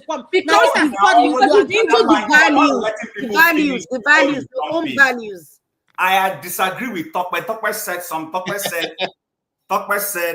Uncle that. KJ, okay, Chim, wait. Uncle KJ, because Mem explain. Chim said he agrees. Next thing he said, I disagree. Uncle KJ, where is Chim Adama, you're coming not from? even letting me finish. You have jumped to Adama, KJ now. So how are you going to why say he you know what I'm disagrees with saying? me.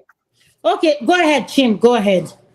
See, Tokwe said the girl has suffered, that she's entitled to however she does it.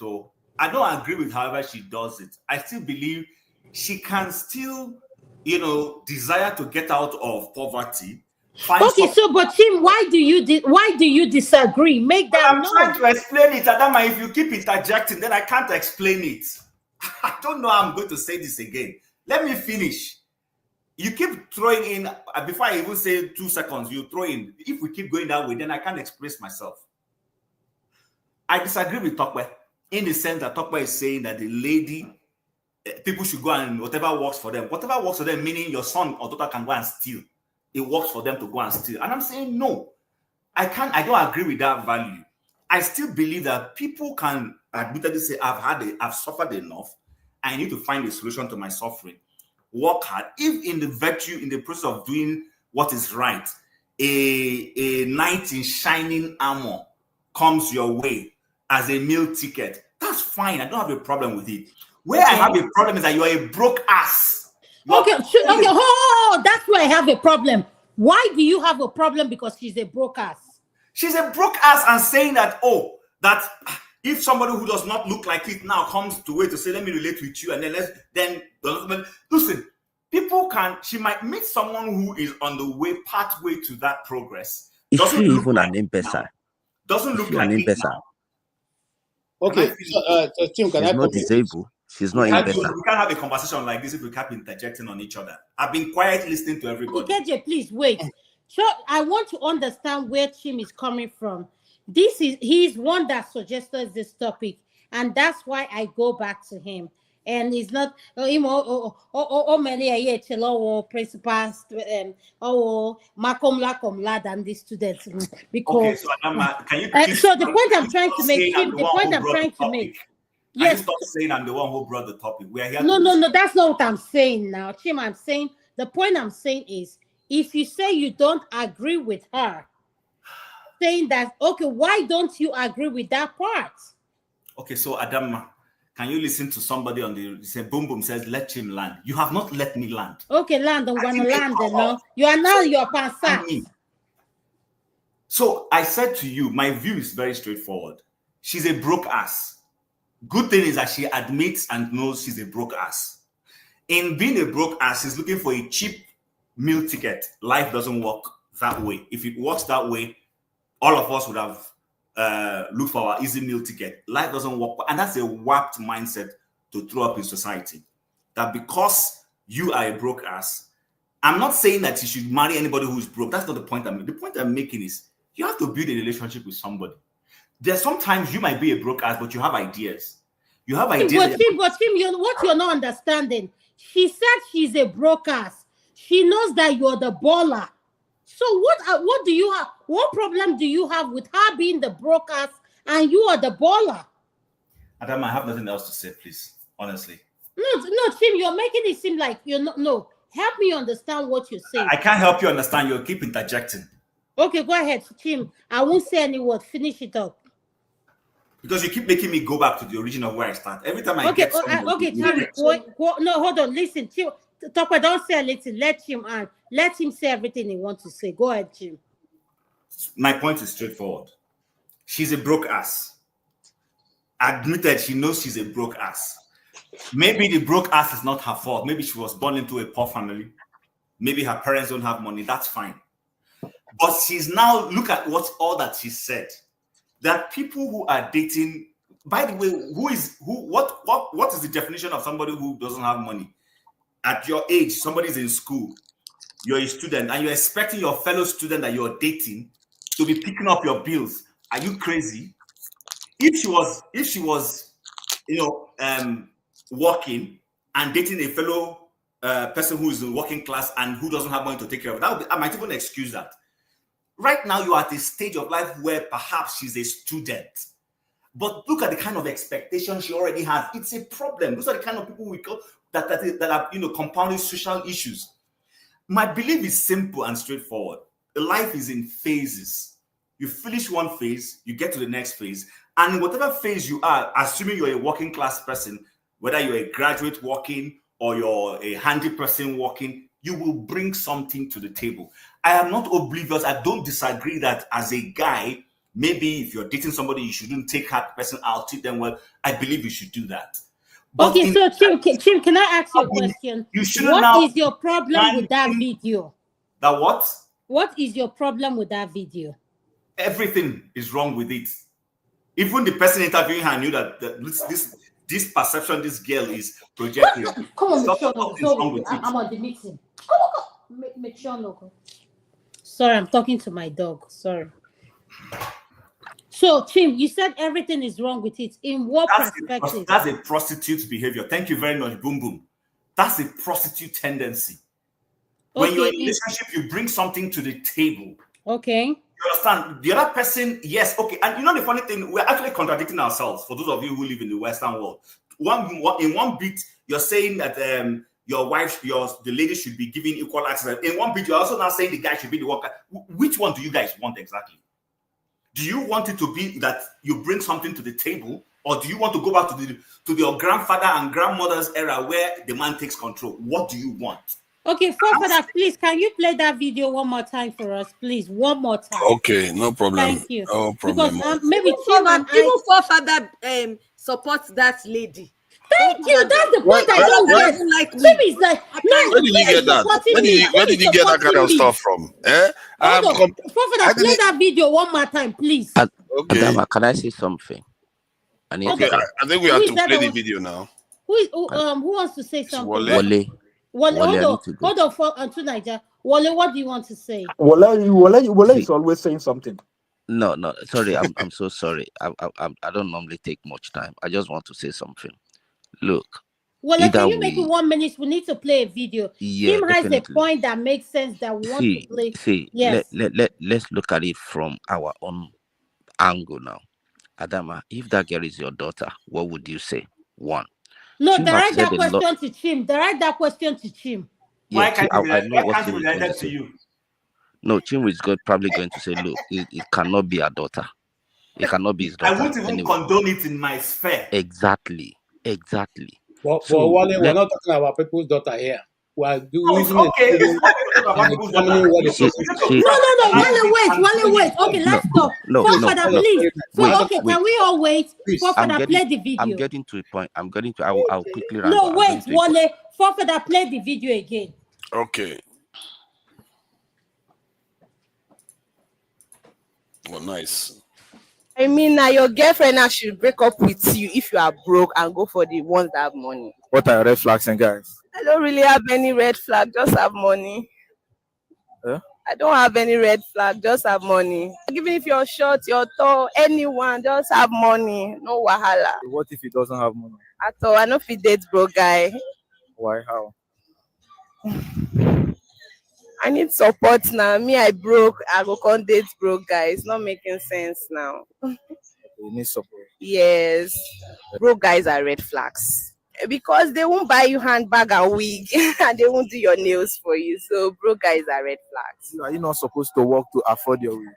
As I know get work now. Okay, you don't get work. Yes, I know get work for now. Like, what do you do? How they carry chop, huh? nah, babe, thank you. Okay, Forefather, that's enough of the video. Can you stop it, please? Bring our records back. Okay, let me quickly say hold two on. things. We are going to take it calmly. I've watched it. Forefather, what is your opinion on that video? Please be honest. Man, the part that pisses me off a bit more than anything else, she needed the money for handbag, fingernails, and wig. Disgusting character. It's one thing to need a man to support you for survival purposes, one day at a time kind of thing, but to need it for such flippant reasons is quite indicative of a degenerative culture. And for me, that's what I have an issue with. That's it. Okay. Okay, thank you Okay. for that. Yeah. Tokwe, what do you Hello. have an issue with that video? What is your issue with that video? I don't have any. I've answered, and I don't have any issue.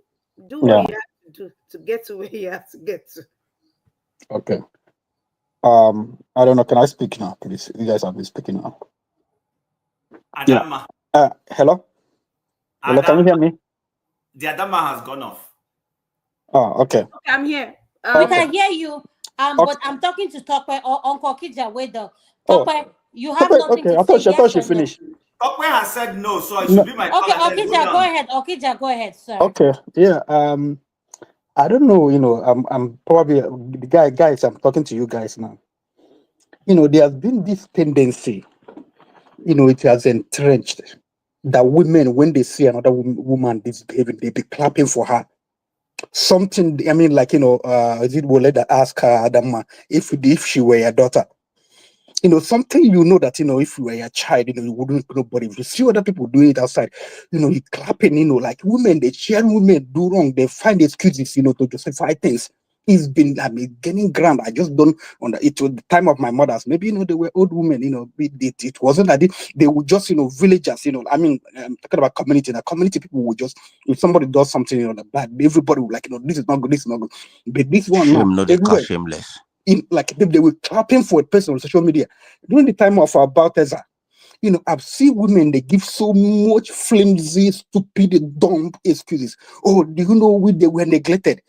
If you were neglected, can't you do something else? They born you born sex, they born you born F. Abi. You no go fit volunteer be a teacher for your local community if they probably neglect you. Mother Teresa, how many knacks she get? She no survive. You get legacy past her for all the knack where you don't knack for your life.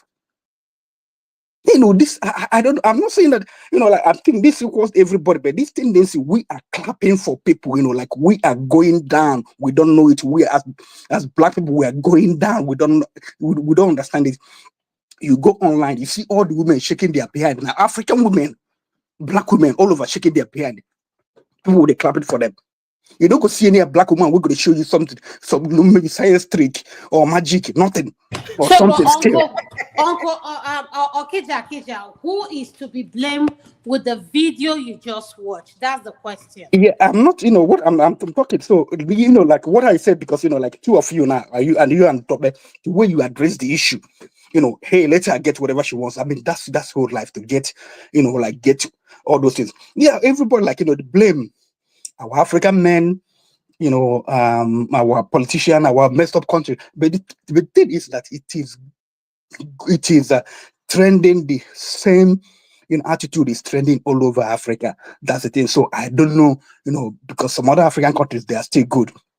But all these things, Nigerian culture is taking all over Africa because if Nigeria imbibes it, it goes to like Kenya and some other countries. I don't know. We as like we have to find out I don't know. Maybe I was talking to someone. I said I don't know. I don't even know what to say. I would just shut up. How many years do I have for more? More.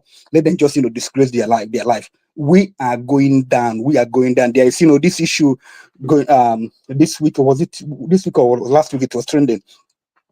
American football stars, black football stars, dating white women, So I see a lot of black women, giving excuses. They keep giving excuses. One man, another black man, he gave them excuses. Was say white women, they still know what it means to be a woman. That black women, they argue with you, they fight with you. They don't, they just give you the excuse. Oh, they because they want to make more money, they want to look good in social media. That's the excuses that black women were given. They will not understand what black men they keep saying. Here we are talking about it. KJ said it.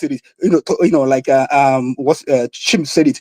But two of you, just let her get whatever. That's this attitude all over Nigeria. Women, you come to TV, you see the defending women. Women do wrong, they keep defending them. I don't say that men don't do wrong. If we do wrong, criticize us, call us bad. So, okay, Uncle Okija, let me understand. Okija, let me understand what you're saying. Are you saying that me and Tokwe are defending what this woman is putting her out? Is that what you're saying? Yeah, the way you guys talked about it, whatever. Sorry, I need to go. Adama, you contradict yourself. And if you ask can me you why, hold on? Let him finish up. Uncle Okija, are you finished? Yeah, I finished. I am. Yeah. All Okay. right, hold Yeah. on. All right. Uh, Wale, I'll go to Adama, you. Yeah, go ahead. Adama, you contradict yourself. Oh.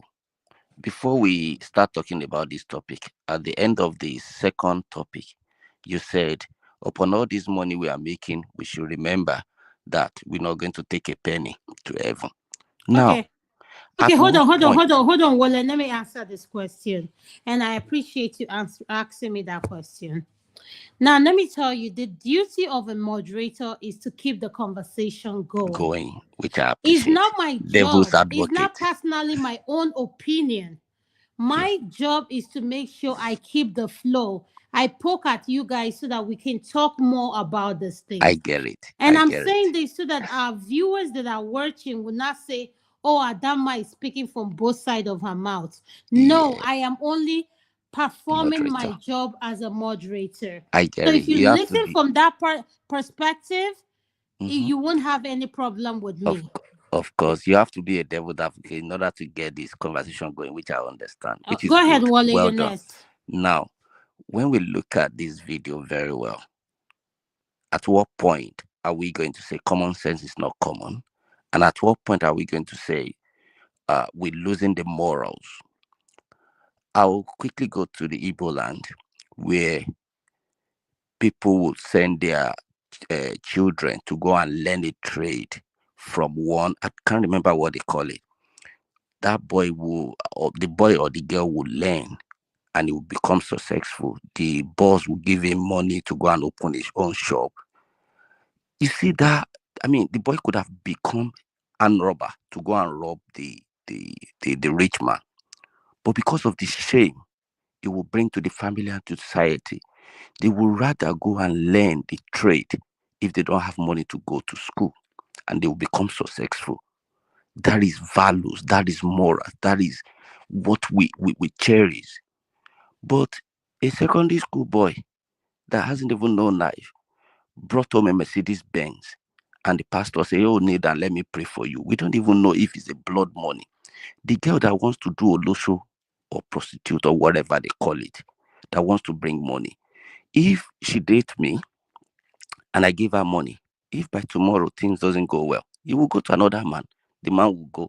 So at what point is she going to realize that? What does it profit her? If she get money, go and start a trade. Is she imbecile?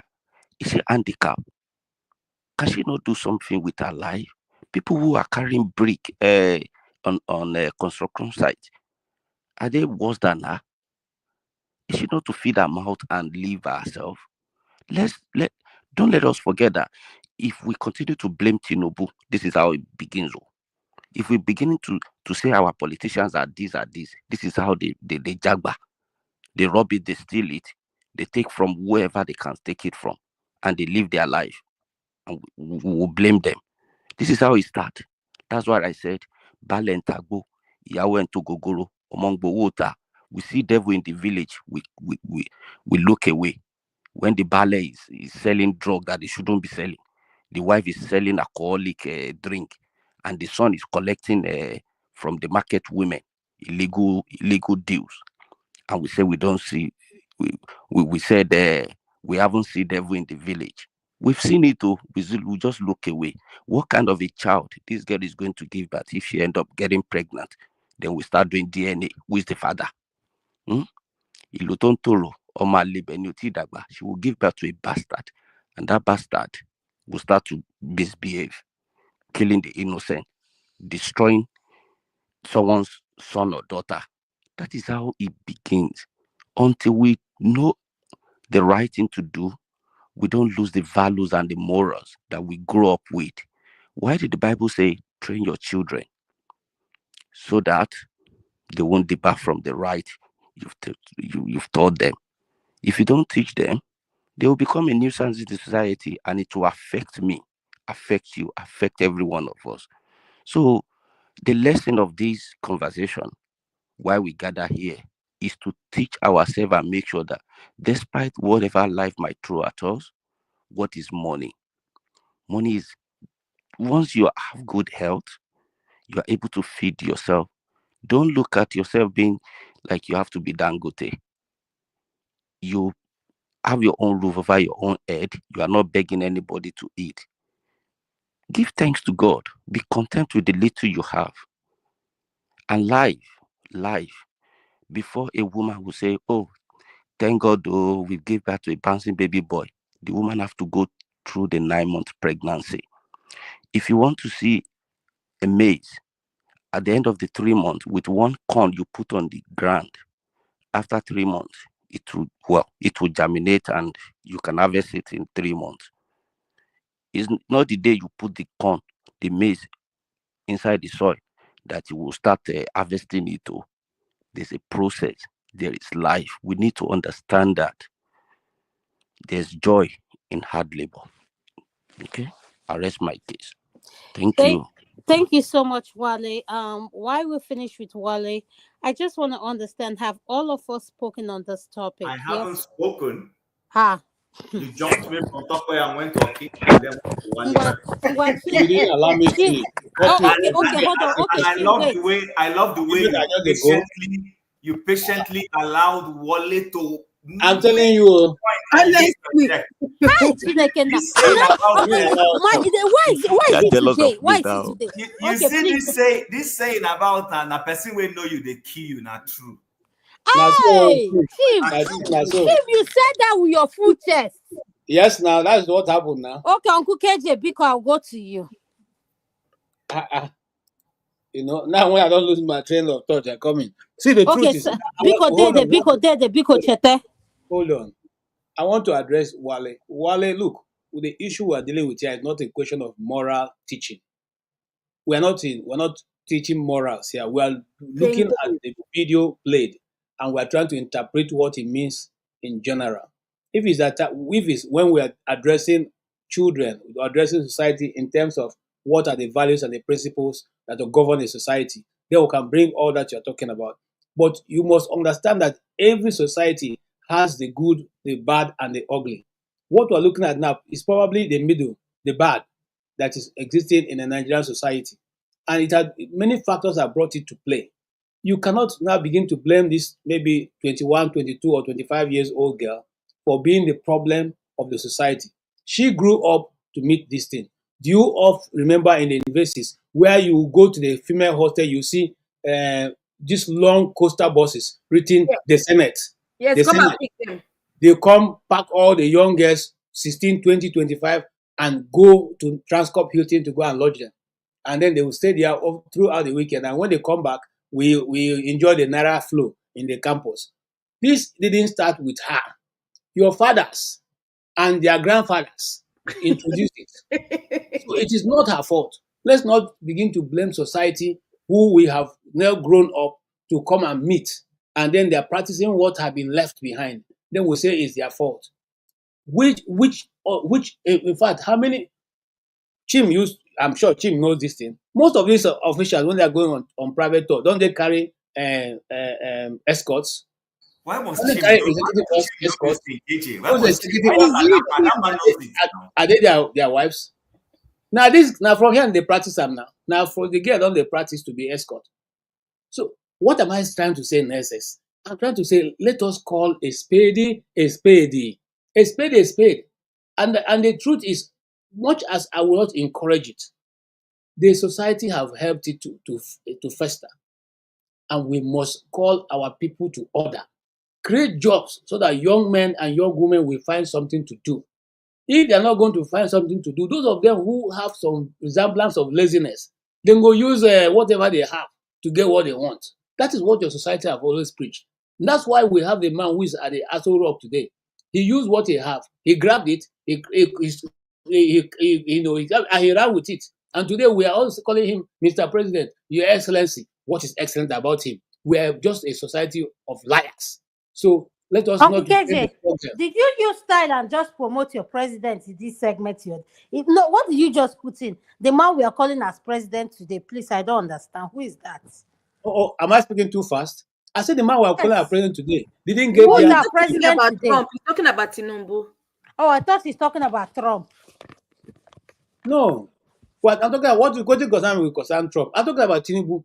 He stole the election, and we all, with our naked faces, we're looking at him. And today we're addressing him as Your Excellency. Sir, Mr. President, we all clear the road.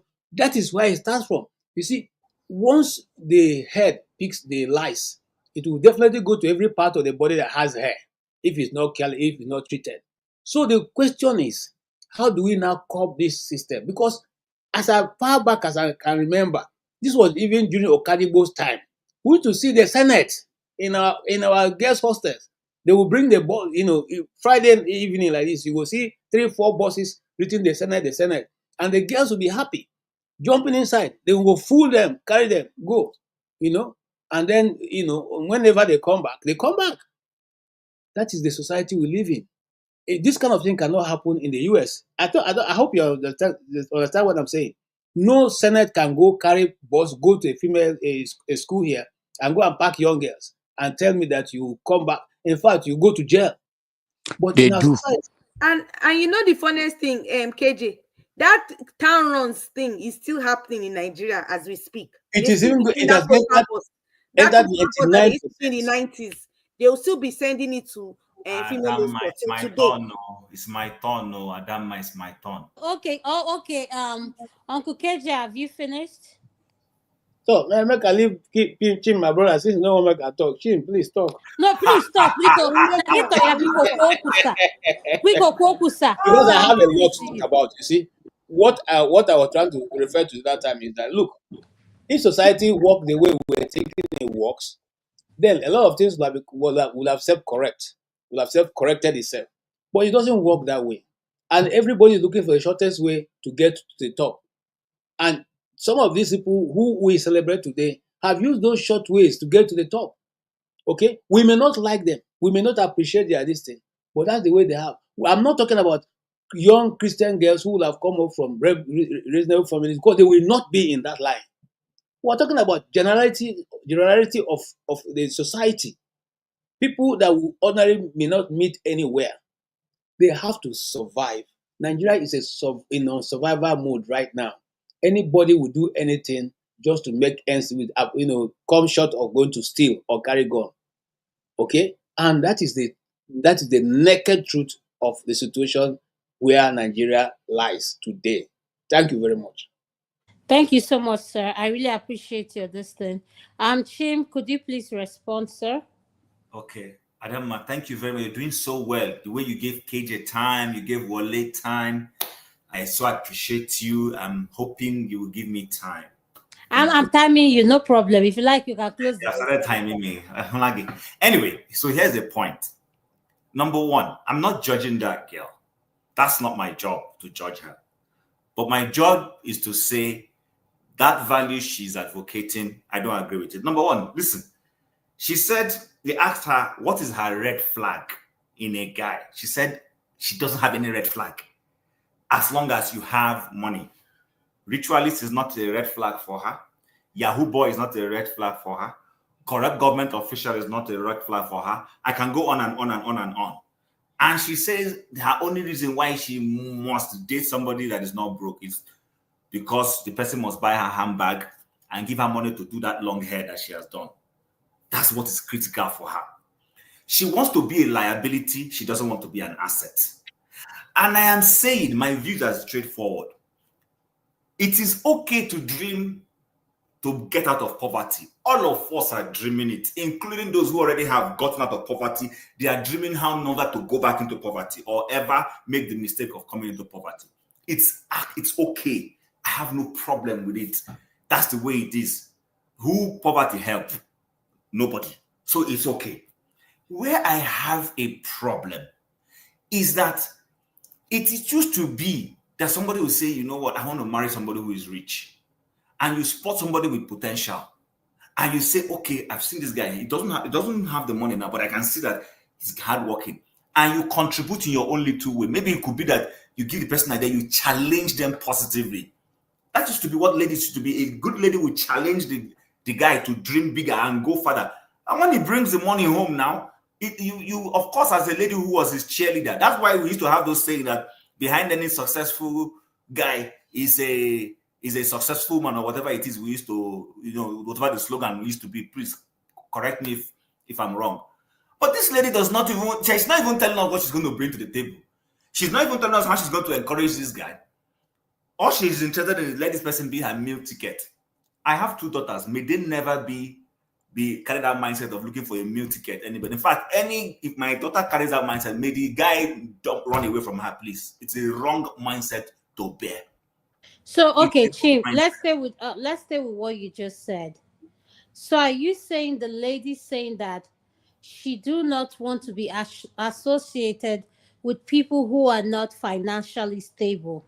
Are you saying that is a wrong mindset to have?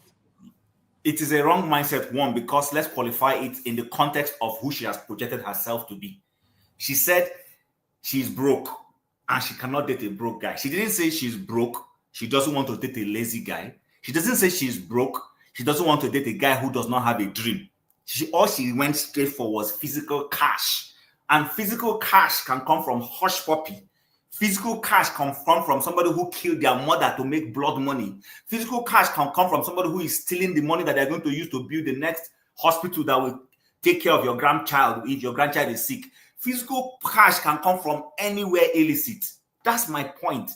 If she has said, you know what, well, I would not like to date somebody who doesn't have money. But if I see prospect, if I see semblance that this guy is working hard, doesn't have it now, okay, maybe I'll give him a chance and prop him and see how. That's not. She was clear.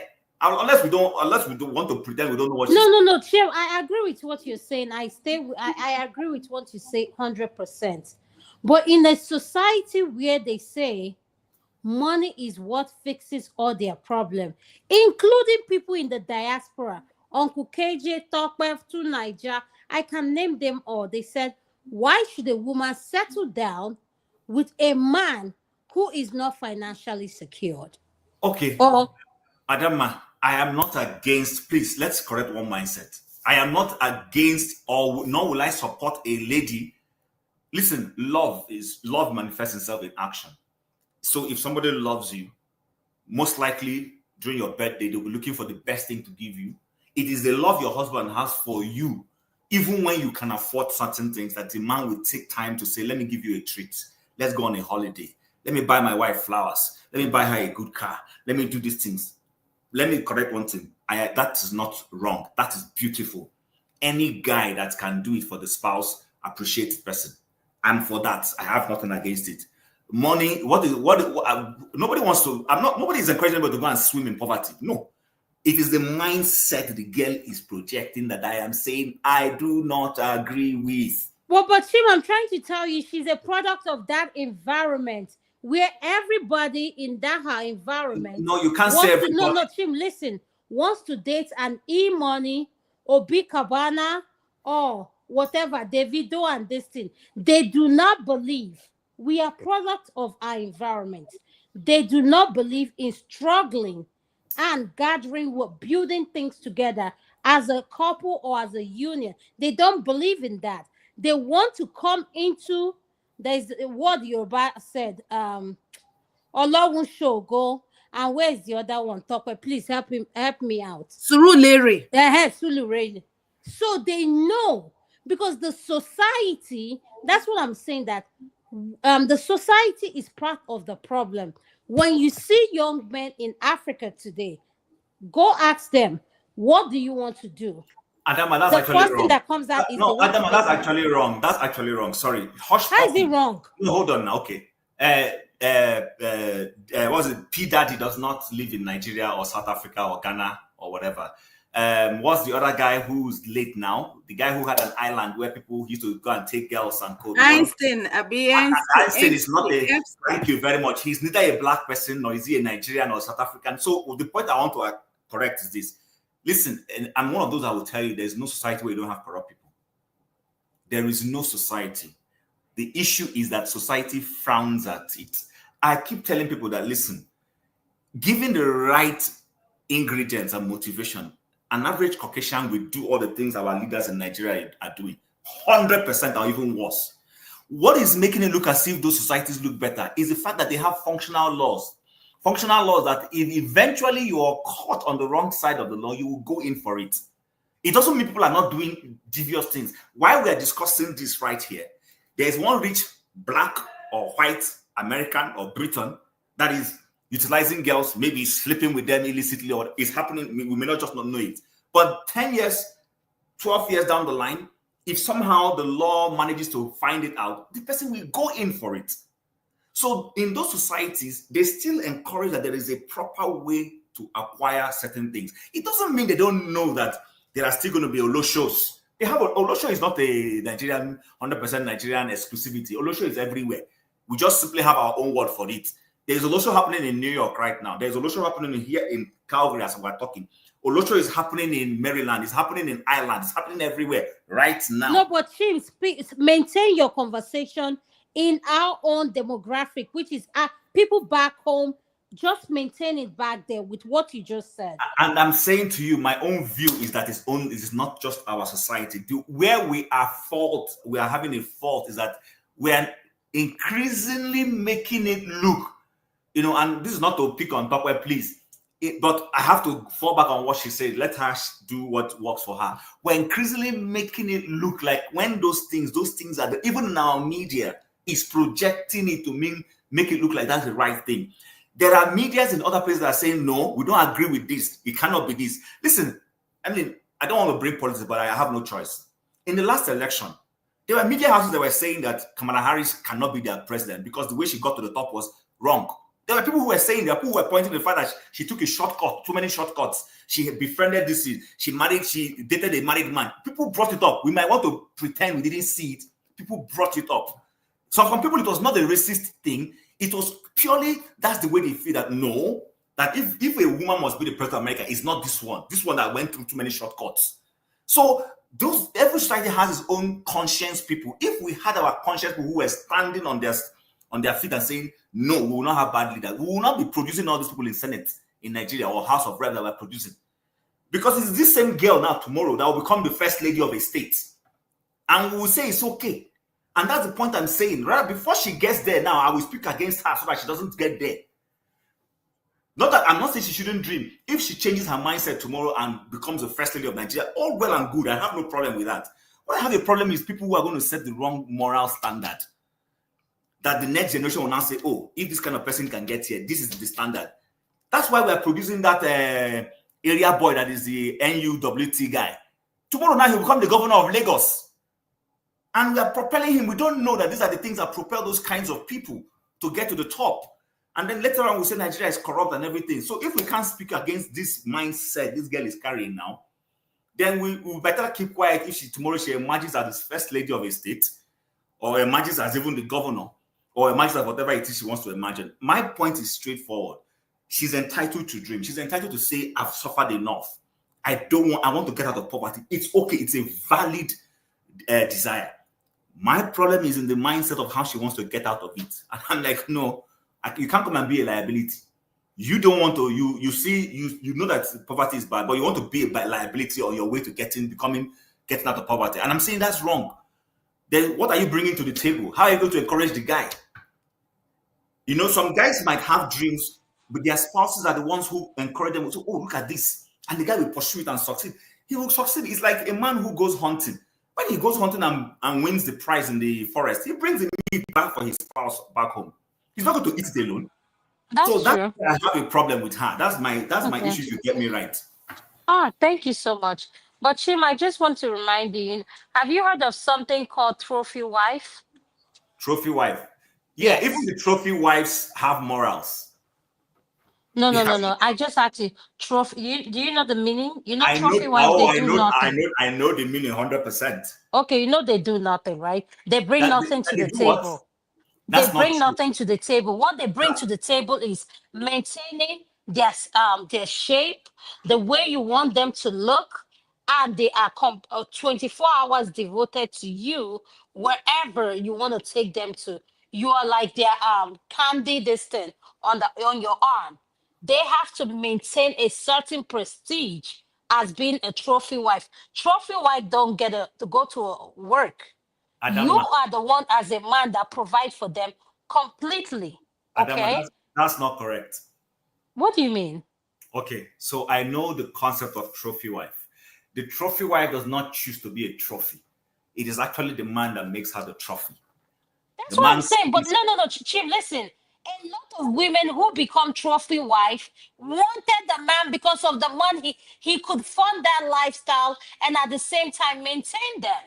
Okay, can I just speak to that? But someone has to qualify to be a trophy wife. Does that one look like a trophy? Someone that could be a trophy wife. Thank you very much, Okija. God bless you. No, Do you know who? which one looks like the one that has to be a trophy The, wife? the one in the that we video, just the one in the put- video, does it look like somebody like that could be a trophy wife? Yeah, I You mean, know they say beauty is in the eyes of the beholder. which What is you guys' beauty says problem? Halle Berry is beautiful. We know that. No, check when somebody, him only might see her tomorrow and say, "This is the love of my life." Oh Please yeah. let me spoil you. And maybe Why you guys mass market like this? Okay. Yes, so all of Okay. them did because Ị ga-achọ ka nwa gị nwoke lụọ nwaanyị ahụ? Chineke kwekwana ihe ọjọọ. Oh, my mom was not a lesbian, so Please interpret. Hold on. Wale and I are here. We don't understand what you're saying. Adama, hold on. Yes, Okay, that's so what let I'm me saying. interpret. What I said is this. Sorry, You're moving the goalpost too much. I asked Adama if she has a male child, and she said yes. And I asked Adama, will she want her male child to marry that girl? And she said, God forbid. But Chim, that's not the context in which we are discussing.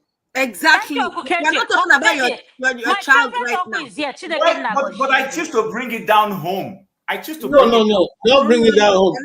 Where it is. Let's leave it where it is. Don't bring it down home. Don't bring it. I won't raise my child that way. So your child will not get. That is it, and your child cannot have that result because So now we are open. Hold on. What now is open floor? We can interject and say to each other what we want. But I want to continue. draw attention to something. That would be my final. This one is interjecting when I've not even said anything. It is easy to look at a madman in the market. You guys should be fair now. At least I'll Okay, talk. no. Let's be fair. Great forefather, please speak. Then we'll make it open after you finish speaking. Is Auguste still here? Yes, he's still here. Auguste still speaking. Keep speaking, sir. He's blowing my cover. Are you well at all? We We know your voice, so there's no need. Guys, I need to go. It's been wonderful talking. I want to go and watch a movie. Chim, before you go, Your movies were better Chim, before you go watch. Chim, before you go watch that your movie. Make I thank you for holding on and to tell you that I'm 100% beside you. Thank you. Don't mind KJ. KJ wants to play devil's advocate today. I know. But it's okay. It's all right. I think that there are so many things that is wrong with that girl's perspective, but some of us seem to overlook it. If this girl is coming from a poor background and she's saying that she can't date a poor person because she's poor, she needs somebody to push her to school, she needs somebody to help her pay her fees in school, her parents doesn't have money to send her to school. It's okay, yeah. She's driven by something important and not ephemeral stuff like nails and weave on and wig and stuff like that. The truth of the matter is that there are different levels of prostitution. And so, as far as I'm concerned, listening to that girl's conversation, I think she's just one of those prostitutes. She may not be standing on the road, but that is what she's just telling you that her bodies are available to the highest bidder. You understand? So whoever is dating her now, if she sees another guy that has promised to take better care of her, she's going to either date the two of them together or leave the other one for the other one. You know, and then everything is wrong with it. And if you said that the society made her that way, then we should also celebrate every other person that the society has made what he or she is. That's my own take.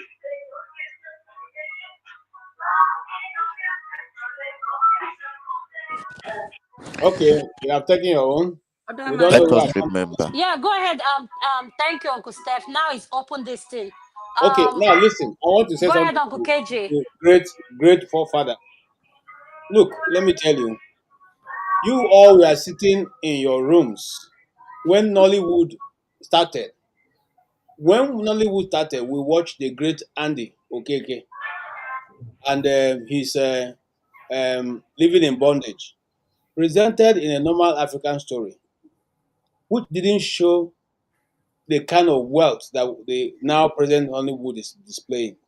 Eventually, we moved into an era where everything that had to do with those people acting are so blown out of proportion. They were living in big mansions, driving the best of cars, and snubbing poor guys until the poor guys become rich before they now go back to go and beg the poor guy who has now become rich. And then eventually the poor guy say, no, you didn't like me that time, but now I am rich, you're coming for money. What are you telling your younger people? We did this storyline for more than 30 years. That's one. Hold that and keep by your side. Then we were importing American movies from Hollywood, where we are taught that once you like a girl, you have to go and sleep with her to show that that's the consummation of love. Okay, we ran away. We were there when these movies were dumped on us, and none of our government agencies that are so concerned about censoring and monitoring Nigerian media did anything about it. Now, the society and the mindset of the youth have been saturated with these things, and now they are beginning to display it in splendor before our very eyes. And now you are coming to say you blame the young girl, who you people have been showing that for you to be successful and be recognized, you have to have Brazilian hair touching the ground. You have to carry crocodile bag, that have just been killed from somewhere Sango water and made out of bag. Those are the values we have given to our youth. Unlike when we were growing up, we were taught to be a useful person in the society. You have to join the Boy Scout. You have to join the Girls Guide. You have to join the Boys Brigade. You have to be a useful member of your society. During the weekends, if you have nothing to do as a scout, you will go around your neighborhood cleaning and cutting people's grasses to show Does that that mean there's no Anini and thieves and Olosho during your time, Uncle KJ? My time. What my time? I grew up in center with Nnamdi Azikiwe. What are you saying? Ah, So does that mean there's no Uncle thief and KJ. Olosho there? Simply Okay, what let I'm me tell you, let me tell you during my time. During my time. During hold on. my time. Let me tell you No, please, Uncle what I'm Sam, trying to drive at please, is Uncle that. KJ, please Hold answer on, that let me just question. finish that. Answer If the you touch me, I question. can't even. During my time. What are you now? I'm saying that you want to say during your time. Have I made any point now? I'm just driving the point. Let me land it. Now, Okay. after that was done, we now have a society where value for work is no longer appreciated. Nobody wants to do any hard work to earn a reasonable amount of money. And then the society or the government ran away, leaving his people behind. All the monies were put in individuals' pocket. Consequently, no jobs for the youth, no job for anybody. So you now have to be very, very creative to be able, in fact, a genius to be able to make your way out of the system. And consequently, people started going to other means to meet their ends. Let me tell you, whether you like it or not, people will have to find a way to survive. I'm not here to judge her, but I'm telling you what has brought about it. It's my opinion. KJ, Suru, calm, take it easy. Listen, two things can both be right. Yes, our society is messed up and is forcing people to do all sorts of illicit things. But it's also our job to be able to tell people and give them hope by saying, Exactly. you don't have to take that shortcut. It's not the right way. You and I know that at the end of the day, and I don't even want to sound moralistic or overly spiritual, but it's a fact of life that you can't get away with doing evil. You can't get away by shortcuts unless you believe that. And the girl is trying to take a shortcut that she might end up in the hands of a ritualist, for instance. Because she's like, let me remind you people, they asked her, what's Exactly. the red flag? And she said, no red flag, just have money. And I'm saying, tomorrow, one guy who is a ritualist waiting to take her organ will tell her, will showcase the money and she'll follow, get into a room, and they rape her and cut her into pieces and take her organ. Ritualist. Those are the implications. And that's what we're saying, that that's a wrong mindset. She needs to stop that wrong mindset. You think say that way? You think say that is? You think say that one now? How organ go work? And we Okay, just finished talking okay. about No, why no. men kill their Can I women. say something? No, There's okay, no, no. actually, what I'm trying to say is that it's not. Have we even thought of the fact that it's not even the best choice for her? She didn't even know that she's not even making the right choice to start with. Do you understand? If you're in a position to advise somebody like that, do you really think that is going to lead her to where she aimed to be? Because she's putting herself at risk. Though she thinks that she's being smart, I need a guy that can take care of me, whoever the person is, I don't care. And also, I will even add this to it. When we look at that situation, one, in this society, Western world where we live, either we like it or not, that would happen. But there is law and there is consequence for every action. I'm not saying society will be completely perfect. It's not going to be perfect. No matter what, we are human beings. They say everybody not thief, and the person with them catch and be barrel. P Daddy has been doing certain things, get money, get everything. When the society caught up and say the girl come out and say you be doing this, we know actually, hey, oh girl, you know see the red flag before you jump onto it. But because the law is there, they say they are vulnerable, which is okay. Now, if we even want to go into the biblical or the spiritual way, when that woman where they do prostitute, Jesus catch her. I mean, people say we go stone this woman to death. Jesus say, whoever among you never do any evil should be the first. Waiting happen, we all know. So as long as we keep things say, it no concern me, it no affect me, then like everybody say, when we find these people as a first lady, or they now become a leader, what do we expect? They will steal from every single of us. It doesn't really, they don't care, no red flags. They will make sure if anything happen, give them rice. Or no hospital, give them rice. In as much they can fly their own private jet, they don't care wherever the money come from. Then what are we saying? So But this guy, to talk what you're saying is, if I'm understanding what you're saying, in a society where integrity is not what counts, people will sell whatever they stand for, all in the name of money. And I want exactly. to say And what this is to money? Chim. Yes, I want to make Chim realize this. Yes, I agree with where Chim is coming from. Do not allow what you're going through to define you or rob you of who you are. I Mm-hmm. 100% agree with that. But at the same time, the culture and the people we surround ourselves are part of the problem, including family. Let me take for Mm. instance, parents will call their children now. Ah, Imakola, obi aron lolo, ihe obi on, eh? I don't Ihe understand. lolo obi. Like they'll say, if you see the house obi built, and you've not even built one block, that Mm. is called peer pressure. Do you understand? The Mm. parents are not asking the child how do you earn their money, even if they know how their child earn their money. But for the fact that A has built a home that is so elaborate and can stand out in the community, the parents now start guilty. They start placing this guilt on their children. Oh no, Adama, no, no. Oh, Adama. what no, hold on. Wale, they'll say, is that not the same America you are that George is? And George Mm. is able to accomplish this. So that's the perspective when I'm looking at this video from Chim. Yeah. This lady, I'm not saying what she did is right, Mm. but when you come from a culture, people evaluate you by what you've accomplished and where you are in society. And you Mm. meet a youth today on the street of Nigeria. The Mm. first thing they will tell you is, I want to become a millionaire. They I want have to answered make to that. money. That's it. I Go have ahead. answered to that. Now, my father and my mother, if they call me and say, you've been in America for years, see Osh Poppy, which the mother and the father are the firewood seller. At him, he has built mansion. You know the answer I will give them? Papa, Mama, See your fingers. Are they equal? If they said no, so why have you ever thought of somebody's son who has died before me I reach this age? I'm giving you little I can have. You want me to go to prison? If they said no, that's my answer to their question. You cannot come and push me to what I don't believe myself. Our fingers are not equal. And race in life, there's overtaking.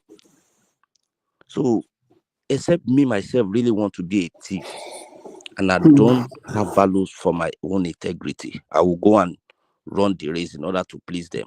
So when I die, they will now be crying. They wouldn't say they are the one who pushed me, but I push myself because I'm an adult. So that is my own answer. Okay, thank you so What is much, yours? Wale. Besides, those your parents, are they not age mates to maybe Babangida or Obasanjo? So where Abi, were they when Obasanjo was the where are they? president? Thank you. Where are they when Why God did they? bless Obasanjo you. and God Biden were bless president? you. But Uncle Steph, I won't necessarily blame those parents because I think the dreams and goal for every parent is to see their children do much better and accomplish more than they ever did. But Adama, in response to that analogy you made, first and foremost, I want to believe that if you have the right moral compass, chances are very slim chances that your parents will have the wrong one because they're the ones who helped you, unless in some extreme cases. For instance, my parents are not going to come and compare me with anybody. They will never do it. It's not even going to arise. That they have raised me in a good way, and suddenly today they're saying, see that guy, he has been a minister with Definitely. passion. It won't arise. But if No, Definitely. Chim, that's for you. your parents, The order, Chim, you can say that, and a lot of us can say that. But the point I'm trying to make is the percentage of parents who compare their children to other kids, the percentage is higher. That's the point I'm are making. you sure? Do you have the statistics? Association of Now, Yahoo Mothers. now statistics will go shop. Oh, Chim, Okay, why are you sorry. like I this? apologize. I That apologize. statistics, that statistics will go shop. No, Chim, do the statistics for us. No, I asked you because as far as I'm concerned, no, I mean, no, it's difficult to see a good parent that is raising you. They will compare you in good morals. Your parents will say, can't you see Tokwe? See how she's working hard. But it's very rare for godly parents or parents who have the correct moral compass to say, you are working hard, they can see, and they'll say, look at KJ. KJ just finished building a house. No good parent will do that. No, Chim, this is the question I want to place to you. That you know that, and I want us that you know that does not mean that is what exists in our society. That we are blessed to have parents like that does not mean that every child out there Adama, that has a parent has that you mindset. didn't hear me well. You didn't hear me well.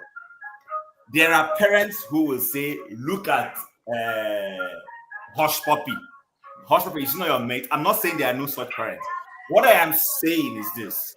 If you already have a sound compass, chances are rare, unless you were not raised with your parents and you were raised by someone else who gave you the right moral compass. But if you were raised with good parents who have a moral compass, it's almost impossible for them to be comparing your material success with the material success of another person. They won't do that. When I was growing up, But my father by the used to, way, when I by was the growing up, way, my father okay, used well, to say go. something that nobody is useless. And I didn't understand that until I got to secondary school. And I asked my father one day, I said, what do you mean? He said, look at Kola Wole, look at Shegun. Shegun will go to school, will study, will never take what doesn't belong to him. He's a good boy. Kola Wole is the one that they will give school fees, he will go and scandal, use it to buy Igbo. You live a useless life. And my father said, okay, if they ask you which one do you want to be, you say you want to be like Shegun. Why don't you want to be like Kola Wole, who is useless? So that's why my father said nobody is useless because the bad one will be used as a bad example. So you choose. Okay, by the way, have you ever looked to the other side too? That the kind of that girls too. I think they are also somehow useful to the society. You know, in the sense that they're also helping to make some men happy. The happiness factor. What do you think, Wally? Sorry, say that again, please. The happiness factor that they're helping some men to achieve. Helping them to solve their home problems Oh, in the other room. definitely. Definitely, men don't have problem. Oh. So, They so will those browse. people, How much they're you also useful somehow. exactly? Is that not what happened when when those men say, according to the law of our land, a woman shouldn't be doing this, and they want to store her to death? Are those not men? Are those men not the one who did whatever they have to do, and they want to kill her? Mhm. Thank you so much, Wale. Let's have a final submission. I'm going to start with Forefather. Forefather, what is your final submission, sir? Thank you. Yeah, thank you for having me. Clearly, it's all women's fault. That is the submission, Clearly is and all what? um, I'm saying it's just a joke. I was just kidding around. Okay, Forget about okay, it. okay. Point. I think there are nuances to the conversation in terms of Sister, can you please mute? yeah. Somebody is I think it's Godfather. Let's see. Yeah. I think there are nuances to all these things. Like there is an element of societal effect. There's an element of individual responsibility that has declined. So regarding the last conversation, that might inform why you hear the lady. Some of the things she was asking for. She needed the money for was not like I want to use it to complete my education, pay my rent, but just vain stuff. And maybe that's just a skit, or maybe that is telling some truths. There's some truths to what she's saying about the way young ladies carry themselves on the continent now. If I am to blame one specific source, I would say the social media access is a big issue in Nigeria, because there is a misalignment of expectations whereby you live in such a country that is not very functional, not very rich, and then you have access to all these stuff. You can see everything that is going on across the pond. So your expectations are just goes through the roof, and you see the antics of the ladies in the West. You want to copy it because you think it's the thing to be. I listened to some terms that young ladies in Nigeria use these days. You'll be surprised at how Western they sound. And like, I'm not talking about just like I swear, like swearing, all those swearing words. No, we're talking about sexual terms that they use. It tells you how exposed the generation is to Western way of life, and yeah. Jesus Christ, Elijah, why are you like this? No, it's very, very big, and it's not only them; it's the men too. The men too are similar. So at the end of the day, are the men not enjoying it? What is your point? What is your point? Are the men not enjoying Exactly. the please Exactly. look at that! Look at that! what is your point Exactly. now? Look at that! I think there are some positives that may come from it, No, but just use the word. Yes, the men are enjoying it. Why are you like this? I don't see. But it's. I'm not. I can't be certain of the. I don't think it's always healthy. I'm No, not should sure I it's just always stop healthy. it? Oh, we get a doggy. Eat a mad doggy. Yes, don't stop that all this rubbish. Why are you like The this? Adama, you look at innocent. You know, I get one too raw sometimes. But like when you go to Nigeria, matter That of guy is fact. always doing this thing. You say, oh, the women, I don't agree with this. Oh, no, let me diplomats like he's a politician. Should I just stand up, please? No, You no, don't go no, no. enjoying I'm all these trying to. things. I'm trying to describe. Yeah, there are some parts of it that seem like it's a good thing. One thing I can tell you for sure is that when you go to Nigeria, the women are a matter of fact. They will like, as long as you give me money, I'm good. You see what I mean? And I'm not. So. Yeah, there are some part of it that is realism in terms of the fact that you have to provide for your woman. But another part is that sometimes I'm not so sure whether it's a good way to go about things. You know how those days there are rules to these things. Okay, you want to get a woman, you meet the parents, you get married and stuff like that. There are structures to it. But this time, the way they are practicing it is quite loose, and it might lead to a lot of single parent homes all over the place in time. So that is I think maybe that's where I'm a little bit concerned, because this is the first generation to live through it, and they are going about it in a flippant way. Maybe 10, 20 years from now, we'll start seeing the repercussions of what is happening now. And that is what I'm a little bit concerned, that we have not taken time to think about what the knock-on effect is going to be. But that said, the freedom that the women express is not a bad thing, especially the sexual freedom. Nobody is complaining about that. The men being a little bit more flexible in Nigeria is not a bad thing. Some of them are willing to split the bills, as they say, go in Dutch, and they try to be more reasonable with women. Those are good things. But if you listen to that skit that we played today, you can see the negatives that comes from it. And many of them are so vain. Jesus Christ. It's all about mobile phones, showing off. They are not building anything. These people are not building anything. And this is why the country is the way it is. Our aspirations are so limited.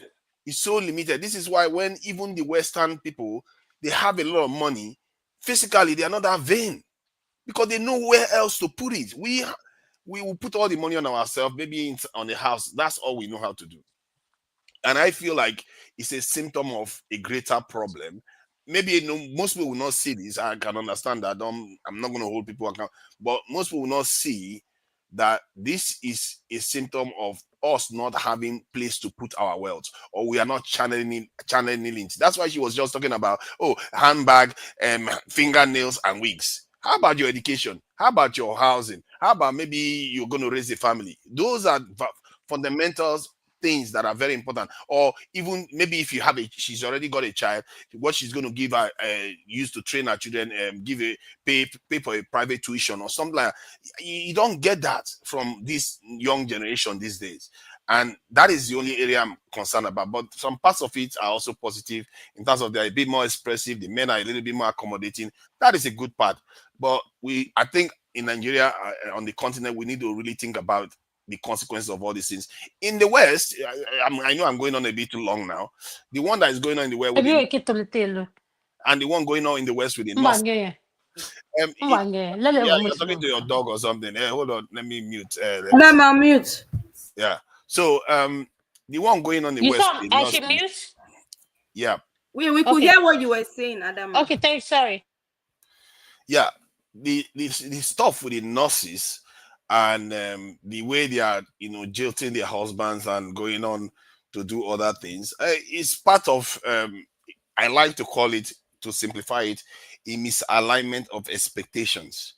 And the consequences, that one may even hit home harder and first before we start seeing it on the continent. There will be consequences. African Americans have gone through this already. And we now want to, we don't want to learn from their mistakes, and we may go and repeat the same mistake. I've said it before. If I was a Nigerian government official or somebody that has authority, I will put systems in place to take care of these families, especially when this stress period starts happening, to at least realign their interest. Because when everybody just keep falling apart, sooner or later, all those young men that we think we are giving birth to overseas that are supposed to be very aspirational, they will end up becoming not that aspirational, toting guns and doing nonsense like other underclass African Americans. So we don't want that to happen. And I think there's a little bit of introspection that we need to do. I don't know the perfect answer, but I think the signs are not very good. Thank you. Thank you so much, Sunaida, for your final submission. Tope, what is your final submission, ma'am? I'm standing my ground. Do what you have to do to get what you have to get wherever you have to get to. Full disclosures, and I mentioned it on the comment section, I will raise my child that way. But again, I've learned over the years, not to judge people. So everyone should be respectful of others in regards to the issue of the nurses in the diaspora, especially in Texas, where I'm located. I expect everyone to treat each other with respect. Men, in most cases, that bring their spouses from Nigeria to the United States or to the UK or diaspora in general, tend in most cases go to bring them from the village to use them as cash cow. There's no missing words with that. It happens. It's happened in the past and it's still happening. But we'll still want the women to be respectful. Always remember where you're coming from. We're Africans first before naturalizing it to become Americans or to be British. But be respectful, appreciate the sacrifice your husband made to bring you here, pay for your education, to get you to where you are at. So just be appreciative. And arrogance and not being respectful to your spouse that sacrifice to get you to where you are is not acceptable.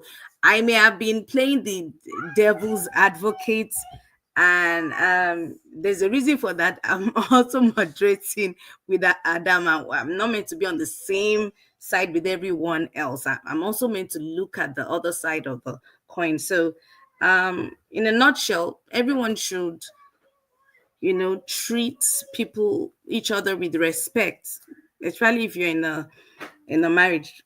That's all I have to say.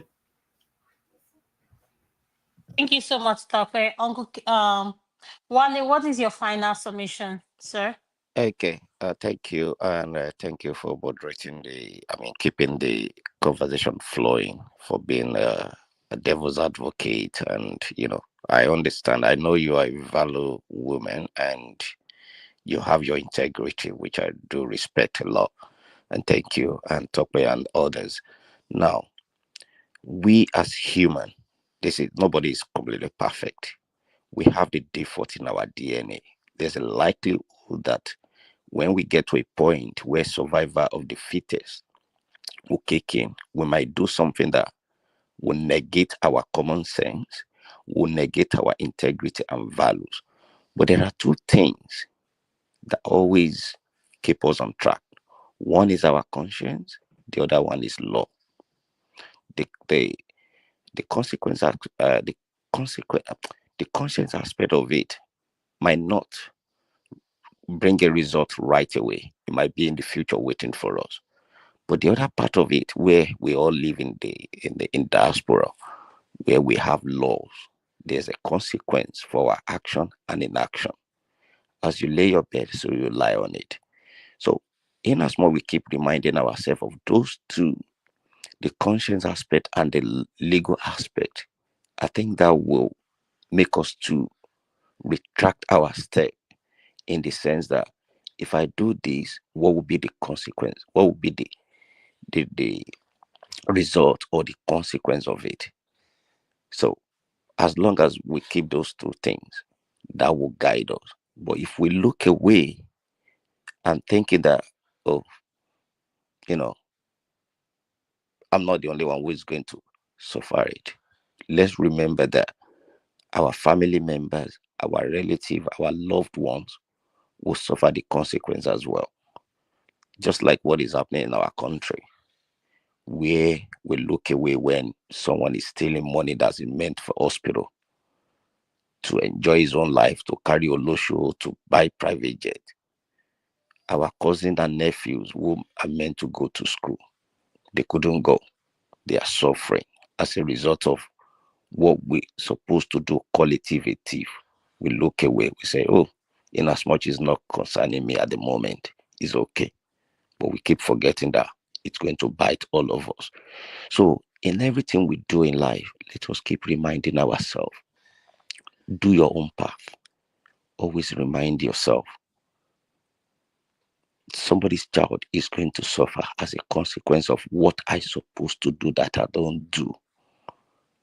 And what I do that I shouldn't have done, somebody else is going to suffer it. And if we do our own part, our conscience will clear. So on this note, thank you for bringing the topic. Let's continue to talk about it and live what we practice as well. May God help us. Thank you. Thank you so much, Wale, for your final submission. Uncle KJ, what is your final submission, sir? Thank you so much. I want to say that society will have all kinds of sets of people, and it's the work of government is to provide some kind of security and livelihood for the people. Once the government fails to do that, because government in this case has more of the resources of the people and can distribute it evenly. Now, this shows you at the level for which you have fallen.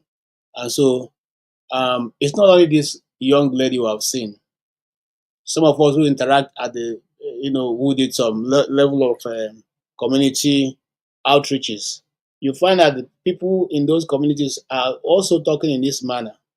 They are tired of trying to do the right things to get the right results. If you are from the east, you find out that there's level of witchcraft that's going on so much now in that part of the east. You can, in fact, some of the witchcraft stuff you can even buy it in the market now. They even buy it for as little as 1,000 naira, or 300 or 500 naira. So you find out that the society are broken. These are things that ordinarily before you cannot be seen to buy such a thing, but people now make it. They use it to even praise themselves what they can do to people's and damage people's life. So I'm saying that if not only from the ladies, even from the men, the young men and in the communities and environs are doing the same kind of thing. They are all looking for how to make ends meet. Does it justify it? No. Does it make it look good? No. But I'm simply saying that let's not begin to judge these people or talk about it as if we have never known it existed in our society. It have always existed. It is one of the oldest profession. They call him pimp. There are people who pimp other people before. There are people who also use their trade. Their trading stock is to wait till 6 a.m. They dress and stand by the roadside. All those things have always been available. It was not only highlight. It was not only. It became more profound in these 10 years of Nigerian going through this Muhammad Buhari and co government. So what my suggestion would be to people in government, to civil society, and all the rest, is to try to first of all begin to address how we tell the story of success in Nigeria and what is the value and the principle that makes one successful. In the developed world, if you go to, in fact, somebody went to Nigeria and said, so you mean that you all pay this money, buy these cars, we can't even pay. You pay cash, everything we see in Nigeria is cash. You guys must be very rich. So, in other words, how many people can afford those vehicles and live in those places the guy was talking about in that documentary? Very few.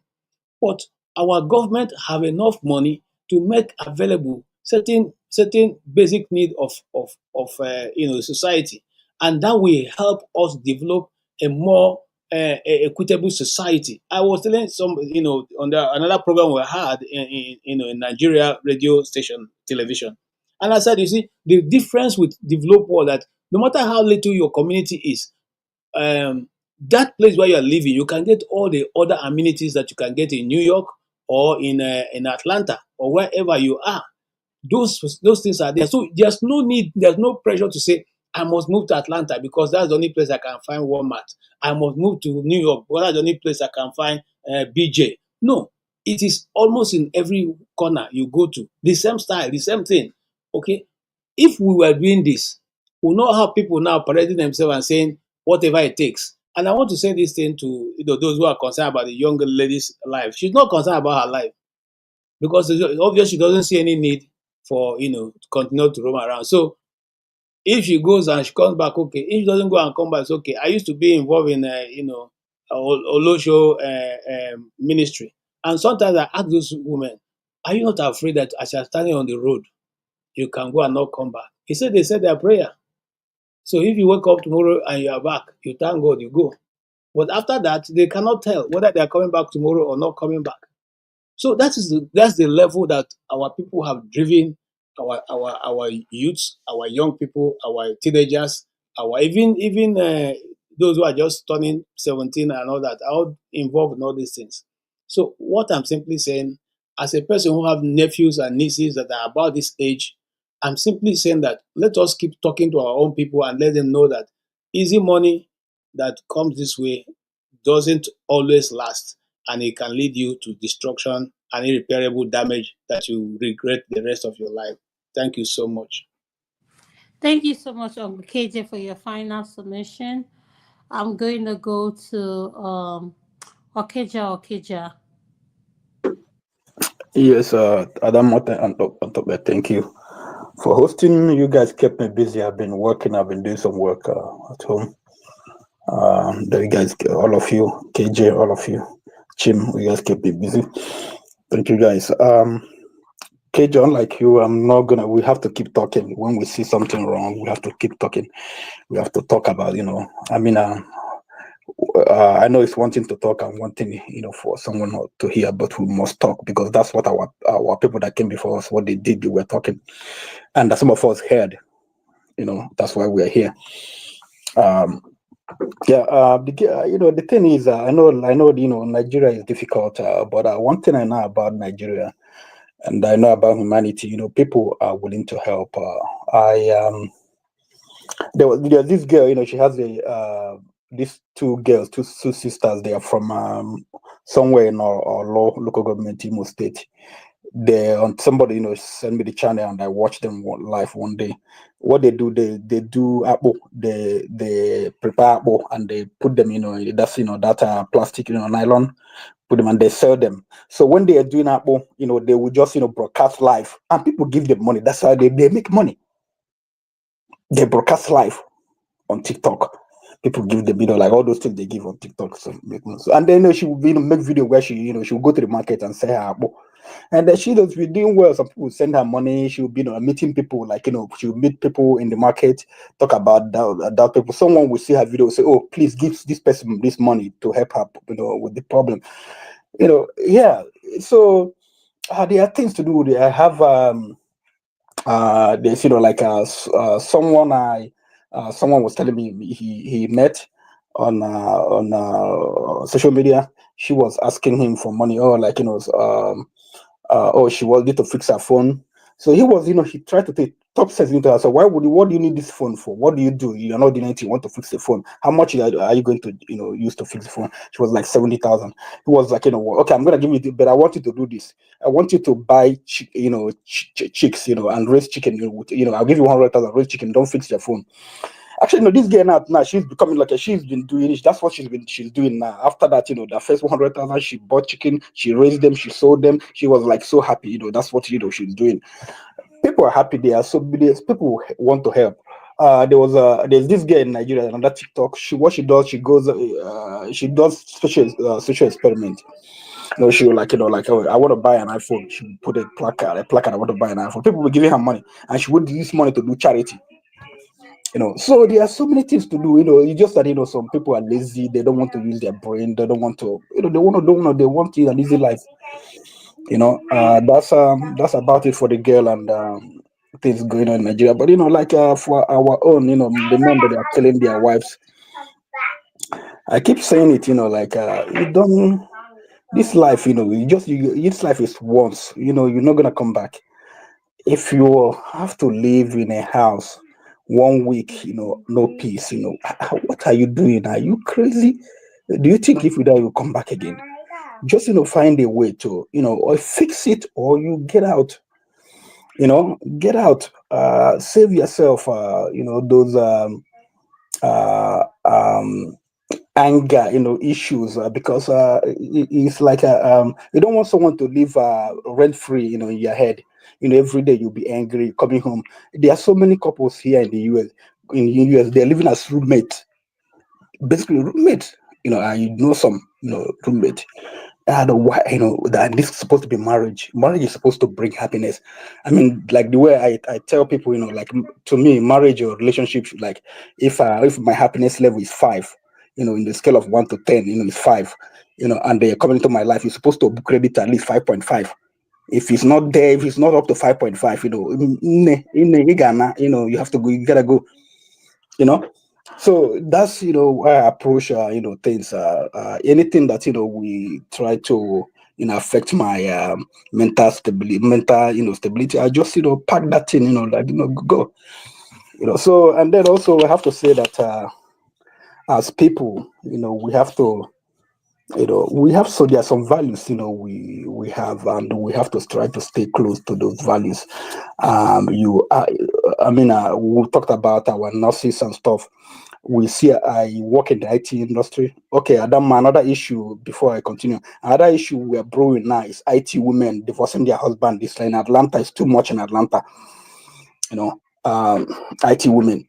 So anyway, so we so these nurses, you see Indians, because I work with a lot of Indians. They come here, they're so humble, they stay with their husband, whatever issue they manage, they hardly get divorced. But to us, I don't know what is wrong with us, we just like small thing, we don't scatter.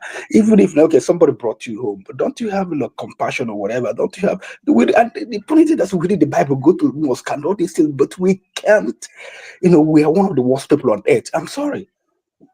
All these things, the religion, it doesn't affect us. Nothing. We some of these people, these nurses, they have prayer group where they will, go to, prayer, speak in tongues and shout and bind and loose, and then go to the husband and fight with the man. Our people, we are funny people. So there's nothing wrong. Live with. No marriage. No relationship. Is perfect. Nothing. If you have 50, 60 something, percent. You have something. Why not? Just you read the Bible. The Bible tells you about the 1 Corinthians 13. Tells you about love. Love is kind. Love is patient. Love is this. Don't you just read all those things and try to be like? But personally, me, I'm not too religious, but I like all those things. I try to be like Christ. My mother. Let me pay some tribute to my mother by saying this. One day, I grew up, I used to talk with my mother a lot. One day, so when I was still small, I asked my mother, "Why did you marry my father?" Because I've heard the story, there was other people, that were coming to marry my mother.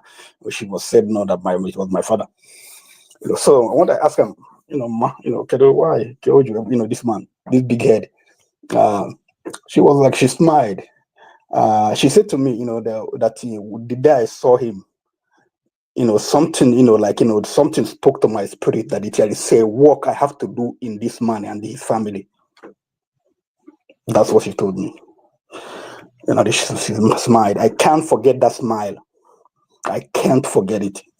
The way she smiled, the way she spoke it.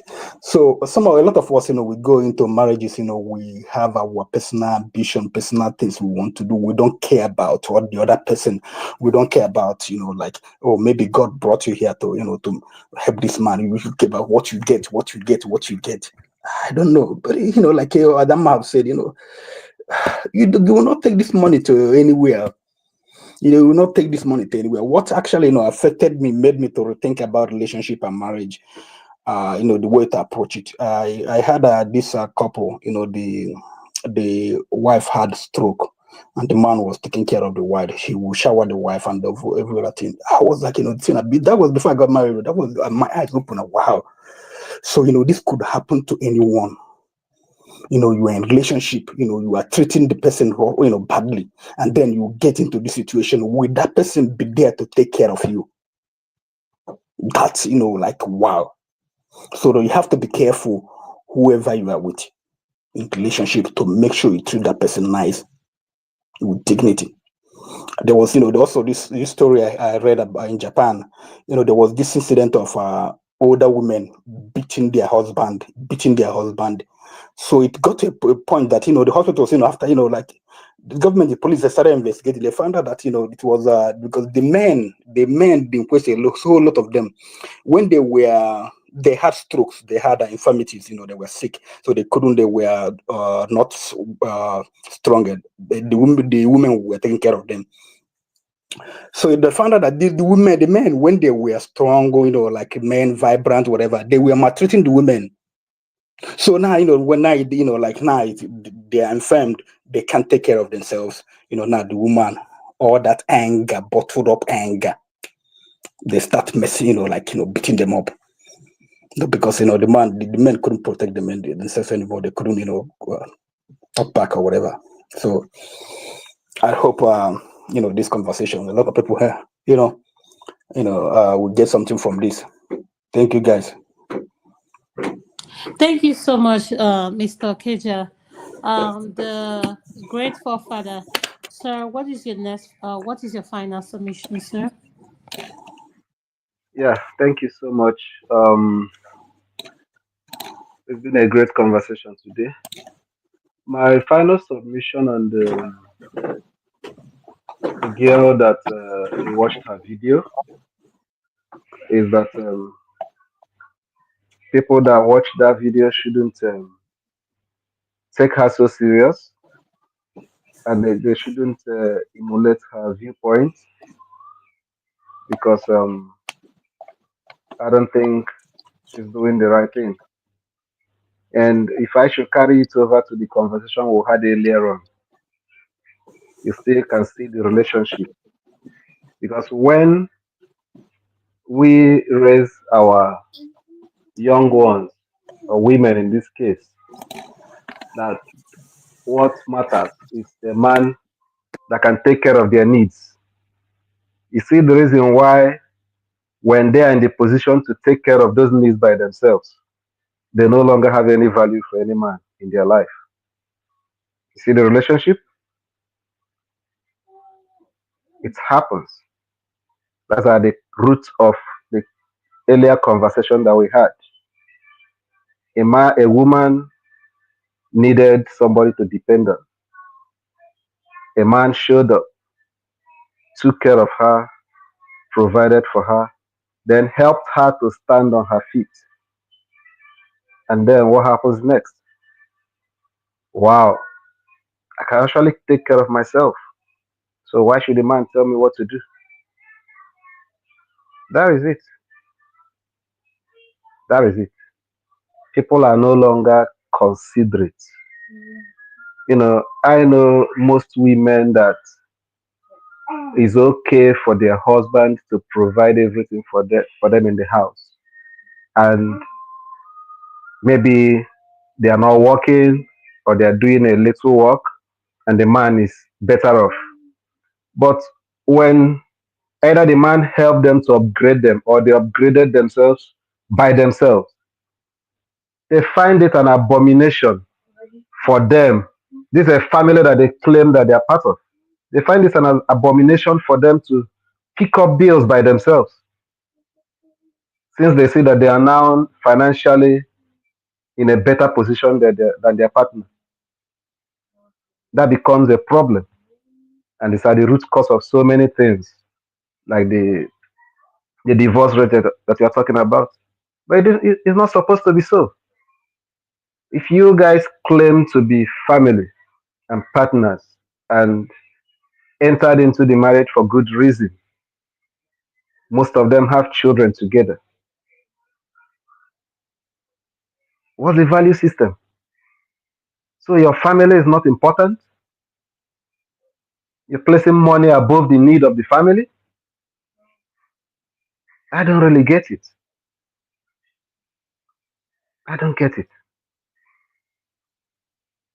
So my advice is that people should remember that family and marriage comes with sacrifice. And if you don't really have that mindset and don't have that full understanding of what it entails, then just go into it and create problems for innocent children that will come out of that marriage. I'm not talking of a situation where there's obvious case of physical abuse or stuff like that. No. Or where the issue is about finances, which is at the root cause of most of the marriages. Finances that gives you that level of independence, that makes you to forget that you have a family, and that make you to change in the way that you value the value system that you placed in your family before.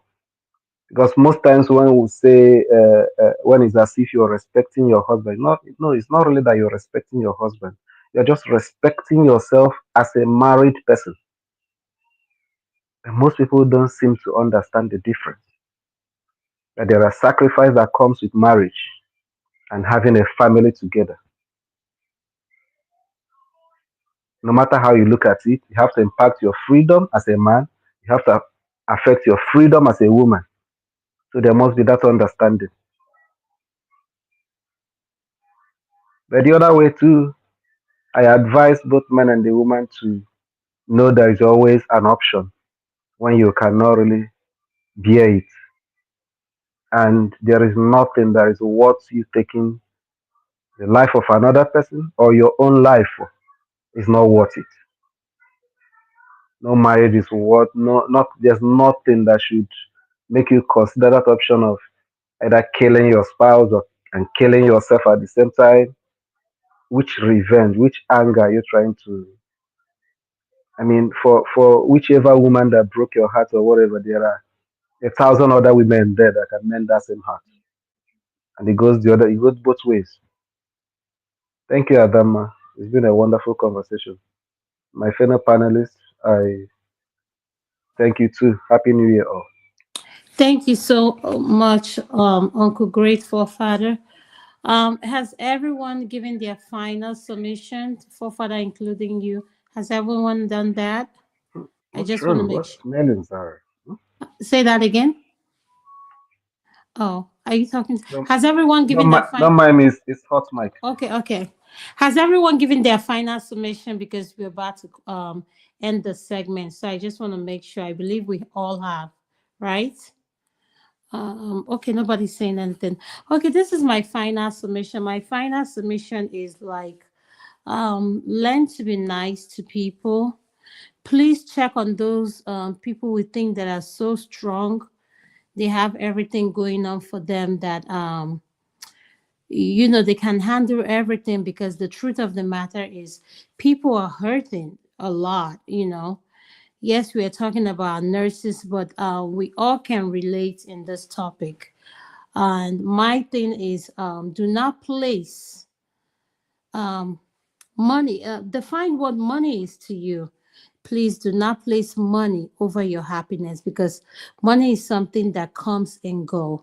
So please learn to be content with what you have and be happy with whoever you choose to spend the rest of your life with. And let's learn to put a smile on whoever we encounter, and at the same time realize that people are hurting. Be there for them. Treat people the way you want to be treated. I am not here to condemn anyone, but at the end of the day, I want us to live to put peace first above any other thing, because money is something. Yes, money is a necessity that we need to survive, but do not allow money to control how you think or do things, because at the end of the day, once that money controls you, trust me, it will be hard for you to overcome it. So that's my final segment for the night. And I just want to tell all our panelists, Forefather Tokwe O, Wale, Uncle KJ, Uncle Okija, and Uncle Great Forefathers. Thank you guys for honoring us with your presence here at the segment. Let's have a good night. Thank you so much. Forefather, we'll call it an end. Thank you. Thank you. Nice one. Appreciate that. Then let's do this. Where is it again? Sorry, I'm trying to find this one. All right.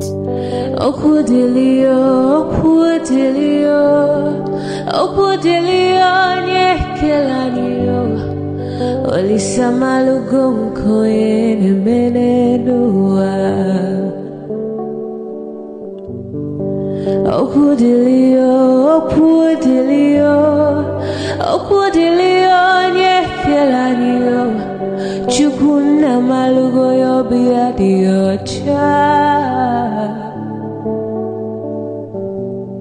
Agarnya chogo kowe bili Agaranya choga kaweriyo. When chuku bezie chuku. Nuche chukwa busigi fegemeo. Nuche chukwa busia fegemeo. Ni fosolo ne asi alibazie.